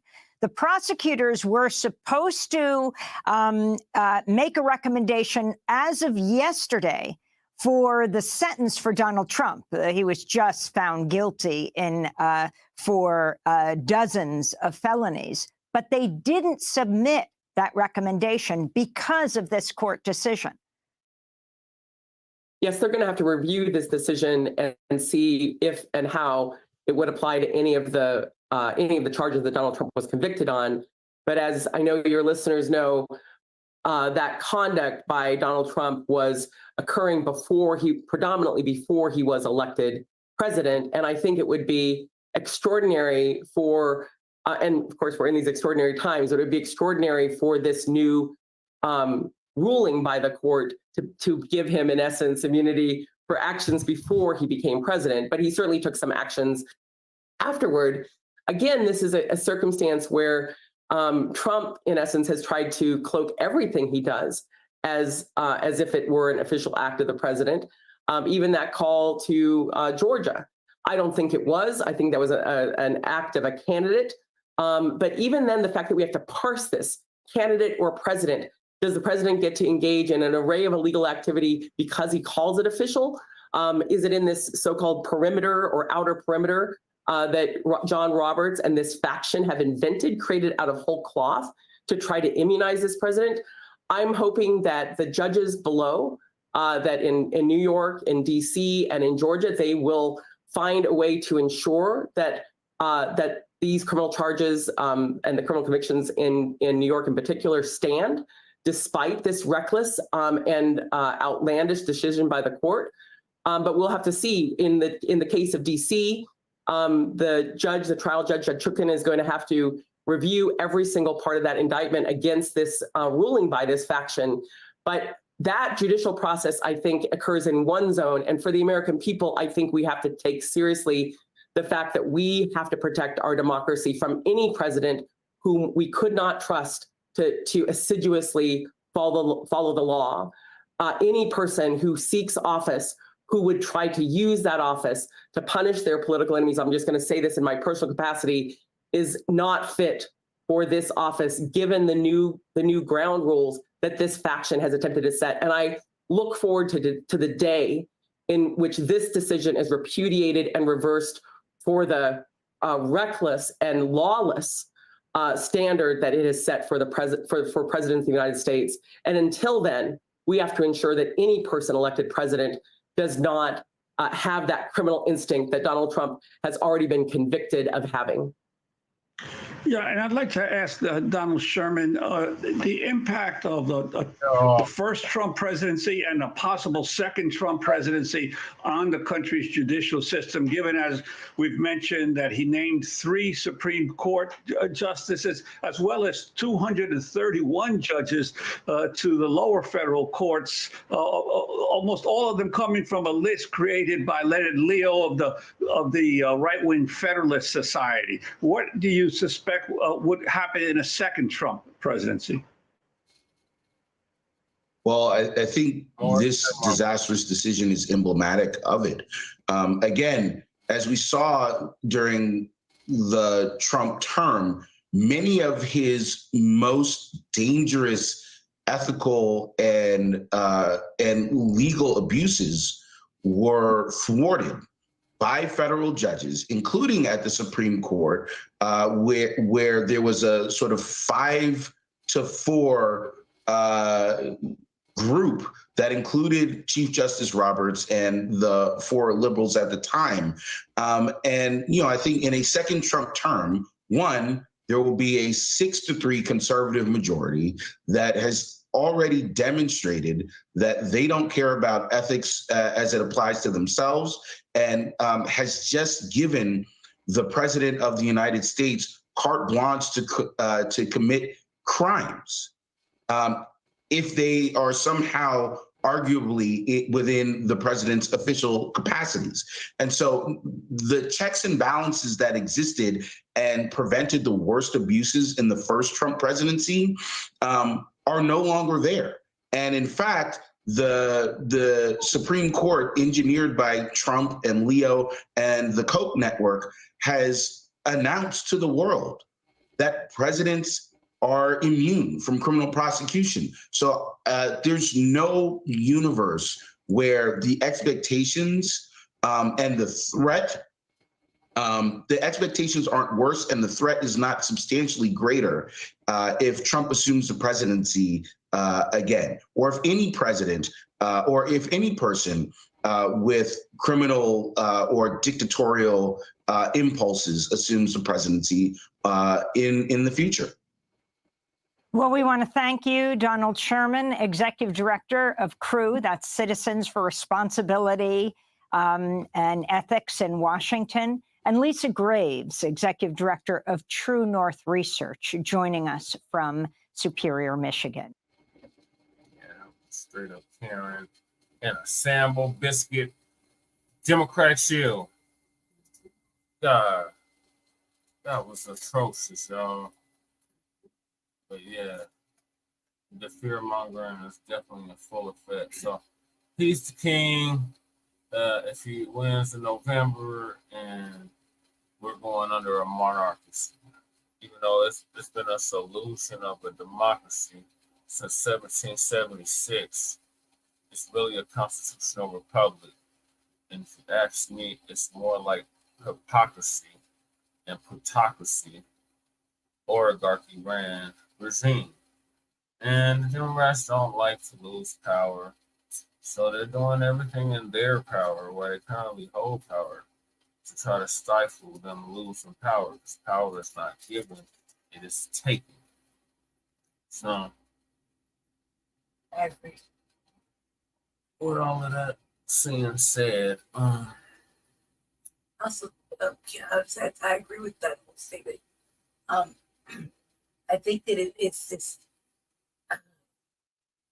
It just shows that they're all, you know, being scared, corrupt, what does it matter? It's just that even, I mean, the whatever system places these selections in, they had already gave it to them, and they've already made moves to put him back in. So it doesn't even matter what they do. This little salacious scandals they let him get away with. It's like we don't want to, even at the end of that, want to hear shit when he does something really terrible that you can't live with. It's all fun and games right now. You're black, you're MAGA all of a sudden, but man, it's like when he fucks up something big that you can't live with, or he takes away some alleged illusion of a right that you can't tolerate, well, nobody want to hear anything about it at all. What they did, Biden's old and decrepit and whatever the fuck. But it's another thing that this was bad. This is a bad apple from jump. So when nobody wants to hear any complaining later when he fucks up something major that you as a black person cannot live with. That's all I have to say. we lived with it for 400 years. We'll live with it for hopefully not another 400, but we'll get through it. We've always gotten through it. Like, the fear mongering is just not gonna work. Even if he might surprise all of y'all and say and actually do something, like cut the goddamn check for reparations to foundational Black Americans. He loves the blacks so much. I cringe every time I hear Jeff Farr or any other black person say that dumb shit. The blacks. No, we're either black people or Moors or whatever the fuck, but we're people first. None of goddamn something that you smoke. The blacks. I can't get with it. I can't get with none of this. So while we're still on the Democrats, they have the nerve to ask us for money. Now we telling them to cut the goddamn check, and they sitting up here flooding our inboxes with and videos with ads begging for money. So our good brother Chris Crazy House, otherwise known as Mad Black TV, is gonna give us the update on this from the Democrats begging for money. 7 donations, best donation. We don't do all that begging around here. What's good? And we actually need the money. We're not ready to sell out our soul and principles and values for it. So that's why we're hated. I'm gonna let him get to it. Democrats begging us their base, unfortunately. Their base for money. All while owing us money. Everybody, it's your brother Mad Black, the most dangerous and the most toxic black man on the internet. And I am black up in your face again with some more pro-black commentary. So I saw something that rubbed me the wrong way, and it prompted me to do this video. This was not a planned video for this week, but I felt like I had to say something because I know a lot of you are probably feeling the same frustration. So I was just, getting ready for bed one evening, just sitting there, just taking some notes in my notebook, getting some stuff ready for the week, and I had some music playing on my phone. I was letting some music play, I was listening to some house and techno music. I know that you probably shouldn't be listening to that before bedtime, but whatever. That's just my personal taste. Okay. So I'm doing that, and in the middle of all the music, an ad plays. And I'm like, damn, I thought I had the ad blocker on here, but the ad that played is a political ad. And it's our good old buddy, Barack Obama, talking about, can you donate some money to help us win this election? So it's Obama doing some election campaigning, trying to get some money, some donation money for Joe Biden. And he showed like these pictures of Joe Biden and like, talking about how great of a guy he is, how we need him in the White House. And could you please just donate? You donate as little as $5. And I saw that, and for some reason, it made me really, really just completely indignant. Like, I just got really mad looking at that. And I know some of you might be wondering why, but like, you got to understand. I was like, when I saw that, I was like, you bastards literally have the nerve to be asking the American people for money for your election campaign. You're literally asking the American people right now to donate money to you when your average American is struggling. I don't care what color line you can think of. Okay, I don't care if you're thinking about people who are black, white, whatever, Asian, whatever, Latino, whatever. Black, people in America are struggling right now as far as financially. Inflation is ridiculous. It really is. So the prices for everything are over the top. I went to the gas station the other day to get some gas for my car, and my car gets pretty good gas mileage. Like I'm very fortunate in the car that I have that it's not like a gas guzzler, right? And I wasn't even filling up the tank. The tank wasn't even empty. But I'm paying all this money for gas. I'm like, you serious? That's how much it costs now? And it's like that, and just going to the grocery store for someone like myself who runs just like a small business, who's like a vendor, me getting my books printed. Like, I've had to raise the prices for the books that I sell, right? I've had to raise the prices just on my coloring books and my comic books because the cost of getting them printed has gone up, right? And then not only that, but shipping, right? Some people might think I just had a sale on my website. I'm sure people think that I'm probably fleecing them on the shipping. It's not me. It's the post office has gotten more expensive, right? So just like either, standard ground shipping or priority shipping, that's gone up. So the prices for everything are so high nowadays that you, Obama, and crooked old weirdo Joe Biden has the nerve to ask me for money. No, I don't have any money to donate to you. I don't care how little it is you think it is. I'm not giving you $5. I'm not giving you 5 cents. Okay? People have to survive out here. And listen, I'm not making it seem like I'm even poor or anything like that, because I'm not. But just like I said, basic expenses now. Everything's so expensive. I still need to watch where I'm spending my money, right? And I'm sure you folks are the same way. I'm not on disability or anything like that, but there are things I have to think about. Like, I have older relatives that I want to be able to help when they need it. And, I can't just be giving money out to these politicians. Why don't you ask your buddies from Wall Street or the people that you just throw money at? Go ask them for money. Don't ask me. Right.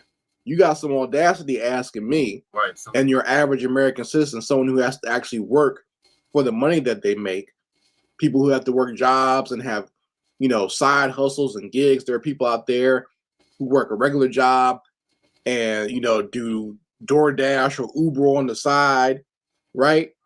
People got to do all this stuff just to make ends meet, and you're asking us for money to help your campaign? Hell no. Hell to the no. I'm not giving you any money. Oh, no. And this goes double for the other politicians too. I don't care. This is not a Democrat thing. This goes for all of you. All you politicians can kiss my ass when it comes to asking for money. No, I'm not giving you any money. You people basically live in a lap of luxury up there in Washington, and none of you are worth a damn. Yes, I'm saying that. I'm talking about all of them. All these politicians in Washington ain't worth a damn. You guys sit up there in Washington, you make all these decisions that affect people's lives, and you folks do just fine. You got your health care covered, your family is covered, you're getting a good salary, you barely work. You sit on your ass most of the time, and even then you got all these breaks. Every time I look around, I see like Congress is taking a break for this, that, and the third. I'm like, what are you taking a break for? You didn't do anything last time. Right. You barely did anything last time. You sit up there and you argue, or let me say this: you argue for the cameras. I know when the cameras shut off, you folks are kissing each other's ass and playing grab ass and circle jerking each other, right? I know that all that shit is for show. The whole Democrats and liberals fighting and whatnot in Congress. All right. I know it's political pro wrestling. I know that. But you guys do all that, and then you have the nerve to ask the people for money. Go ask your wealthy donors, go ask the lobbyists, because that's really where you're taking your money from anyway. Don't ask me. Go get those lobbyists that just throw money at you to make these laws that screw us and suck money out of us. Go ask them. Don't ask the regular people for money, because we ain't got it. Okay? We don't have money to just be thrown at you folks. We don't have the money to help your campaign. There are people that need that money to live. There are people that need that $5. That's a $5 biggie bag at Wendy's. You know what I'm saying? I rather, I don't even like a bunch of fast food, but I'd rather spend my $5 on that. You know what I'm saying? Go get a treat for $5. I'd rather go get like a pastry or something like that from we have like this black bakery that recently opened up this year in our neighborhood. I'd rather go spend my $5 there. At least I know it's going to something. You know what I'm saying? I know it's going to something, and I'm getting something back, or it's actually helping a black business. I'd rather spend my $5 that way than give it to you. Give it to Joe Biden. Yeah. Why would I give something to somebody who is not fit to be a leader? Right. I mean that we all saw the debate. I didn't do a video on it because I thought it was just pointless to even do a video on it in the first place. Like, I didn't even watch it the first night it was on. I watched the highlights later on. My wife actually sat and watched it, and like I had to work, and she watched the debate. And it was funny because I talked to her afterwards. I was like, so how did the debate go? And she's like, well, that was effed up. That was her response as to what she saw on the debate. So, and my wife doesn't normally talk like that. So I know it was bad if she told me that. Right. And, I watched the highlights and I was like, I wasn't surprised by it. I'm surprised that they even put Joe Biden up there to do that. I'm surprised they didn't try to edit around that somehow. I guess you really can't, but it was a disaster. It was bad when you got the lace front wearing Tangerine looking good, right? When he looks like the more sensible choice. That's how bad it is. And I've seen people make the different quotes, or the different slogans when they talk about what our choices are for president.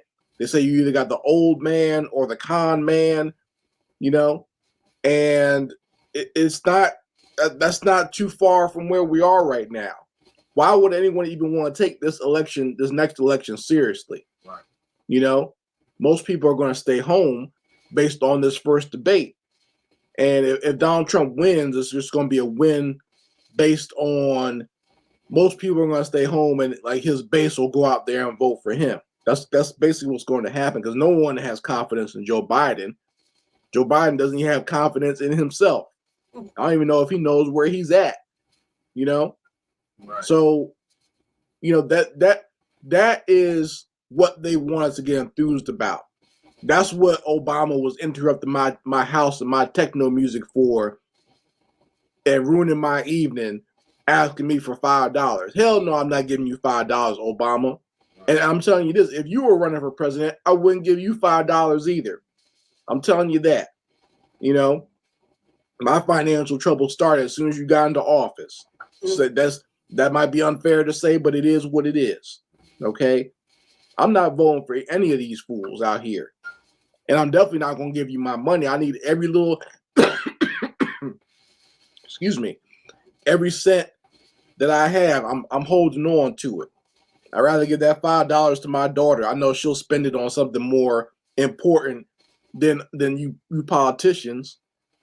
You know, if she spends it on a comic book or something like that, or a book to read, it went to a better place. That my money was better spent in doing that and going to like some Legos or something than, you know, spending it on these dumbass politicians, right? That makes more sense to me than spending money on incoherent, mind gone Joe Biden. You know, so you folks, I'm sure you guys feel my frustration. I'm sure you understand my frustration. I'm sure you understand the frustration of these politicians asking us for money or donations or whatever. And most Americans are just trying to make ends meet.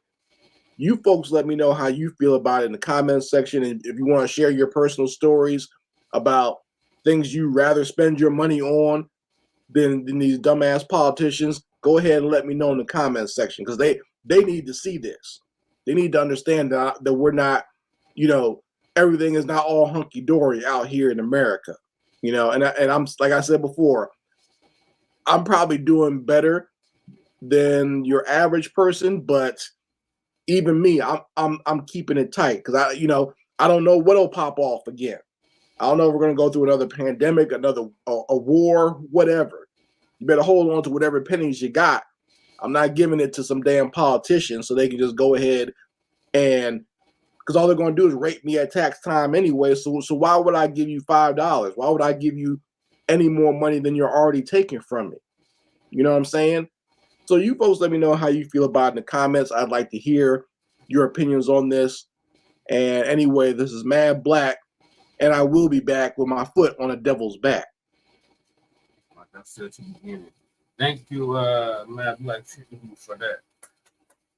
Couldn't have said it any better, my brother. What the hell y'all asking slaves for something, Pilgrim? Ain't you got some pride? These mugs, they got the audacity to be asking us for money. No. Never. Especially the Democrats. Never. Would you get a dime from me? Any of your organizations. A dime from me. I would never pay to be a member of any of your groups. They're not doing nothing specifically for our people. Nothing. We're doing something for everybody but us. See, but the audacity kind of us to handout. Why you telling us that we begging for handouts, ignoring reparations like the plague? You see, like the audacity to come to us to hand out. And do it. And papers from Biden is atrocious at this point. What was displayed earlier is a microcosm of what is happening at the macro with our people in regards to this politicking shit. And like Mad Blacc said, once the cameras go off, they go back to being buddy golfing and doing whatever else together. And so it's all political theater. It's all dog and pony show. And some of y'all keep falling for it, hook, line, and sinker. It's really sad that after 64 years, our people still have not figured out Democrats are not our friends. They're wolves in sheep clothing. And yet they're your casual, racist white supremacists. It's still white supremacists. They just not all in your face with it. So you get offended by them calling you a name or saying your country is shithole country and shit like that while ignoring the wolf in sheep clothing that's literally has you on the menu while you're trying to have a seat at the table. You are on the menu and everybody getting something to eat but you. Everybody eating off your plate. Non-citizens are eating off your plate. And these bastards, after all, I have to remind myself I am running for office. These bastards here got the audacity to come to us begging for money. That's right, it's Cornell or the couch. I am not. That's it. Lady Che, what are your thoughts on this? I agree. First of all, like I said to the we ain't even got our tax money back yet. At all. So, like, you know, we're supposed to get our stuff back, and we ain't even got that back yet. There's a real struggle out here for the motherfucking for the poor, you know, for over there gaslighting and giving up money to every other country. Every other fucking any other agenda, shit like that. They can buy funding for everything except for, you know, reparations. Instead, they got us eating that motherfucking old fucking prison Frito pie about motherfucking studies and shit that they gotta go fund out in the community because they can't get the funding in the government. I mean, like, this is whack. And then I got the commercials too, where, you know, I have like cut the malarkey. I started laughing because I'm like, said malarkey, stupid. They have $5-10. Or Obama's like, you know, so we can help Joe and Kamala get to where they gotta go. And what the fuck? Like, first of all, you're taking away all our fucking programs that we need, but you gotta live in a condition. Secondly, you know, we can't breathe in food deserts. Some of us are in actual food deserts. I'm in the actual food desert. Now, everything's fucked up. We're getting gentrified and pushed out, gentrified and then pushed out. And then, you know, we in certain places are in at-will states. So us can't even really keep jobs. But they sure do got jobs and all that kind of shit, housing, free housing, money just to hand out anywhere but to Black people, Foundation of Black Americans. And, you know, they can't even give out our taxes for us being Americans. You know what I mean? And you can't give us that. How many months is this? Since April, right? April's termination date, like the 15th, right? So April, May, June, July. And that's a long fucking time. So we were just waiting for money. Right? It's terrible. But they let all this shit go. So yeah, I agree fully with what you said. And not only that, but keep in mind when independents are running, they sure don't want to come out their pocket. You know, the black grassroots running, they sure don't want to come out their pocket. No, but they'll give Jeff Hart and Roly Poly and Joyless Reid and all the rest of them Democratic bootlicking chills all the donations they need to keep funneling this bullshit. Right. And confusing our people while we're bringing some logic to the situation. Some balance, even though it seems unbalanced. Moving more and more closer to balance my equilibrium. The Democrats, you're done. This is letting us know that desperation has set in. They're finally acknowledging they have a problem. And they're trying to save face, and it's not going to work. And all the fear mongering in the world is not going to change that. And all the putting your hand out, begging us for money is not going to change that either. You're going to lose Democrats in a major way that you haven't seen for a long time. And you're not going to keep playing in our face and playing with our tantrums. So anybody should be begging. It should be us because we're owed a blood debt, and we're going to take it with interest. $970 trillion, not a dime less. And if you want to be serious, 20 trillion, just starting, or 100 trillion, like we've been saying for the past 4 years. Let us know you're really serious, Democrats, if you want to continue to hold power in the U.S. social order, political order, son. That's right. Quit begging us. Cut the goddamn check. Reparations, anti-Black hate crime legislation, and an end to qualified immunity in all 50 states. That's right. Then we'll vote for you. Otherwise, you're not getting our goddamn vote. So stop begging us. You're not getting Nathan over here. Like you've been giving us Nathan, we're gonna return that quid pro quo. Since you're not giving us nothing for our vote, then we're not gonna give you our goddamn vote. Shout out to Dr. Claude Anderson. Get a warm and fuzzy about the shit at all. I mean, you're not getting a vote, and you're not getting a dime, a penny from us. Quit begging. We cut the goddamn check. Son, the next and final topic.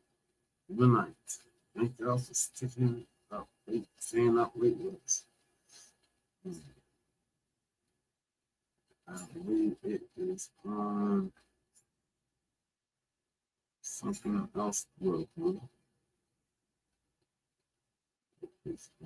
Oh, back to that no elision.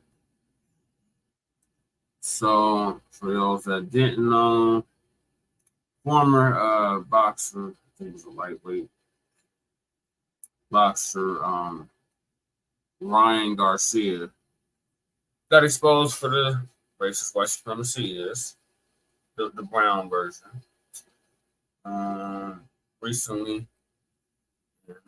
He was surprised that he had got a lot of backlash, but by himself.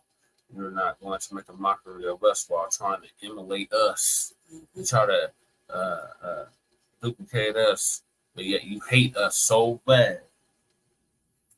And you're mad because we checked you on it. But FBA is doing straightening. We're going to continue doing straightening.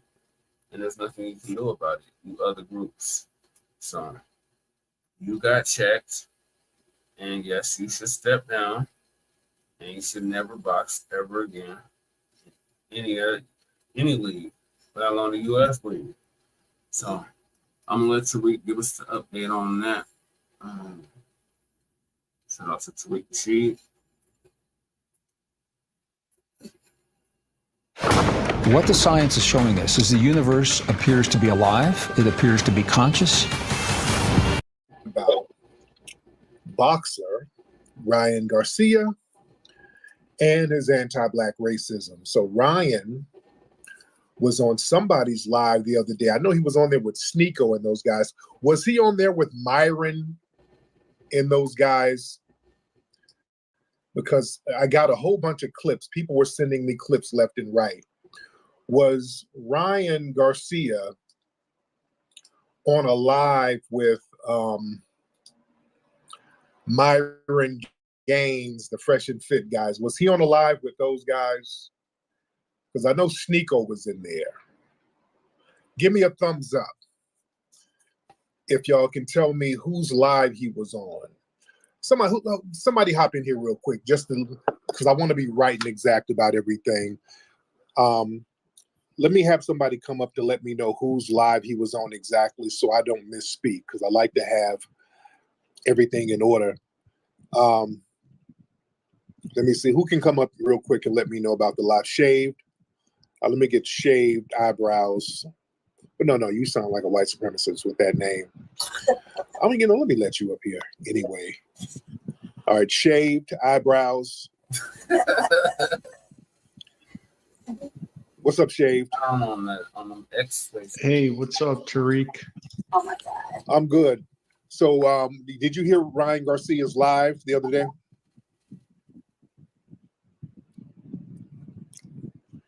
Shaved. Shave, you want to try again? Okay. All right, Shaved ain't saying nothing. Let me get Malcolm Flex in here. All right, Malcolm Flex, what's going on, brother? Peace, bro. Can you hear me? Yeah, I can hear you. What's going on, brother? Yeah, so you wanted an update on what took place the other day, right?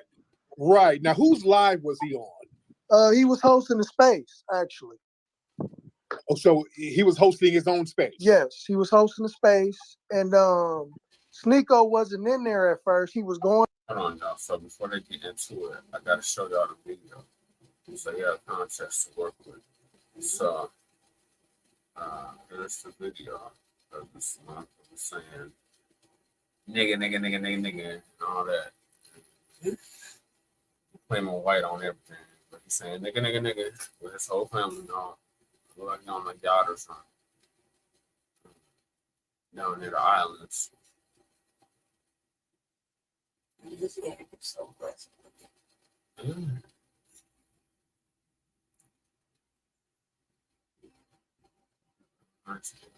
Relax. We know. Let me go in on these niggas. What's up?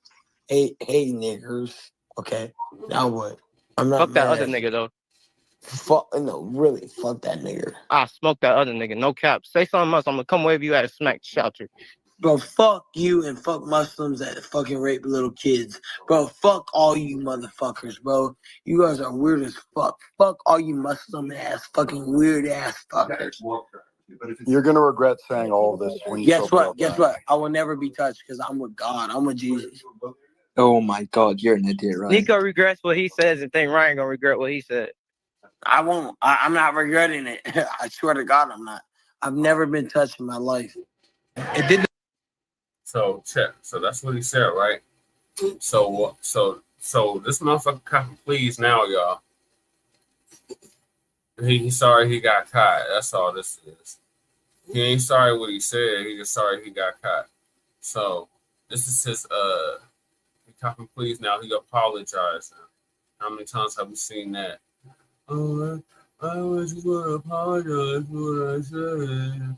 You take out of context. All that dumb shit. So I'm gonna play that real quick just so y'all have context to work with Tariq and people on the Twitter space I'm talking about.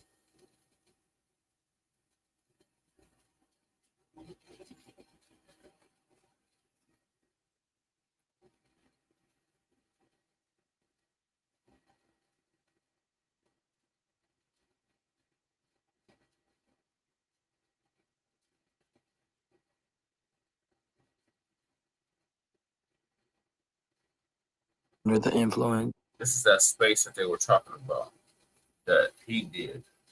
Say, but I have no excuse. I'm just saying, like, I'm sorry to all my black friends and families that are hurt, and my Muslim families that are hurt. How many times I listen?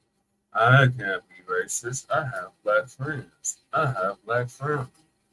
I have black this. I have black that. That don't give you no goddamn pass. I grew up in the hood. I grew up around black people. My best friends are black. My kids are mixed. That don't give you no goddamn pass. So I'm gonna let him continue this bullshit. Now he copping pleas because he got caught. He didn't think he was gonna get checked. Remember he was talking all that. I ain't never been touched. Ain't nobody done nothing to me. Ain't nobody harmed me for what I said. Now he copping pleas. And everybody that's, affected by my words. I didn't mean no disrespect, and I feel really bad. Yes, you did. I just, I hit the switch, and it wasn't good, and some of my homies were hyping me up, telling me, like, say that word, bro. You got the pass, woody woo, and, kind of just influencing me to, like, speak on black on black crime and what's going on in the community, and they kind of I don't want to say I ain't gonna make no excuse. I'm not gonna say they forced it. I ain't gonna say none of that. I'm just saying, like, they were pushing it too, and I'm not even trying to cap. Like, you know, I'm not trying to even like be no weird shit. Like, I'm sorry, basically. But everybody knows I'm going through a hard time, and that's no excuse, and that's why I'm going to rehab and getting my shit, Please. you know, handled. And you know, I'm going through a lot, you know, divorce, things happen to me all the time, matrix attacks all the time, and you guys may not believe it, but it's so fucking annoying that happened to me. you got no fucking clue. Like, I wake up and I'm already like under some shit, and it's just like, bro, I'm over it, bro. I do stand on saying that though. I don't like pedophiles though. That I'm like, nobody's gonna change my mind. You're not gonna about to press me to make me think pedophiles are cool, bro. And that's point blank period, bro. I don't care. I don't give a fuck. Like I said, I don't care if you're X, Y, and Z in any religion, in any, including Christians, bro. If you're a pedophile, you're weird to me. That's how they always. I'm calling everybody out, bro. I'm sorry, bro. That's supremacy. That's why Hidden Colors we learned that racist on white supremacy is a religion. That is not a religion, but it's the biggest religion in the whole world. It's not gonna apologize. It's like, it's like, what the fuck is pedophiles? And what the fuck is like, what the fuck is that gotta do? He's trying to cop, please. Make excuses for what he said. Yeah, he's gonna apologize. He's just making it worse. So he's already angry. And now he's going to rehab because apparently he has some juice in his system. So his knockout of the brother that don't count. That's right. So he's talking all big and bad, and now I have black friends. No. Oh, some of my friends were egging me on to say it. Yeah, because I just want to say that word so bad. And I'll be the first one talking about, I'm not racist. I don't have a racist bone in my body. Then why do you want to say that word so bad? You didn't really need to shut up. And even justification still Because they couldn't pronounce it right. It was nagas, not niggers. Nagas, meaning gods and goddesses. Yes. weird, bro. That's weird.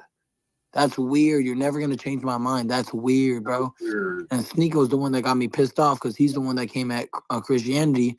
I'm saying that nobody defends Christians. We disrespect them and nothing happens. The Holy Spirit is woody woo. Bro, that's not cool, bro. Like, you can't. You gotta be accountable for every action of yours. I know Muslims that would never disrespect Christianity like that ever. Bro, I know, like, that's just not right, bro. So he made me hit the switch. Like, I was mad. I was mad at Sneeko, and I feel bad for saying my stupid shit. But, bro, what is this problem, bro? I've always been nice. Bro, I was just in Dubai, and I was telling everybody, inshallah, I was friends with all my Muslim people. Dude, it was sick. Dude, I was at a fucking soccer game, and Muslim kids were coming up to me, pulling on my shirt, and I didn't care, bro. Nothing but love, bro. But, like, why does everybody get to talk shit about me? Like, why do I gotta take everything? Tim Bradley fucking called me a fucking zoo You got a pass saying nigga, and you got checked. That's why. animal live on ESPN, one of the biggest networks in the world. Bro, he called me a fucking zoo animal, bro. That's not cool. Like, where's my fucking justice, bro? Where's him? Why is he not getting canceled? Bro, that's not cool. You can't just call people zoo animals, bro.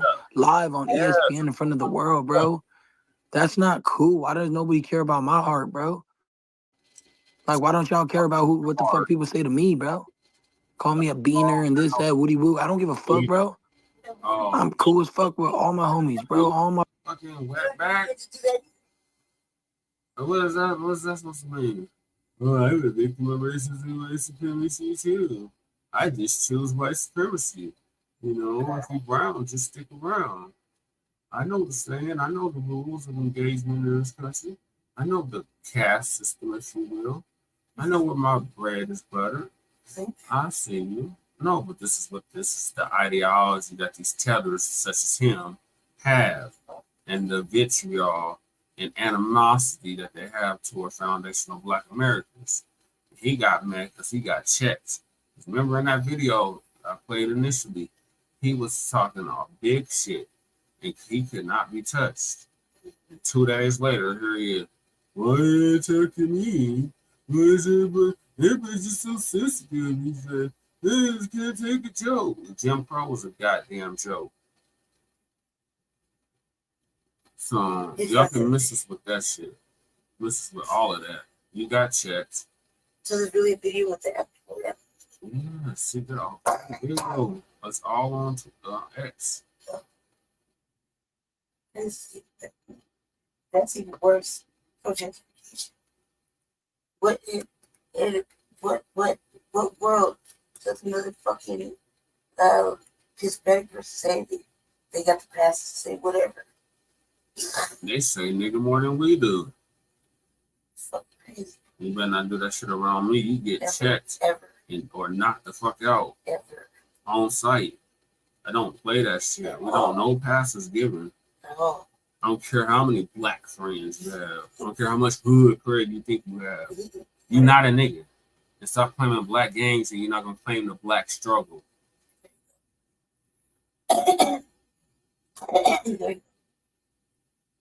So what is the last video? That's right.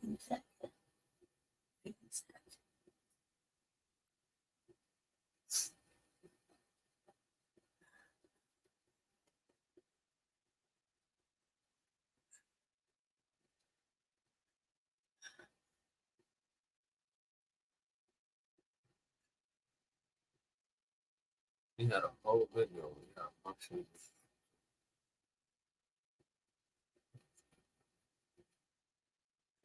Sure.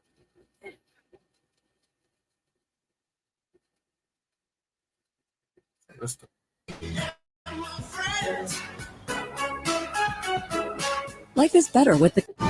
And guess what? I'm not apologizing for nothing. You ain't gonna catch me apologizing for nothing. The last time I apologized was never. So y'all can come and try to touch me all y'all want. Shoot me if you want. I don't give a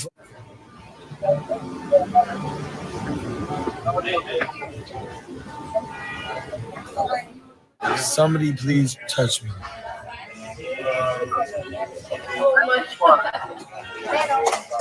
Untouched. Won't be touched. Nothing's gonna happen. You guys are weird. And guess what? I love everyone. That's the crazy thing. I love everyone. I love black. I say that dumb shit too. I love everyone, but they're the most racist motherfuckers on the planet. But they talking about they love everyone. No, you love everyone that's anything but black. That's who you love.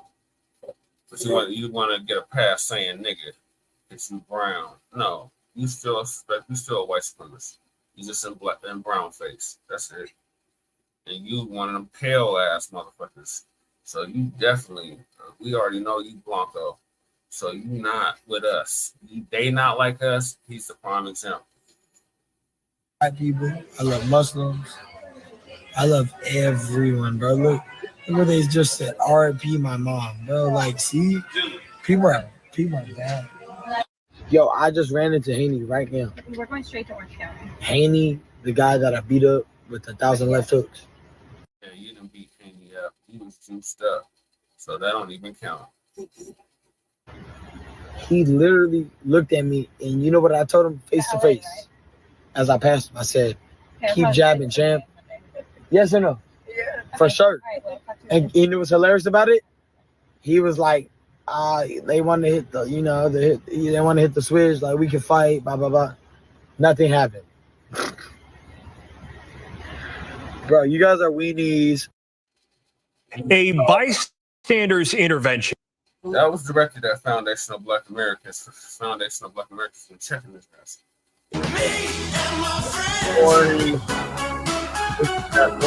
Life is better with the credit gods on your side. Rewards once available to the few are now accessible to the many. Credit One Bank. Get cashback rewards and live large. So now everybody is overreacting. No, you got checked. You're the one that's overreacting to the checking. And now you don't want to admit you're in the wrong, right your wrong, and move the fuck on. You want to continue to prolong this shit. So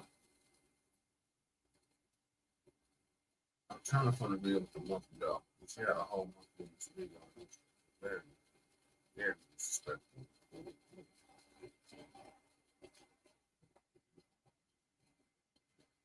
You supposed to hit your chest and throw up the peace sign. That means you want you to know what I buzz. said? I said niggas are worried about niggas in the ER word, but niggas are saying niggas to the ER.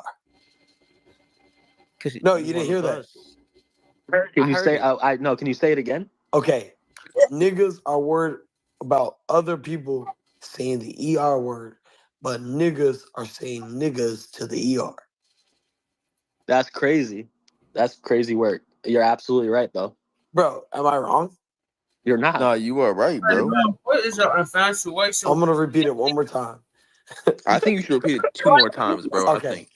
Niggas say niggas. are You sending don't wanna be niggas treated like niggas. to the ER, and y'all niggas worried about other people saying the But I never- ER, the hard R, when niggas are saying niggas to the ER. This nigga speaking poetry. All right, look, if you rap, break it down like this. Look, he said niggas. He just basically spit a bar.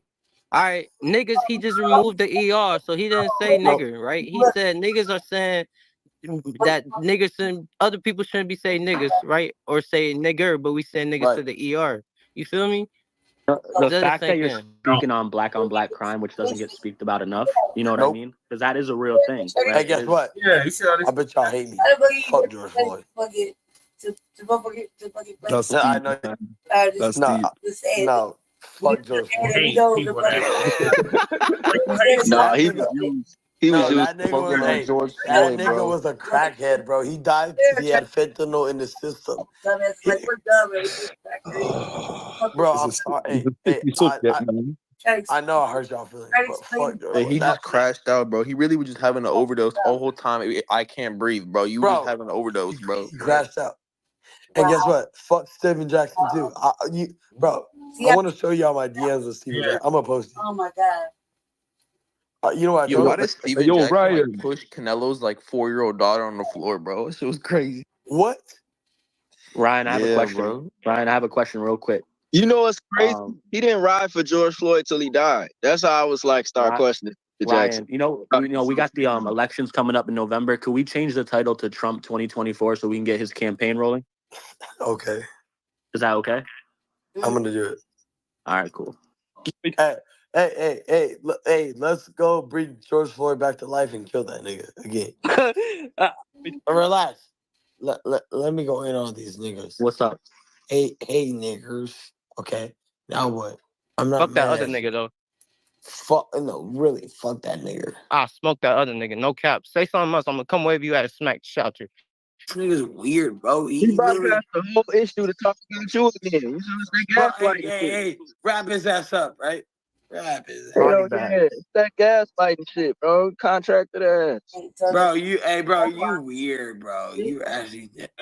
Look at it, bro. Brian, you want to talk about what's going on in the world. You don't even know No, shut the fuck up, about bro. Israel You're not or really like that, Palestine. bro. You're a culture vulture. You want to be a Muslim because Muslims support you. You weird, bro. You're like a gay ass faggot, bro. Fuck you, bro. I hope all of you went to the fucking what's it? The Mossad, whatever that shit is. Mossad? Yeah, fuck you, dude. Bro, fuck you and fuck Muslims that fucking rape little kids. Bro, fuck all you motherfuckers, bro. You guys are weird as fuck. Fuck all you Muslim ass fucking weird ass fuckers. You're gonna regret saying all of this when you Guess what? I will never be touched because I'm with God. I'm with Jesus. Oh my God, you're an idiot, right? Nico regrets what he says and think Ryan gonna regret what he said. I won't. I'm not regretting it. I swear to God, I'm not. I've never been touched in my life. I mean, you did get touched a few weeks ago when you deleted those tweets that you put, so you must have got touched. No, I didn't enough to delete those tweets. Elon must have deleted it, you dumbass motherfucker. Bro, you're not even relevant. How would you know if he got touched or not? How you was there? Nigga, hey bro, nigger, I'm actually untouched. Hey Sninko, you're a bitch, nigga. I say it to your face. If you Tank touched you. So hey, guess what? Sninko, when we spar, what you do? What I treat you like a bitch. What's gonna happen in Tank's rematch, bro? Simple as that. People say the exact same thing back. Sninko, I treat you like a bitch, right? Ryan, if Be you real. want to be a representative of Christianity, this Shut is not the up, way Joe. you Shut should the be fuck up, representing bro. yourself. Shut the fuck You're up. not putting Andrew putting a Tate's good brother is example a for these Christian, you people. idiot. He wouldn't be doing the exact things you're doing. So This is not the bro. way Shut that up. you What want are to be you doing presenting though, yourself Sneeko? on We a see public you doing platform. shit. Bro, and I've also literally Ryan, seen if fuck you were Ryan, you say you're a Christian. You do know in the Bible it says not to expose other people's sins. And you know when you doing You your do know shit, that's you're not really supposed to bad. be eating this shit, right? On stream, right? Yo, bro. Michael Nah. B. Jordan is a nigger, bro. Is Everybody it knows. because he did Creed? Nope. Nah, he just trying to get the sound bites, bro. He just trying to get them to make a sound bite. But I'm in here, so they not gonna say shit about this space because I'm in here. Michael I B. guarantee Jordan is you. a nigger. I fucking hate him. I fucking hate him. I love black Boxing. people. I hate Michael B. Jordan, bro. I hate Boxing. him. Give him a real chance. Yeah, Let him fight for. Be Jordan because he a real one. And he's the fucking FBA. Fuck you, And you already Ryan call out there and Garcia. say you gonna give a real test. Like you already know you gonna fucking be all up in the music, trying to fucking fantasize. You fucking call out there, go fucking like For real, not the Hey, movie. if I tell you the story about Michael B. Jordan, you wouldn't believe it. that punishment because All right, it's spit game. He's asking for attention. Let's hear it. Okay, he fucked a little girl. Now what? I'm giving that attention. Some Hollywood type shit. Allegedly, you can't be Allegedly. They're gonna immediately go Yeah, to get him, Carissa. That's Carissa's tweet to him. She said, so first he's saying the N-word. Now he disrespecting a black man who was killed on national TV by police officers. Yeah. Hollywood. Yeah, fuck that nigger. Fuck you. Nah. Come on, bro. Like that. Come on. Hey, what's your thoughts on his father making a head comment about Don King? You know, at least a head not be like Don King. That's not even something that you even say. Like I said up there, us African Americans, we got coarse hair, or more coarse hair than He doing too much explaining, like Tariq said. He doing way too much explaining. He ain't even have to do all that. You should just check that shit right there. Racist white supremacist. He needs to be checked. We're gonna stay on his helmet until he issues a formal apology, a sincere apology, and loses goddamn his boxing license. He should not be able to box ever again. other races, but that don't mean that like our hair is nappy. That don't make us our hair nappy. But these guys, they really be undercover racists, and they just expose themselves. Did you want this fight?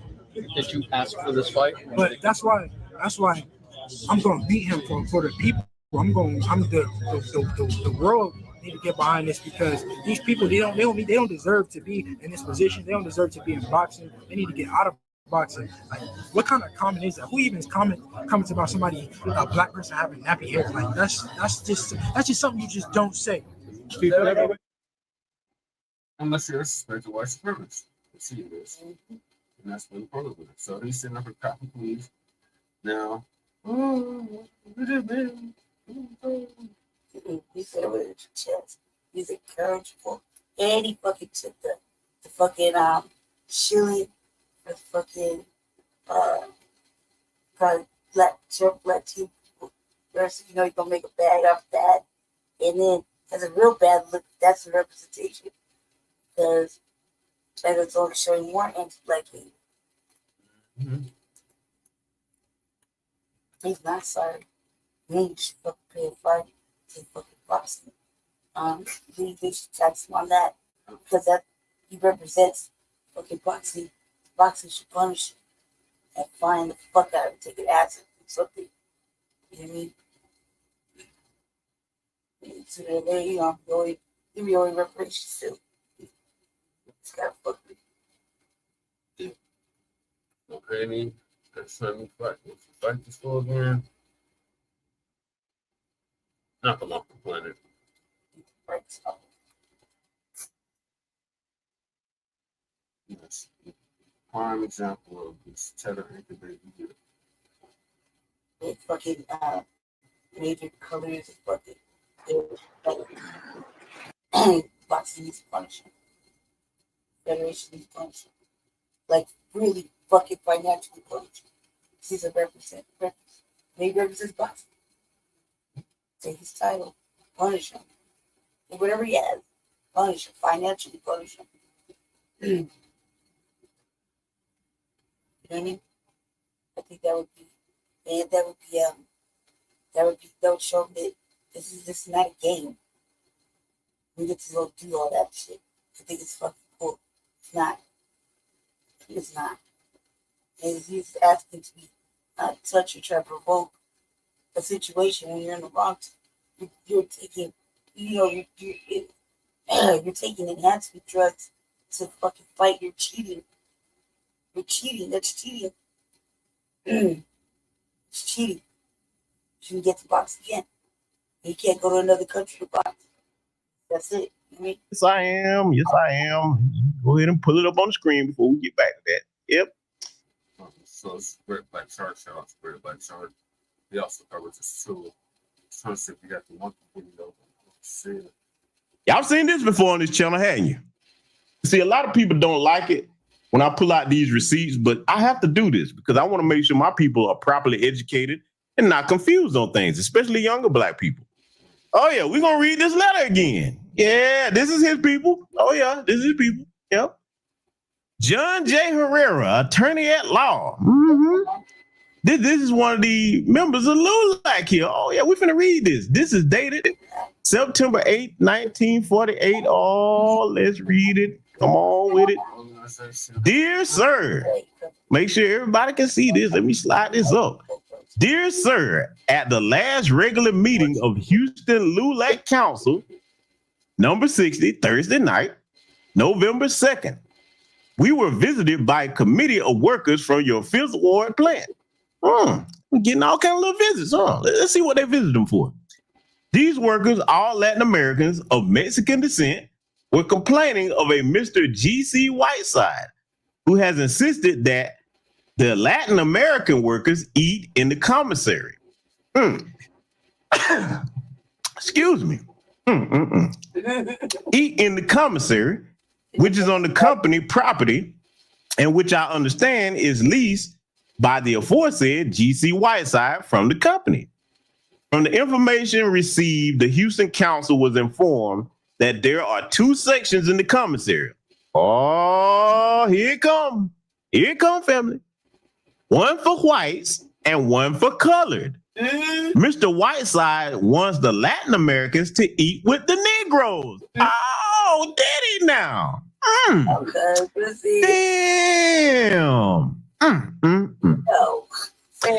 I don't think that it is necessary for me to discuss the segregation laws of Texas with you in connection with this matter.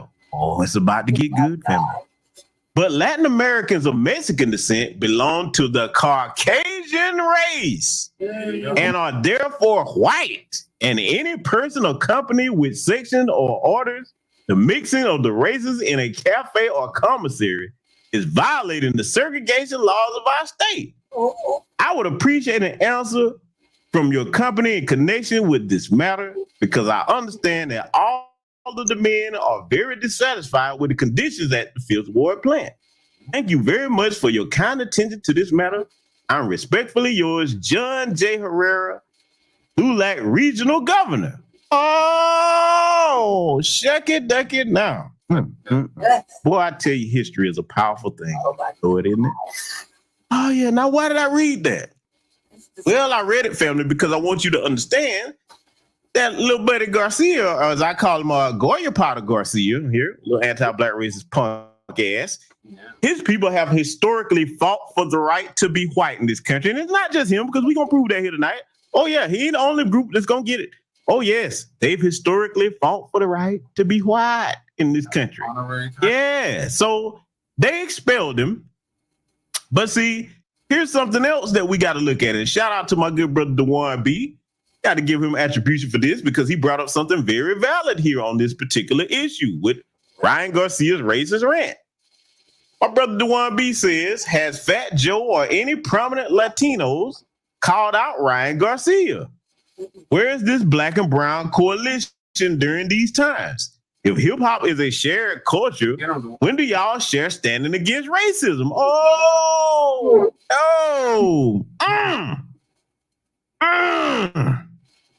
Man. Damn, dude. The one asked some relevant questions that we all want to know. Yeah. I think he did. But see, I had some questions as well. Because see, he's right. I've not heard any of the Latino community come out and denounce Ryan Garcia and say they don't stand with that. And there's a reason why, because like I showed you historically, those people have fought historically for the white right to be classified as white. But see, let me tell you who else I want to hold to account. Here's what I had to say. Every black professional boxer who is silent about anti-black racist Ryan Garcia should not be forgotten. It's time to withdraw all support from these accursed cowards in every industry who look the other way when our people are disrespected. That's my 2 cents I had to add to it, because Brother Dewan B is 1,000% correct. But the other half of the problem is you buck dancing Sambo ass Negroes that sit there with your mouth closed when these bastards disrespect us. Every opportunity these bastards have is because our people fought for the right for them to have it. That means entering all these sports, getting jobs, just being treated as human beings. We paved the way for that. So that's the other half of the equation that needs to stand up and say something. And see, the only, well, I ain't gonna say the only, but the main sister that I saw saying something, I got to give this sister her props. Shout out to Clarissa, the Goat Shields, okay? Clarissa, the Goat Shields. She posted this on her Twitter. She said, there comes a time when silence is betrayal. A quote by the late, great ancestor, Dr. Martin Luther King Jr. Shout out to the sister Clarissa. She got more balls than some of these scary ass Negroes, because y'all correct me if I'm wrong. I hadn't seen too many other people calling it out yet. Y'all let me know in the chat room. And y'all seen any other black bosses calling this out? I want to know, because see, I didn't really see it. You know what I'm saying? But I just, you know, I'm looking for them. I'm like, where y'all at? This is time to stand up, because see, this is a cultural revolution we have in this country, and everybody gonna have to do their part. I don't care how much you getting paid, what industry you in. It's time to stand with your people, because if we're gonna get the respect and empowerment we deserve, we're gonna have to light these bastards up across the board with unity. I'm talking about from the wealthiest to the poorest. We all got to be on code so that we can get where we need to be here. So shout out to that sister Clarissa Shields, man. Yes. And that sister got show enough hands. I saw that little display where some helper was talking trash to that sister, and she tried to jump back. I'm like, man, do you know who you playing with? Are you out your damn mind? But see, I want to share with y'all something here. Because you know I had to get on that boy's ass when I saw this foolishness. That damn Ryan Garcia. And let me show you what your brother did. This is how I hit him with it. I told him, and I'm going to show you the quote that I put this above when he started trying to explain. I said, there will be no recovery for you, maggot. And I'm calling him what he is. I don't respect these people that disrespect us. Those drugs and alcohol own you. Your apology is as worthless as the womb you fell out of. Those like you are mere parasites clinging to wannabe white supremacist identities, yet will never be accepted by them. It's a wrap for you, kid. And as you see, this is above that crap where he came out with that bullshit apology where he was still talking anti-black racism and talking about black on black crime. See, I don't play with these motherfuckers, man. As a man, when I see disrespect, it's my job to check it within our lineage. Let me show you something else here regarding that. He tried to come back and do the deflection. See, this. Let me show you how much we getting on his ass, and I'm proud of my people for this. And this is the way you do it if you're not of our lineage. When you stand together and don't let people disrespect you, they start to crumble. Look at this. This white heifer here, okay, this alabastress, was sitting up there trying to explain something. And I'm going to show you what she said first. She said, okay, if only people extended to you the same grace, forgiveness, and kindness you have given to others. Now, she's talking about an incident here where Ryan Garcia tweeted this. He said, we should all respect everyone from every race and see who the best man is. I respect Devin Haney, and I believe he didn't mean this with racist intent, but let's all respect each other for the love of the sport. So then Ryan comes up here talking about, I've always been this way and I always will. No, bitch ass. No, you hadn't. No, you hadn't. And I'm finna prove that he hadn't always been this way in just a second here. Oh, yes, I am. See, let me show you something, family. When they start trying to backtrack like that and backpedal, they do it because they're shocked and surprised, and they don't want to be permanently labeled an anti-black racist because they know that, hey, listen, no matter what they think, no matter what them folks tell them, if black people don't really co-sign you, you don't have a chance in hell in this country. Because you know you're not really white. You can want to be all day long. They don't accept you that way. See, this is why to this day I always point this out. But those of them coming over here and that are classified as white, when they don't have an ounce of Caucasian or European blood in them at all, when they fight for that right, I always point this out. And the Latinos get mad. I say, okay, if you're going to claim to be the brown people, then why don't you ever have a cultural movement to not be classified as white? Oh, you want to hear some fury from those terrible tacos? Boy, the little taco terrorists get mad then, boy. See, you have to know, look, when an intelligent black person starts to criticize them and critique them the way I just did, think about it. Okay, if you want to be brown, what you still classifying yourself as white for? Huh? Come on now. You can't have it both ways. No. Don't work that way, right? But see, I'm going to prove that old Ryan is indeed and stomp down anti-black racists. His words condemned him. But see, I'm going to show you where the boy got it from here shortly. I want y'all to take a look at this. You're a nappy head, motherfucker. Nappy head. I sound like some racist shit. Yeah. Well, hey, that's what he's looking like. You really got a toupee on. Looking like. I'm sorry. You really got a toupee. You got a nappy head. Listen, us African Americans, we have more coarse hair than you Latinos, but that don't make our hair nappy. But that does not make our hair nappy. It's called facts. So don't get it confused. I don't care about all facts or whatever you got to say. At the end of the day, we're African Americans and we have a different course of hair. That does not mean that our hair is nappy. Yeah, that was his pappy. That was Ryan Garcia's pappy. For those that don't know, they're talking to Devin Haney there. Yeah, see, he got it from his pappy. Yeah, but see, Devin and young black men, I want you to listen to me because if you follow me on any platform, you know I don't play the radio when it comes to anti-black racism. You don't be talking to them the way the brother was trying to explain things. No, you hit them with the same disrespect. I'll be like, oh yeah, my hair is nappy. I'll be like, cool. I'll be that. I'll accept my nappy head in my homeland that I didn't flee from, little taco boy. Huh? Yeah.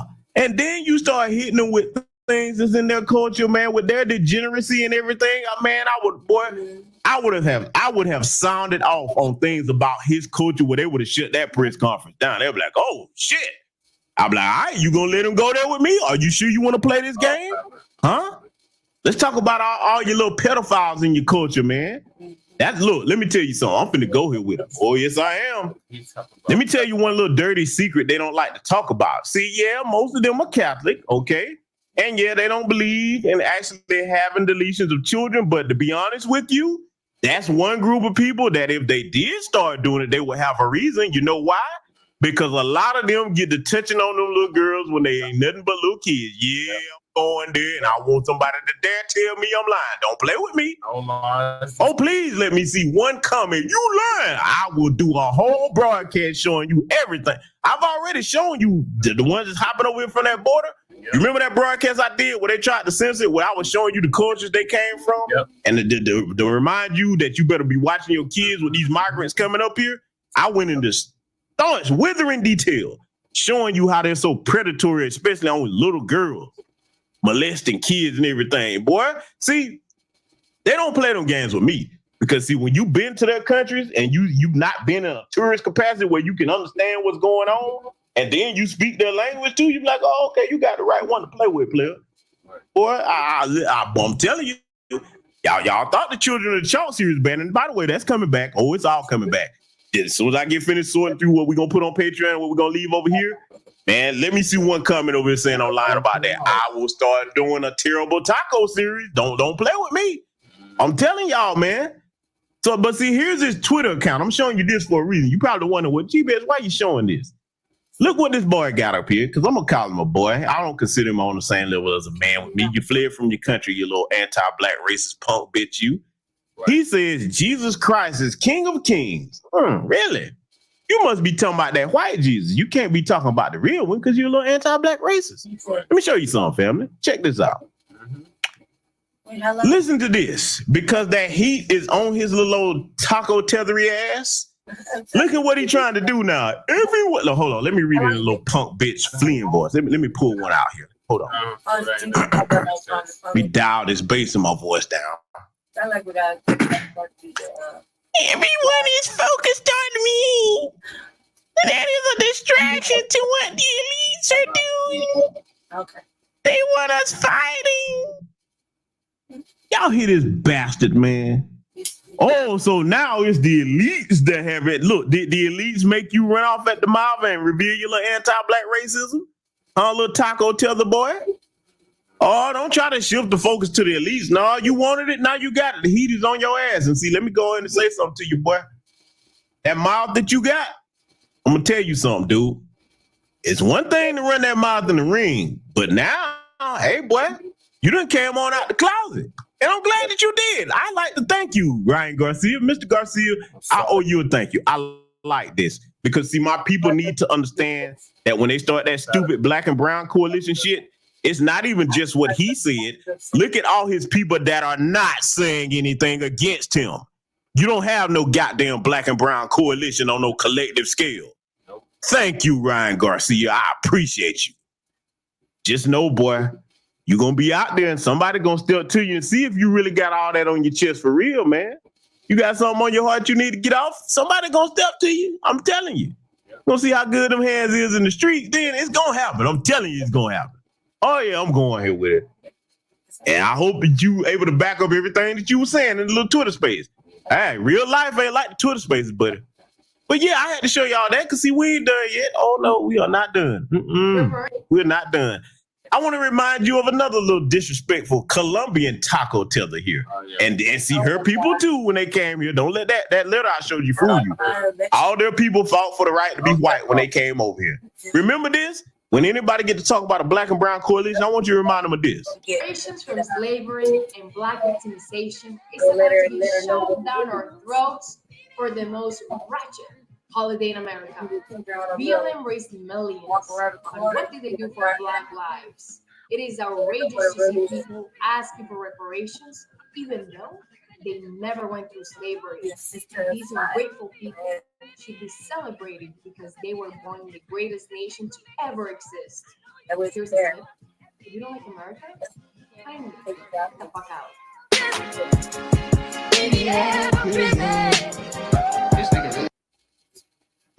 Imagine that little dingy, lice-infected taco teller from Colombia telling us to get out of our country.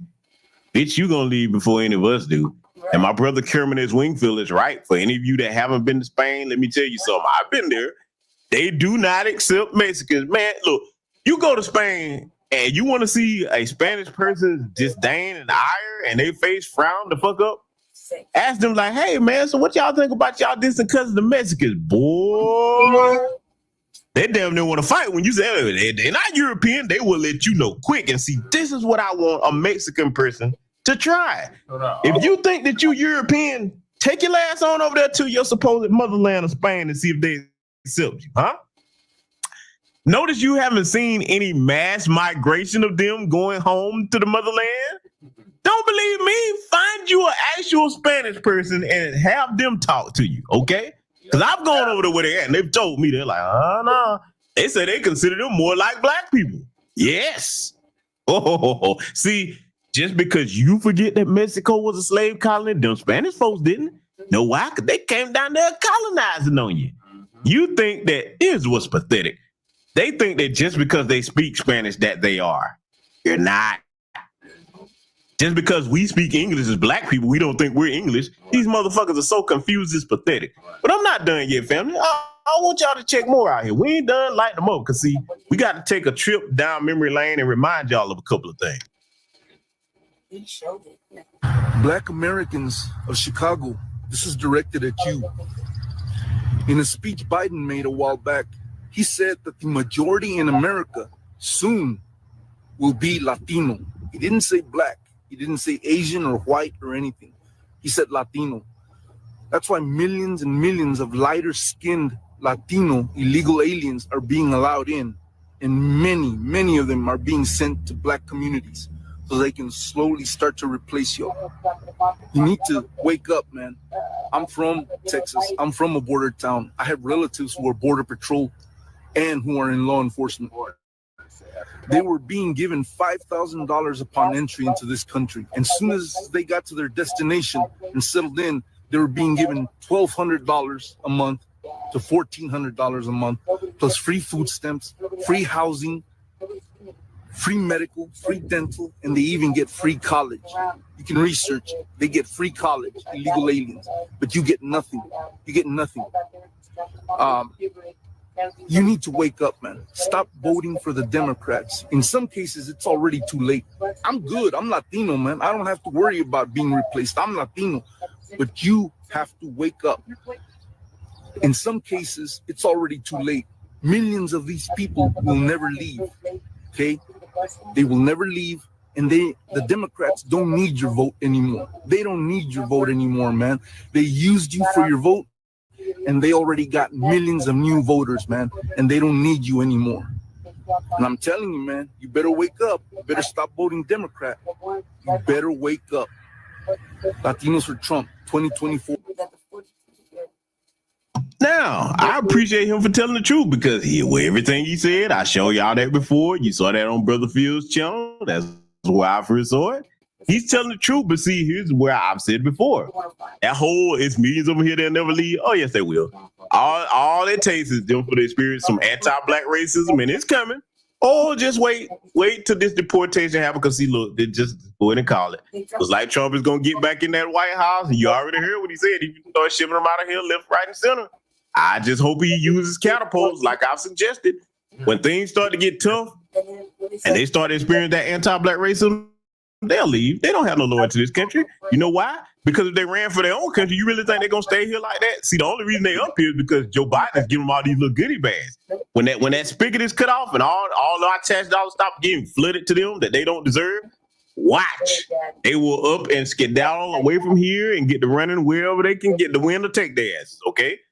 I'm just saying. But see, we got more I want to remind y'all of here for the so-called black and brown coalition jackasses. I want you to listen to this and still tell me if you think this is a black and brown coalition. Every time I look out my window, I see it. Yeah, I see a lot of little short people. Yeah, puro Oaxacan Koreans. Not even like Kevin, little ones. I was like, no, I don't know where these people are from. I was like, I don't know what village they came, how they got here, but. And they're wearing shoes. So I get what we have to do, right? Just massage to create districts that benefit you all, right, and the future. Yep. But we got to figure out Mark's seat too. Mm-hmm. You know, that benefits you three.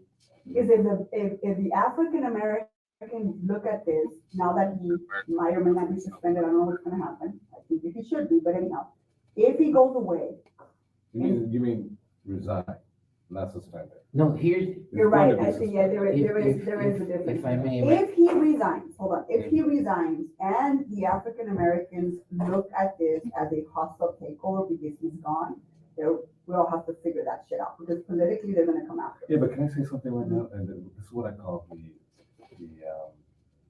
¿cómo se llama this guy? The movie, the Wizard of Oz effect. Mm-hmm. And what I mean by the Wizard of Oz effect is when you're at the side of the curtain, it's like this big voice. Mm-hmm. It sounds big. And it sounds like there's thousands of them. And then when you actually pull the curtain, is that you see the little Wizard of Oz. You know what? I've never watched the movie. It's the same thing. Mm-hmm. All right. It's real simple. You got 100 people, right? 52 of them are Mexicanos. I feel pretty good about it. I feel pretty good about my chances of beating your ass. 25 are for black. And the 25 blacks are shouting. But they shout like they were 250. Yeah. Now, I know y'all remember that racist Nuri Martinez in that city council meeting that leaked that audio there that was over there in California. So for the goofies that's talking about black and brown, still think it's a black and brown coalition? Yeah. I showed you earlier from the earliest days of LULAC where they were fighting to be classified as white.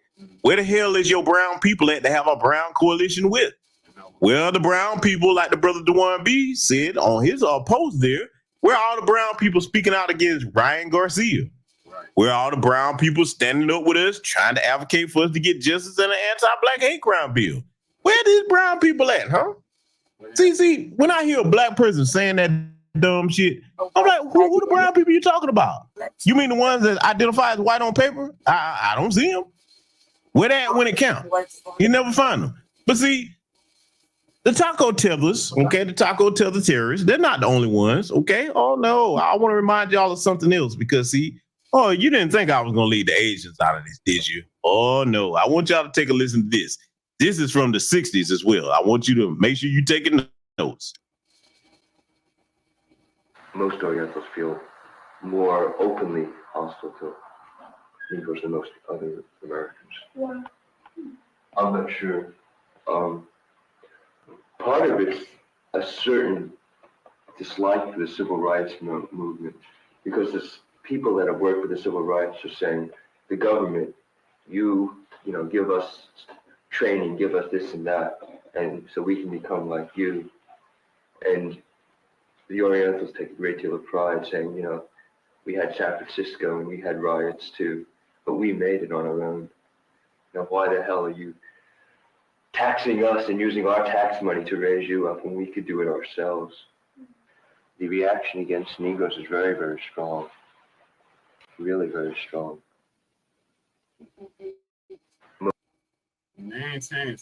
Now you heard that, family. That was in the 60s. During the civil rights movement, this little beanhead jackass had the nerve to say at the end of that, the reaction against Negroes is really very strong and talking about what they did on their own. You see, there's a problem with that. And if those of you that are well studied on history, you are going to be familiar with what I'm about to say next. Does anybody remember what the Yellow Peril was? Yes. Remember the saying, you don't stand a Chinaman's chance in hell? Yep. Huh? And he's here talking about what they did on their own. They didn't even want your little asses over here, spring roll boy. Right. You little soy sauce supremacists. Right. They didn't want you over here. See, this hurts when you put the truth of that back. Look, let me tell you something. I've said this many times. God bless our ancestors and elders. We are compassionate people, have been, still are. But one of the greatest mistakes we ever made was fighting for that 1964 immigration bill. Oh, no. If I could go back in time, I would talk to my good brother, Dr. Martin Luther King and others. No, we don't. We don't need that. That shit should have never existed. That was a mistake. That's come back to bite us in our ass. I'm sorry. I know all the brothers and sisters that are from other lineages aren't like that, but it's too damn many. That was one of the worst mistakes our people ever made. That was one of the worst mistakes our people ever made, along with us integrating into the white economy instead of keeping our businesses. One of the worst mistakes we ever made. And they've proven it across the board. Every group, every single group that we fought for under that immigration act has come over here and gave us our ass to kiss as a collective. This boy sitting up there talking about what they did on their own. Let me tell you something, man. A lot of our grandparents and great-grandparents back then, they was the one making sure that your bitch ass had an economy so that you could get some money over here. When you set up your little Chinatown and all that shit, we didn't really know nothing about no Chinese food. We were like, hell, man, you know what? Y'all need to make a living. Y'all just trying to make it like us. Hell, let's go over and support their restaurants. Shout out to the late, great Bruce Lee, who didn't act like that. Right. He actually got a whip and came around black folks in Oakland, and, hey, they helped build him up. You know what I'm saying? He got a lot of his swag from black people. He admitted that in interviews. I have to show y'all some of that old stuff. So shout out to the late, great Bruce Lee for that. But see, a lot of those Chinese exploitation movies, Chinese kung fu, we was the main ones going to the theater to see that. Trying to lift y'all up, man, and trying to have some type of brotherhood with y'all. And now I will give them credit in the beginning. When they first came over here, they were humble. But boy, that generation of next kids they had, I guess that comes from them not teaching them to be, hey, look, we wouldn't even have a way to make it over here if it wasn't for the black folks. I guess that went by the wayside, and you see what we got now, okay? Because that was from the 60s. That was that generation that came on up into prominence, and you see them today talking about stop Asian hate and making up all these lies on black folks. That's okay, though. It's a brand new day. And one thing about it, when my people wake up and we decide that we're going to change things, oh, yeah, it's going to get changed. So enjoy it while it lasts, because it's game over now. It's game over now. It's a wrap. But see, I want to show y'all something, right? Got one more thing just to let y'all check out here. That was in the 90s. I want y'all to listen to this fat, turkey gullet neck, white supremacist fraud of a preacher here so that you can understand where a lot of these little white supremacist adjacent folks get their mindset. I want you to listen to this lying bastard here that's supposed to be in a house of God because he's nowhere near close to the Most High. I want you to listen to this white supremacist and this lie he's about to tell so you'll know where they get that mindset towards black people. The people that hadn't done nothing to them in their homeland, we hadn't done them nothing when they came over here, but yet they got all this hatred for my people, the one that make a way for you. Yeah. You basically biting the hand that feeds you, but see now that hand is about to bitch slap your ass with nothing but the truth. I want y'all to listen to this bastard right here though, because see, this is not only what they teach in their household, the white supremacist households, they also teach this to those white adjacents that come over here. Let's let this play. I want y'all to take a good listen to this in case you had never heard it. 2 years ago, or 200 years ago, when the blacks were slaves, did they ever go to Washington, D.C. and have a rally 200 years ago to protest against slavery? Did they? No. What did they do? Well, a lot of good people in the plantations would say, hey, it's wintertime. Let us help build a church for you, dear folks. Salute to the good sister, Mrs. L, for the cash out. Thank you very much, my sister. You hear this fat, bloated sultan of sandwiches sitting up here? Oh, it's wintertime. Let us build a church for you, dear folks. Really? Boy, talk about revisionist history. And he actually believes the bullshit that's coming out of his mouth, family. He actually does. I'm gonna let the rest of this play in case y'all never heard this before, because see, this is how white supremacy gets passed down, not only in families, in their religious institutions. They teach shit like this. Oh, yes. Oh, yes. I'm not talking about the integrated churches where some of y'all are going there and sitting with the white folks. You better believe they got their closed door sessions where they talking about stuff with your black ass won't be privy to. And see, yes, I understand Bruce Lee married a white woman. I'm making the point about how he acted towards black people and treated us. Bruce didn't never come out and mistreat black folks. So see, sometimes folks get caught up on certain things. The main point is he knew his place. He knew his place. Bruce Lee didn't come out acting crazy towards black folks. He understood that some of the main people that were supporting him when he came over here was our people. And in turn, some of the first students of his martial arts schools was black folks. Jim Kelly, so on and so forth, right? Shout out to the late, great Jim Kelly, okay? But I want y'all to listen to the rest of what this bag of dog shit here is about to say.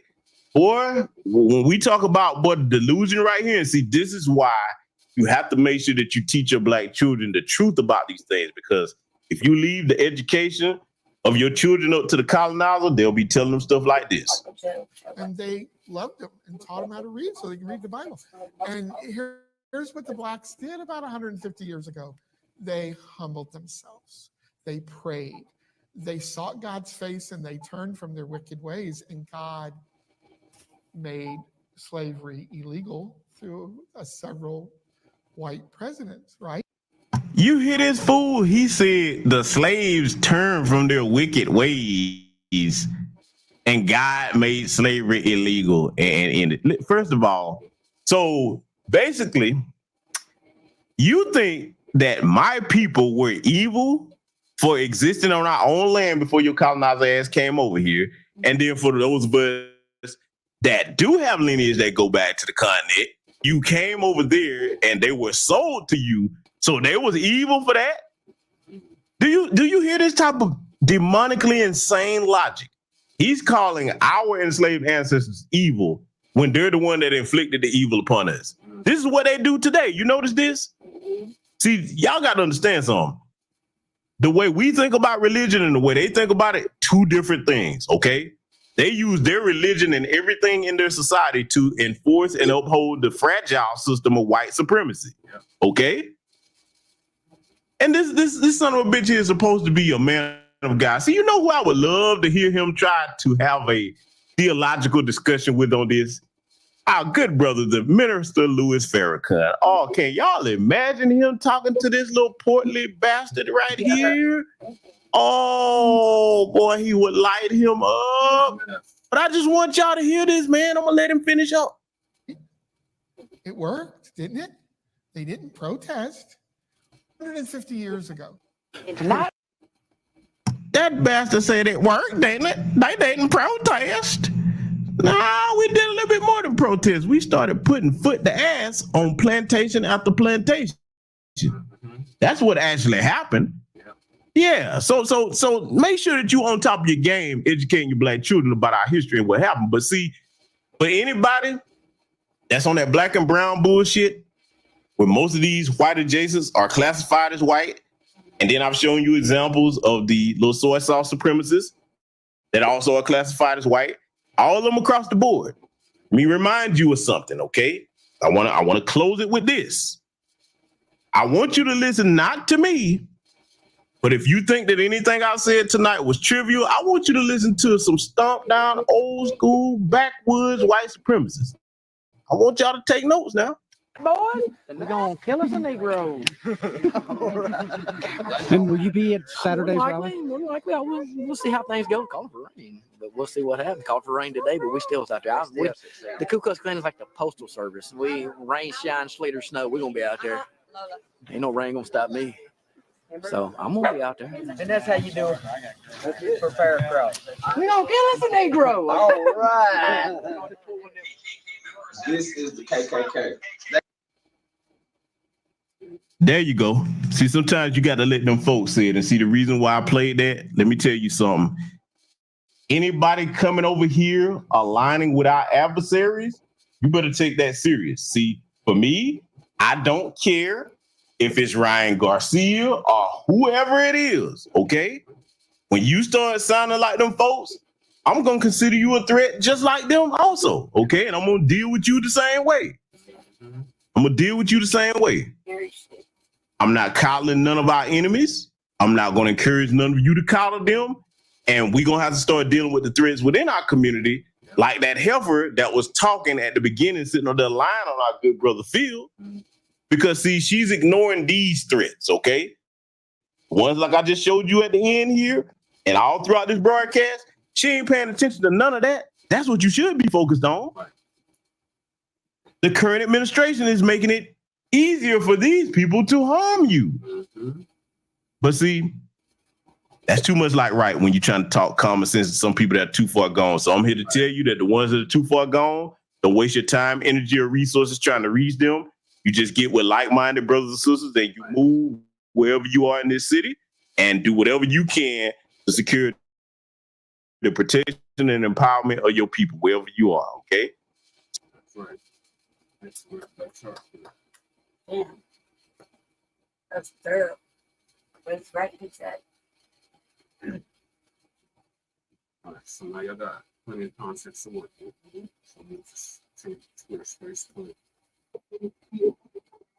The N-word, right? And he was saying F Muslims. He was going crazy. And then somebody mentioned Sneeko. It was like, hey, we need to get Sneeko in here. So that's how Sneeko ended up going into the room. And so he started going off on Sneeko, cussing Sneeko out and saying, you know, F Muslims and this and that. And Sneeko like was speaking, but he really kind of wasn't like being tit for tat with the dude. So eventually Sneeko ended up leaving. I never seen Myron go up in there. He might have before I went up in there, but I never seen him in the space at all. Got it. Okay. Yeah, that's what I wanted to make sure of, because I heard somebody telling me that it was something clicked in with Myron, and I just want to be right and exact. So there you go. That brings a little more clarity to it. Let me get Devin in here. Who can bring. Thank you, Malcolm. Let me get Devin. See if he can bring some more facts to it. What's up, Devin? Hello? What's up, Devin? Devin, can you hear me, man? Hello? Yeah, Devin, we can hear you. Yeah, this is Jerron. Hey, Trick and shit. Ryan was hosting his own space. He was getting to it. The person you need to talk to is right there in the crowd. His name is Champside. Those two was going at it. Ryan called him to the stage. Slow down. His name is who? Who's in the room? The brother name is Champside Boxing.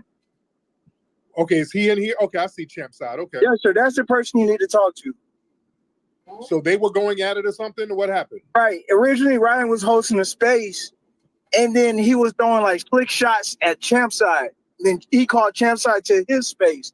Then Champside called him out on his like passive aggressive racistness. And then right after that, he held another space called anti. And then that's when you start spiraling out of control. Oh, wow. Well, Champside, I just tried to let him up and he bounced. So he's probably about to log into his Finster. Okay, but thank you so much, bro. Thank you for helping to bring clarity to it. Okay, yeah. The Champside guy was going to bring him up and then he immediately bounced. So that's interesting. Let me get Artman the Great. Artman, can you bring some clarity to it, brother? What's up, Artman? Oh no, brother Tariq. I'm good. How are you, sir? Go ahead. I'm doing really good. I'm an FBA boxing fan, hardcore boxing fan. I've been following this Ryan Garcia stuff for a little minute, man. He really is a racist, and it started at home. His pops, he called out Devin Haney's pops and said, he has nappy hair during a press conference. So you can see he gets it from home. So none of this stuff is really surprising, but everybody's giving him sympathy. I'm not feeling it. I'm not feeling it at all. He crossed the line. He's an habitual line stepper. He needs to be dealt with. Yes, indeed. So, yeah, thank you so much. So, yeah, man, Ryan Garcia, he's been doing and saying little slick stuff, like my man said, making little racist comments, and him and his family making little racist comments towards other black boxers. And on the audio I heard, he was using the N-words and F-N words and talking about George Floyd. Just some real slick stuff about George Floyd. Just real crazy talk. And he was doubling down on some tweets. F-N words. I'm not going to say it here. Talking about black on black crime. Just really going off. Now, some people from one of the boxing federations, they kind of suspend him. They distanced themselves from him. Ryan then gave a real half-ass apology. Let me read what the apology is. Let me scroll down. The apology was really a backhanded diss. It wasn't a real apology. Hold on. Here it is. It says, I take responsibility for my words. I'm misunderstood. I got a lot of trauma, and it's been a tough couple of months, as everyone can tell, but I am sorry. I struggle with substance abuse, and it's hard for me with everything going on. I actually love black people, no cap, which is why I actually said I offended all my black family and friends. This sucks, but all I can do is be better and stop using stupid words and letting some people in my circle hype me up. Sorry, everyone that I offended. I still stand on stopping black on black crime. Okay, that's not an apology. You're gonna end your apology doubling down on your because that black on black crime, that's anti-black rhetoric. You're not stopping anti-black crime. I mean, you're not stopping black on black crime. You couldn't even stop crime, Latino on Latino crime in your own homeland. Talking about some damn black on black crime. What about Latino and Latino crime in your homeland, dude? Y'all got drug cartels all over the place talking about some black on black crime. The temerity. Right. That's a deflection from the failure that's going on in your own homeland. The minute these tethers come over here and start talking about black on black crime, no, you don't ignore all of the crime and degradation and filth going on in your homelands. They always come over here deflecting in some black on black crime. We don't have crime like y'all. We don't have whole big violent drug cartels that's kidnapping whole towns of people. We don't have that. You see?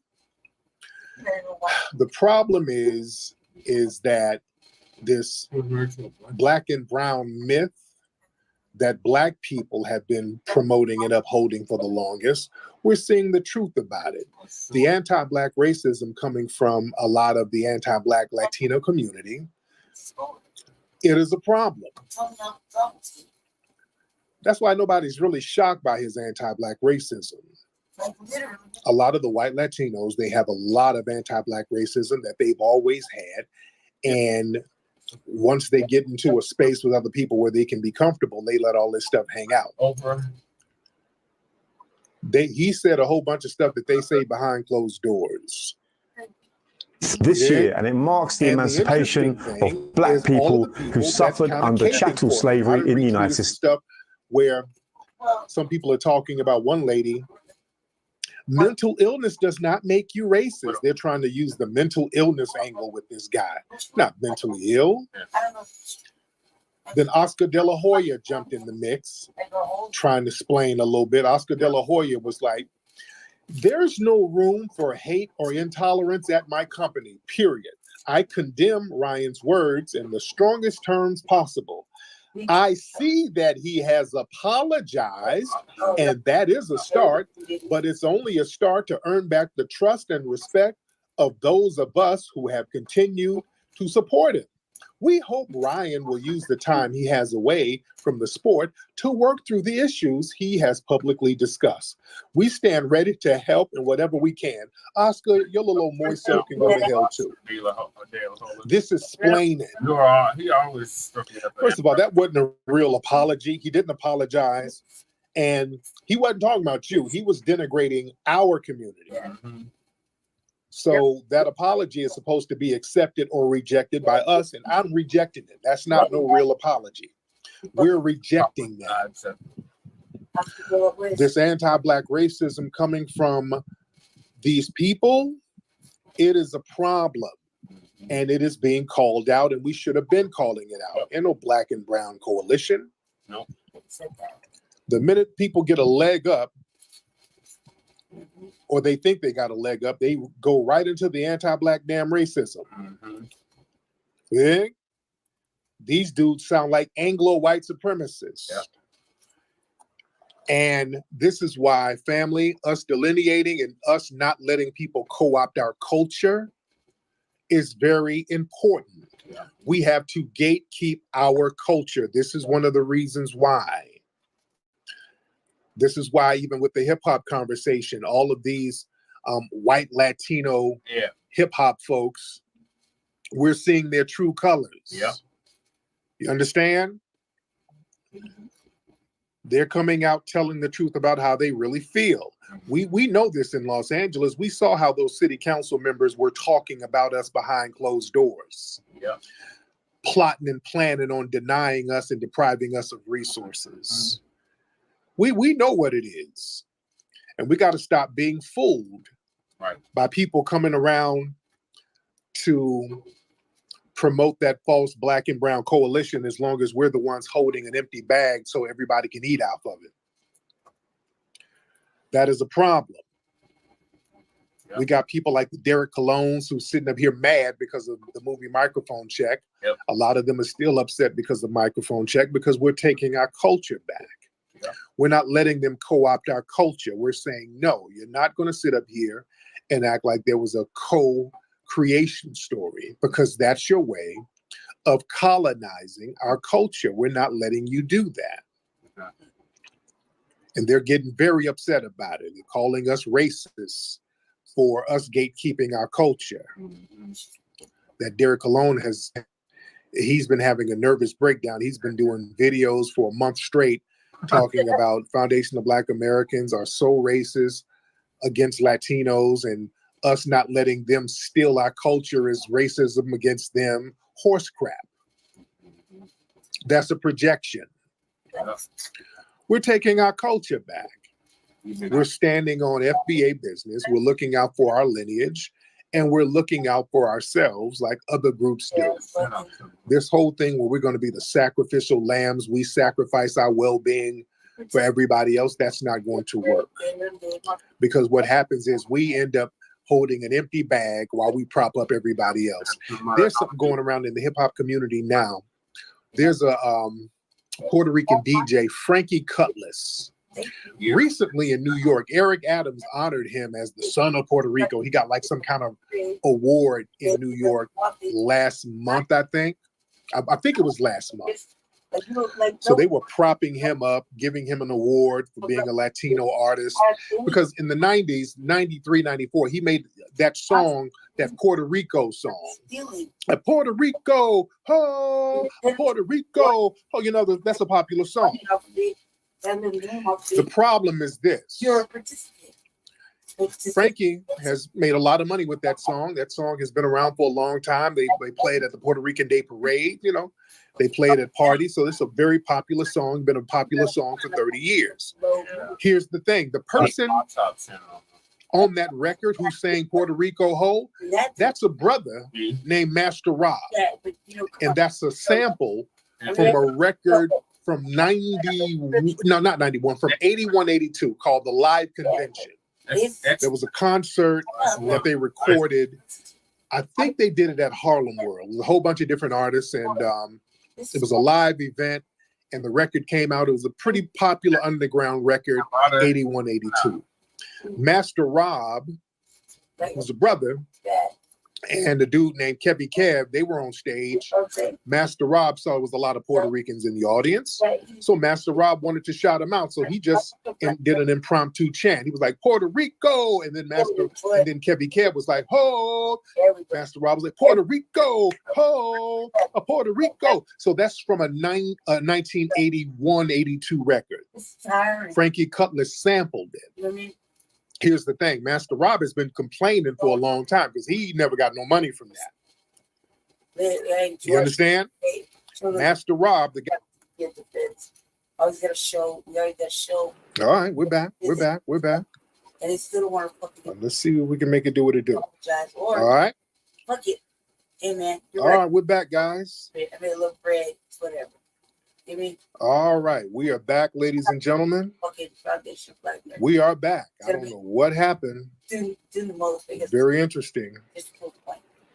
But we're back. Hope everything is good. I was talking, and then the live just stopped. The live just cut out while I was in mid-sentence. But we're back, ladies and gentlemen. We're back. And we're going to have people come on up and chop up game. What's up, Nikki? What's up, brother Marcel? What's up, Sincere? All right. Yeah, that was weird. What's up, brother Mikhail? I see you down there, brother. I see you down there. But we're gonna get some calls in a minute. Let's get some. Y'all ready to come on up? Let me y'all raise your hand so I can have you come on up, ladies and gentlemen. Raise your hand if you want to come on up. By the way, did you guys see the new commercial for our children's book? People loved that. People loved it. For the new well, it's been out. The children's book been out, but the commercial is new for the hidden heroes from A to Z. People loved it. It's because it's a very innocent, cute kiddie commercial. And that's what we wanted to do. We wanted to let the kids be kids because we don't see that enough, especially with our Black children. They always try to adultify our children.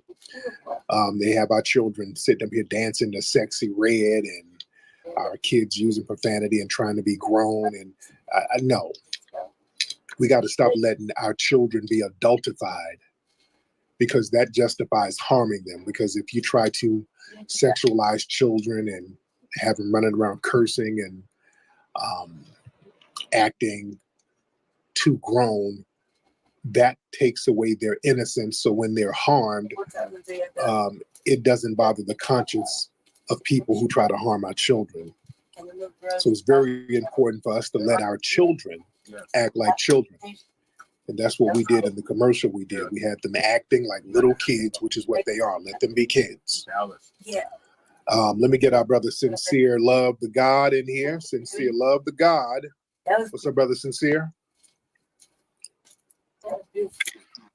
My man, how are you, sir? Love the God. Remind you where you got cut off at. You was talking about that Puerto Rico song with the Master Rob dude. That's when it cut you off. So I just wanted to remind you of that. Okay, my man. Thank you so much. So yeah, if you guys didn't hear, hold on, sister. Hold on. We got some sound going on. I was talking about Frankie Cutlass has a song called Puerto Rico. He did 93, 94. He's been awarded, and he got like an award from Eric Adams recently. And that song has been kind of a classic for 30 years. But the guy who actually is saying Puerto Rico Ho is Master Rob. And that was from a sample from a record in 81, 82 called The Live Convention. And Master Rob was never paid. He'd never been papered up, and he's still been complaining for not getting formally papered up and recognized. For he's the one, his voice made that song a hit record. So he's like, hey man, just on a moral level, throw somebody a bone, brother. And ain't nobody breaking him off nothing. On code, hop on code. Brother Tariq, what's good with you, man? What's good, man? I'm good. How are you? I'm good. Now it's been a little bit over a day since this Ryan Garcia situation happened. And I've been looking at Twitter and just paying attention to my timeline. Now let me ask you and some people from the room. I haven't seen no Latino athletes and entertainers condemn anything that he said. Now, if this was Floyd Mayweather, they would have took his bank account, took his Twitter, took his Facebook, and I'm just trying to see just how they just continuously just get away with just spewing this kind of anti-Black hate. And I'm gonna land right there, bro. Thank you. Real talk, man. Yeah, you notice what you don't see? And you don't see no Latinos, Latino boxers, Latino entertainers condemning nothing. And nobody's asking them to. And not only that, they're coming out with well, he has mental illness. He might be sick. He might be on drugs. Oscar De La Hoya was splaining. Now, yeah, if this was Floyd Mayweather, oh my, they would make every Black athlete get in the line and start apologizing for Floyd. They would make everybody condemn him. If Floyd said something like this, boy, he would be stripped. Well, they would post-emptively take all of his titles. Oh man, they would take all of his endorsements. Oh man, they would ban him from countries. They would do all types of stuff. But you ain't seeing none of that. WMC Sports, what's happening? What's up, Tyreek? Can you hear me? Yes, sir. Speak just a little louder, but I can hear you. Go ahead, brother. I got you. So what was really crazy to me is when all this stuff came out. So I'm an avid boxer fan. So I follow a lot of fighters, a lot of different content creators that, follow the sport. And it was still, even within that circle, no response, and people were reporting it. And then you have that was splaining for him long ago, and they're still doing it right now. So, I just wanted to point that out. Just, even as a boxing community, it didn't even get out like you would think. And I'm really thankful. And, the first thing I said was, I'm like, man, I hope this gets to Tyreek's ears, man, because we got to stud up about this. Oh, yeah.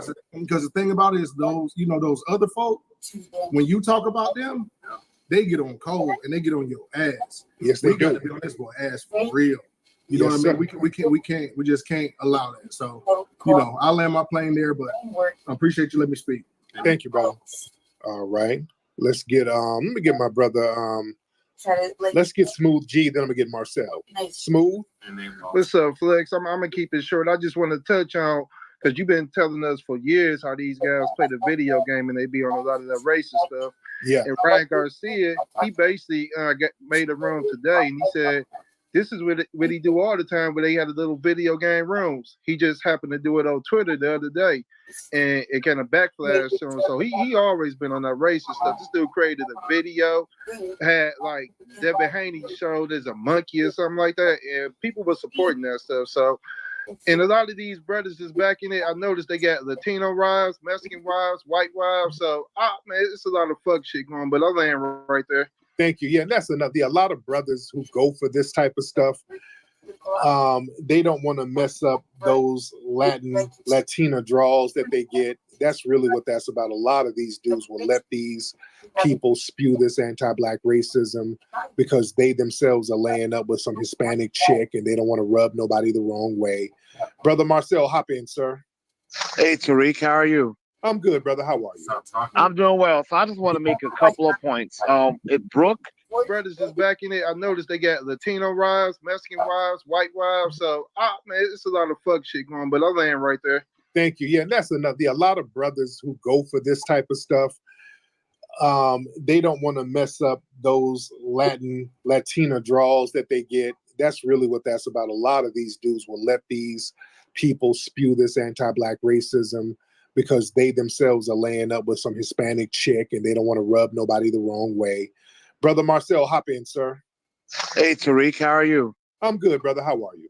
I'm doing well. So I just want to make a couple of points. If Brooke shared her experience. I want to share mine. It's talking about this Puerto Ricans influenced hip hop.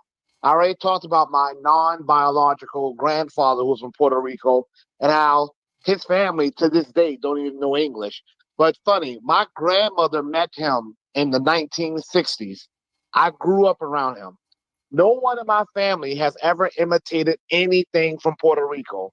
And right now, we have more Puerto Ricans coming over to the mainland than ever before, and you still don't see foundational Black Americans imitating Puerto Rican culture. So why in the world we haven't imitating them then? If that was the case, wouldn't we be doing it now? If they were bringing such rich, innovative culture to us, then why are they not still bringing something that we would imitate now? That's number one. Number two, I was with a Puerto Rican guy. He was half Puerto Rican, half foundational Black American, Gullah Geechee from the Savannah, Georgia.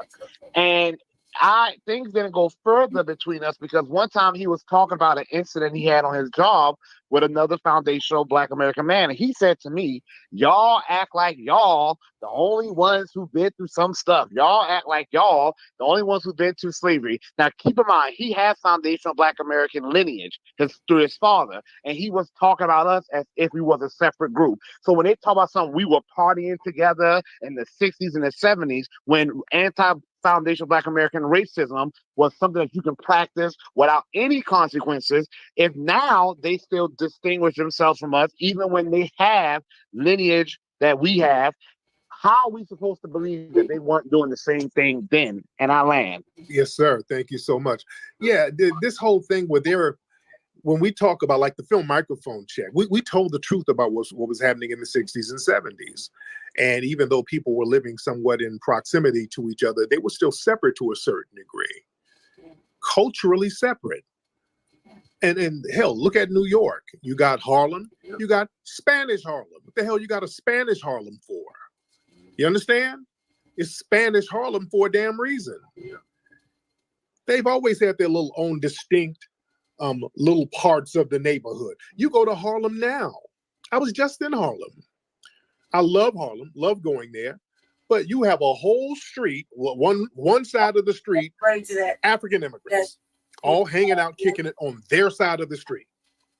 Oh, the other side, you got FBA businesses. And FBA's doing their thing. But in Harlem, you go down Harlem, there's an African side of the damn street. You walk down the whole street, just African business, Africans out there chilling, kicking it with each other. You think? That's the reality. A lot of the neighborhoods are ethnically separate, even though people are living right across the street or next door. Culturally, people are ethnically separated. The Africans, Dominicans, Puerto Ricans, all of them. You think? That's a reality. And it was really like that in the 60s and 70s, particularly in the 70s. Yeah, you had a Puerto Rican friend here or there, but culturally, it was separate. That's why many of them were not into hip hop early on. They got into it later. That's a reality. Let's get let me see. Let's get I Clocked It. I Clocked It in the building. What's up, I Clocked It? Can you hear me? Yeah, I can hear you. What's going on? Perfect. So yeah, I follow boxing pretty closely, and Ryan Garcia, this isn't anything new. His dad was calling his opponent nappy-headed in the press conference. And so I think what's really interesting about this whole dilemma is up to this point, Ryan Garcia has allegedly failed like 5 drug tests. He's pinning his failed drug tests on other people. He's done a lot of illegal things leading up into his fight with Devin Haney. But up to that point, he was still being protected by the raccoons and the non-Black people, right? But it wasn't until today that people are now saying, oh, Ryan, you're disgusting. Oh, Ryan, I can't believe you would do this. So now that he's addressed race and brought it to the forefront, now everyone feels like they can be comfortable in denouncing him to have a sense of moral justice. Right. Spending all of his shenanigans up to that point. So don't try and switch now. And that's my point. My man, thank you so much. Yeah, that's it. Who's that talking? Well, there we go. Well, yeah, this is why we got to condemn that type of stuff and be on code about it and get the off code people away from us, because you have the Sambo class. Many of them were caping for him. And speaking of Sambo class in sports, did y'all see Stephen A. Smith complaining that BET gave an honor, a short little mention to O.J. Simpson the other day on BET? And I'm not a big fan of some of the shenanigans at BET, but BET, they kind of mentioned people who passed, and they mentioned OJ. OJ passed. OJ is a legend. And he passed, and they flashed him on the screen. OJ Simpson, I think it was 1940-something, 2014. So they mentioned him and mentioned that he passed. And OJ is a legend. And some of the white supremacists got upset. And then Stephen A. Smith, he said, hey, this is an opportunity for me to get me an extra bag of butter biscuits. So he hopped on the air. I'm disgusted. How could they honor O.J. Simpson?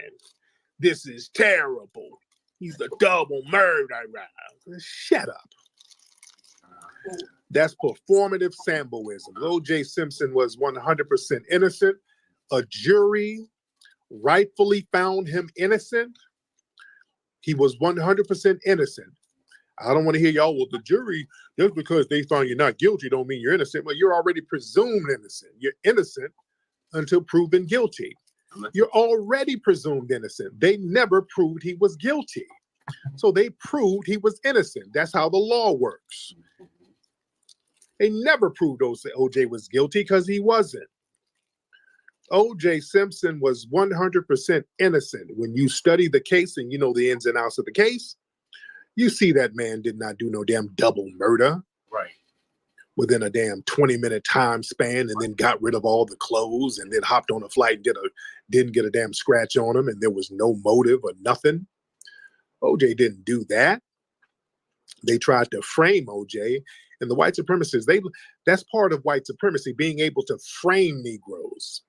Yeah, see, that's what y'all need to understand. See, people in the dominant white society, deep down, they know O.J. didn't do it.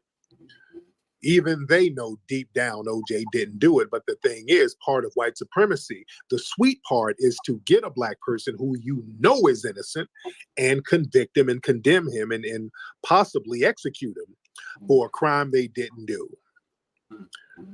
That's a very important thing. That's why they like the Tamir Rice thing and Trayvon Martin, these kids who didn't do anything, but they were harmed anyway. And the person who harmed him got off scot-free. That's white supremacy for you. Harming an innocent black person, or punishing an innocent black person, because they know that it riles up the rest of black society. Like I said, they know O.J. Simpson was innocent. And thankfully, he had the phenomenal Johnny Cochran on his team to make sure that justice was served. Yo, what's up, Pete? Let's get Pete in the building. Yeah. Hey, what's going on, Pete? Now, are you a Hispanic gentleman? I never let it rest. Yeah, you go up. Yes, sir. Okay, you need to change your smoke detector. Now, are you Colombian, Mexican? What are you? Well, see, that's another thing. I think just like you with FBAs and trying to delineate from, like hold on, from the African American term. Hold on. Are you Colombian, Mexican? What are you? I like to. Cause I'm from Texas. There's basically our own ethnic group called Tejanos. I don't know if you've ever heard of that. The Tejano Indians? No, Tejano. Tejano. Oh, okay. So you're Mexican. Yeah, but just like you with the FBA delineation, I don't like to put that Mexican label on me, because why not? Really, because I think that because I put my ancestors have been here. Okay, because I put the American label on me, and that's where my lineage goes. So you don't like to put the Mexican label on yourself because y'all haven't been here that long, though. No, well, I mean, because the U.S. pretty much took a lot of the Southwest from Mexico. No, right? So no. They didn't. They were in a war, and then Mexico sold that portion for $15 million. That's the same price that France got for the Louisiana territory. And France didn't double back around and say, "Hey, y'all took some from me." No, France said we made a deal, and we're dealing with the deal. So yeah, Mexico made a deal. Mexico got papered up. They got that 15 mil. Now, if y'all squandered the money, you can't be like a crackhead and come by and say, "Hey, man, I need my VCR back because you smoked up the money." You can't do that. No. So they didn't take anything. Y'all sold it. For sure. Let's be very clear about history. You sold it. All right. Now go ahead, sir. Okay. And by the way, you should have used some of that $15 million to get batteries for your smoke detector. But go ahead. All right, man. No, but me regardless. I had to get you. But go ahead. No, it's all good, man. It's all good. What was I gonna say? Oh, so I think the whole thing why a lot of people aren't denouncing Ryan Garcia and the whole issue there, the whole racism issue. I think honestly, I think it's just trying not to cause static with like such a big consumer base, which is like the Hispanic population. Within the realm of like boxing, and because Hispanics do make up a large percentage of like a lot of the consumer base and a lot of cultural activity. So I do think it has a big financial tie to it. To be honest with you, no, it ain't got no, it ain't got no financial tie. You know why they ain't saying nothing? Because a lot of them agree with them. A lot of them have the same views. Yeah, there's some of that too. Yeah, that's just what it is. Let's keep it a buck. A lot of them in your community, they share his views and they don't think he said anything wrong, to be honest. You feel me? Yeah, there's a portion. Yeah, That's why they're gonna. Right. I wouldn't say like the vast majority. I would definitely say there's a segment. Well, shit, none of them are speaking against it. So, yeah, if you ain't speaking against it, you're silently complicit with it. Yeah. Yeah, true. Right, because if we say for the record, if a black person says something janky, boy, they'll be out here trying to make everybody apologize.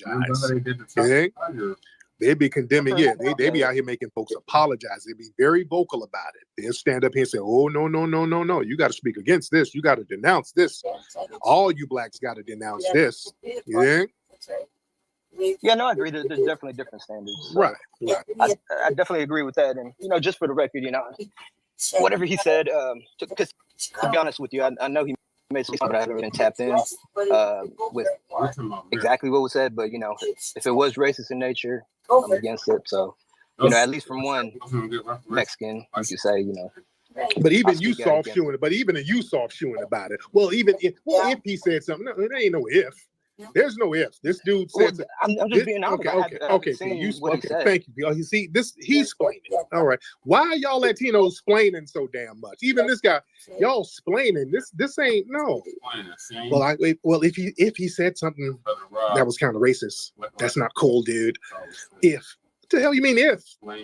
This dude was like N words and George Floyd, raise him up so you can kill him again, and then he started doubling down on the tweets. This dude made no mistake about his anti-black racism. He was very clear about it. This dude was very clear about his anti-black racism. And y'all still, he may have said some saucy little words. I don't know, but we're all in this together. No. Come on now. Come on. Pat, what's up, Pat? Hey, Tyreek, how are you? How you doing, Pat? We're good. So me and my husband are both avid boxing fans, and we feel as if that Ryan Garcia is a racist piece of shit as well. Now, have y'all seen some of his shenanigans before? My husband, so when he fought Devin Haney, we thought that there was something funny about that whole fight as well. And then when he came out that he was positive for PEDs, or that he had tested positive for PEDs, my husband was like, no, that's some fuck shit. Like, he needs to be kicked out of the sport of boxing because he could have really hurt Devin. Right. He truly could have hurt Devin. And then his cousin said that Ryan being on PEDs wasn't a problem. And we just had to side eye him and cut him off completely because wow, that's not okay. Like, that is not okay. Exactly. Exactly. But thank you, beloved. Yeah, but people, man, making excuses for this dude if y'all don't stop. What's up, Jay? That's cheating anyway. Yo, what's going on, Flex? How you doing, brother? I'm good, Jay. What's on your mind, brother? Hey, man, this all stems from Floyd beating Canelo back in the day, because Canelo is the Mexican American hero, and when Floyd beat him, 11 years ago, the Mexican American fans are still mad about that. So now that Ryan has been found cheating, and they just want that win. They want that win so bad. Yeah. That, okay. Oh, he's saying racist stuff. Well, it doesn't matter because he still beat Devin. No.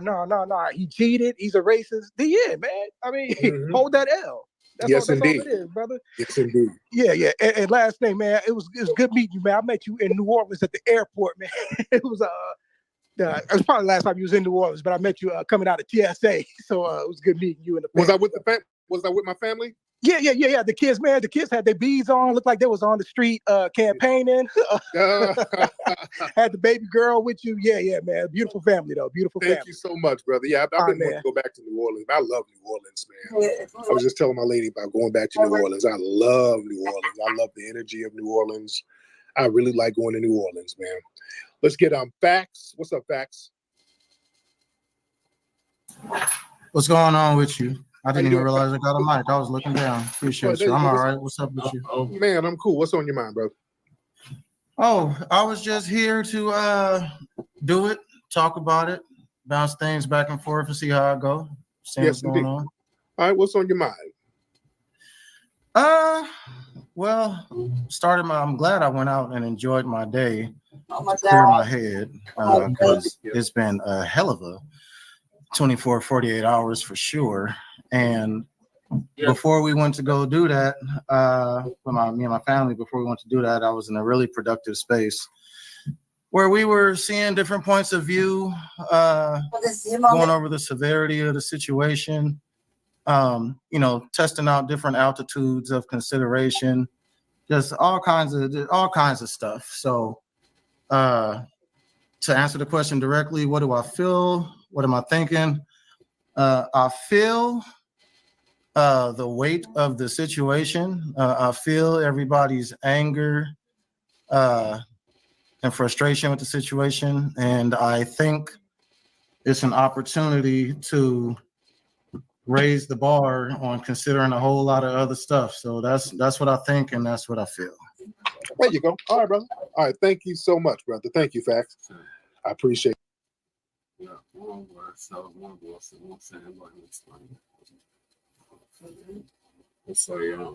looking forward to this.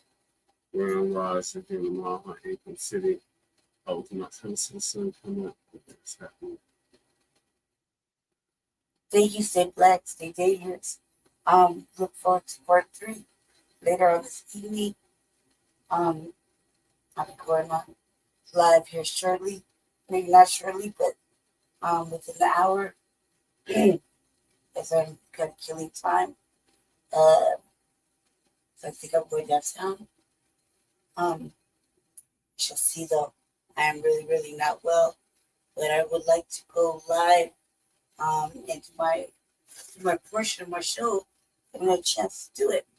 So stay black, stay dangerous, stay favored, keep your head on a swivel, hold your boat like you hold your swiller. Ladies, hold your boat like you hold your babies. It's that time. Neither party is good. They're both ugly, both demons. It's not a good sign. We're not really given extra options. So, we got to work with whatever. We're just here to report and share the message. So, we're going to go ahead and go, just as announced. We're going to go ahead and go, but you'll look forward to part 3 of Frontline Black News and also a city council video. It is Monday. We do have city council as well. And Jesse will be going live on, excuse me, I'm sorry, but the heart's missed. Going live around usual city council time. So we'll be reporting on the fuckery then. Yeah. Thank you, and thank you for staying with us and holding us down and participating. Appreciate you. Go ahead, Jesse, close it out. Yes, so thank y'all for tuning in to this episode of the Frontline Black News. Season 4, episode 14, part 2 of the Frontline Black News. We'll be back later on, as these pages stated, for part 3, so stay tuned for that. In the meantime, make sure you like and subscribe to all our platforms, Frontline Black News, on YouTube and Facebook. The Revolutionary Agenda on YouTube and Facebook. It's Shabaka's Black Experience Events on Facebook and Twitter, now X.com. So peace, love, light, reparations, and separations, and Black empowerment. We'll see y'all later. Terry Plummer signing off from the Mile High Income and a legal migrant for the city in the sundown town known as Aurora, Colorado. Peace, Black family.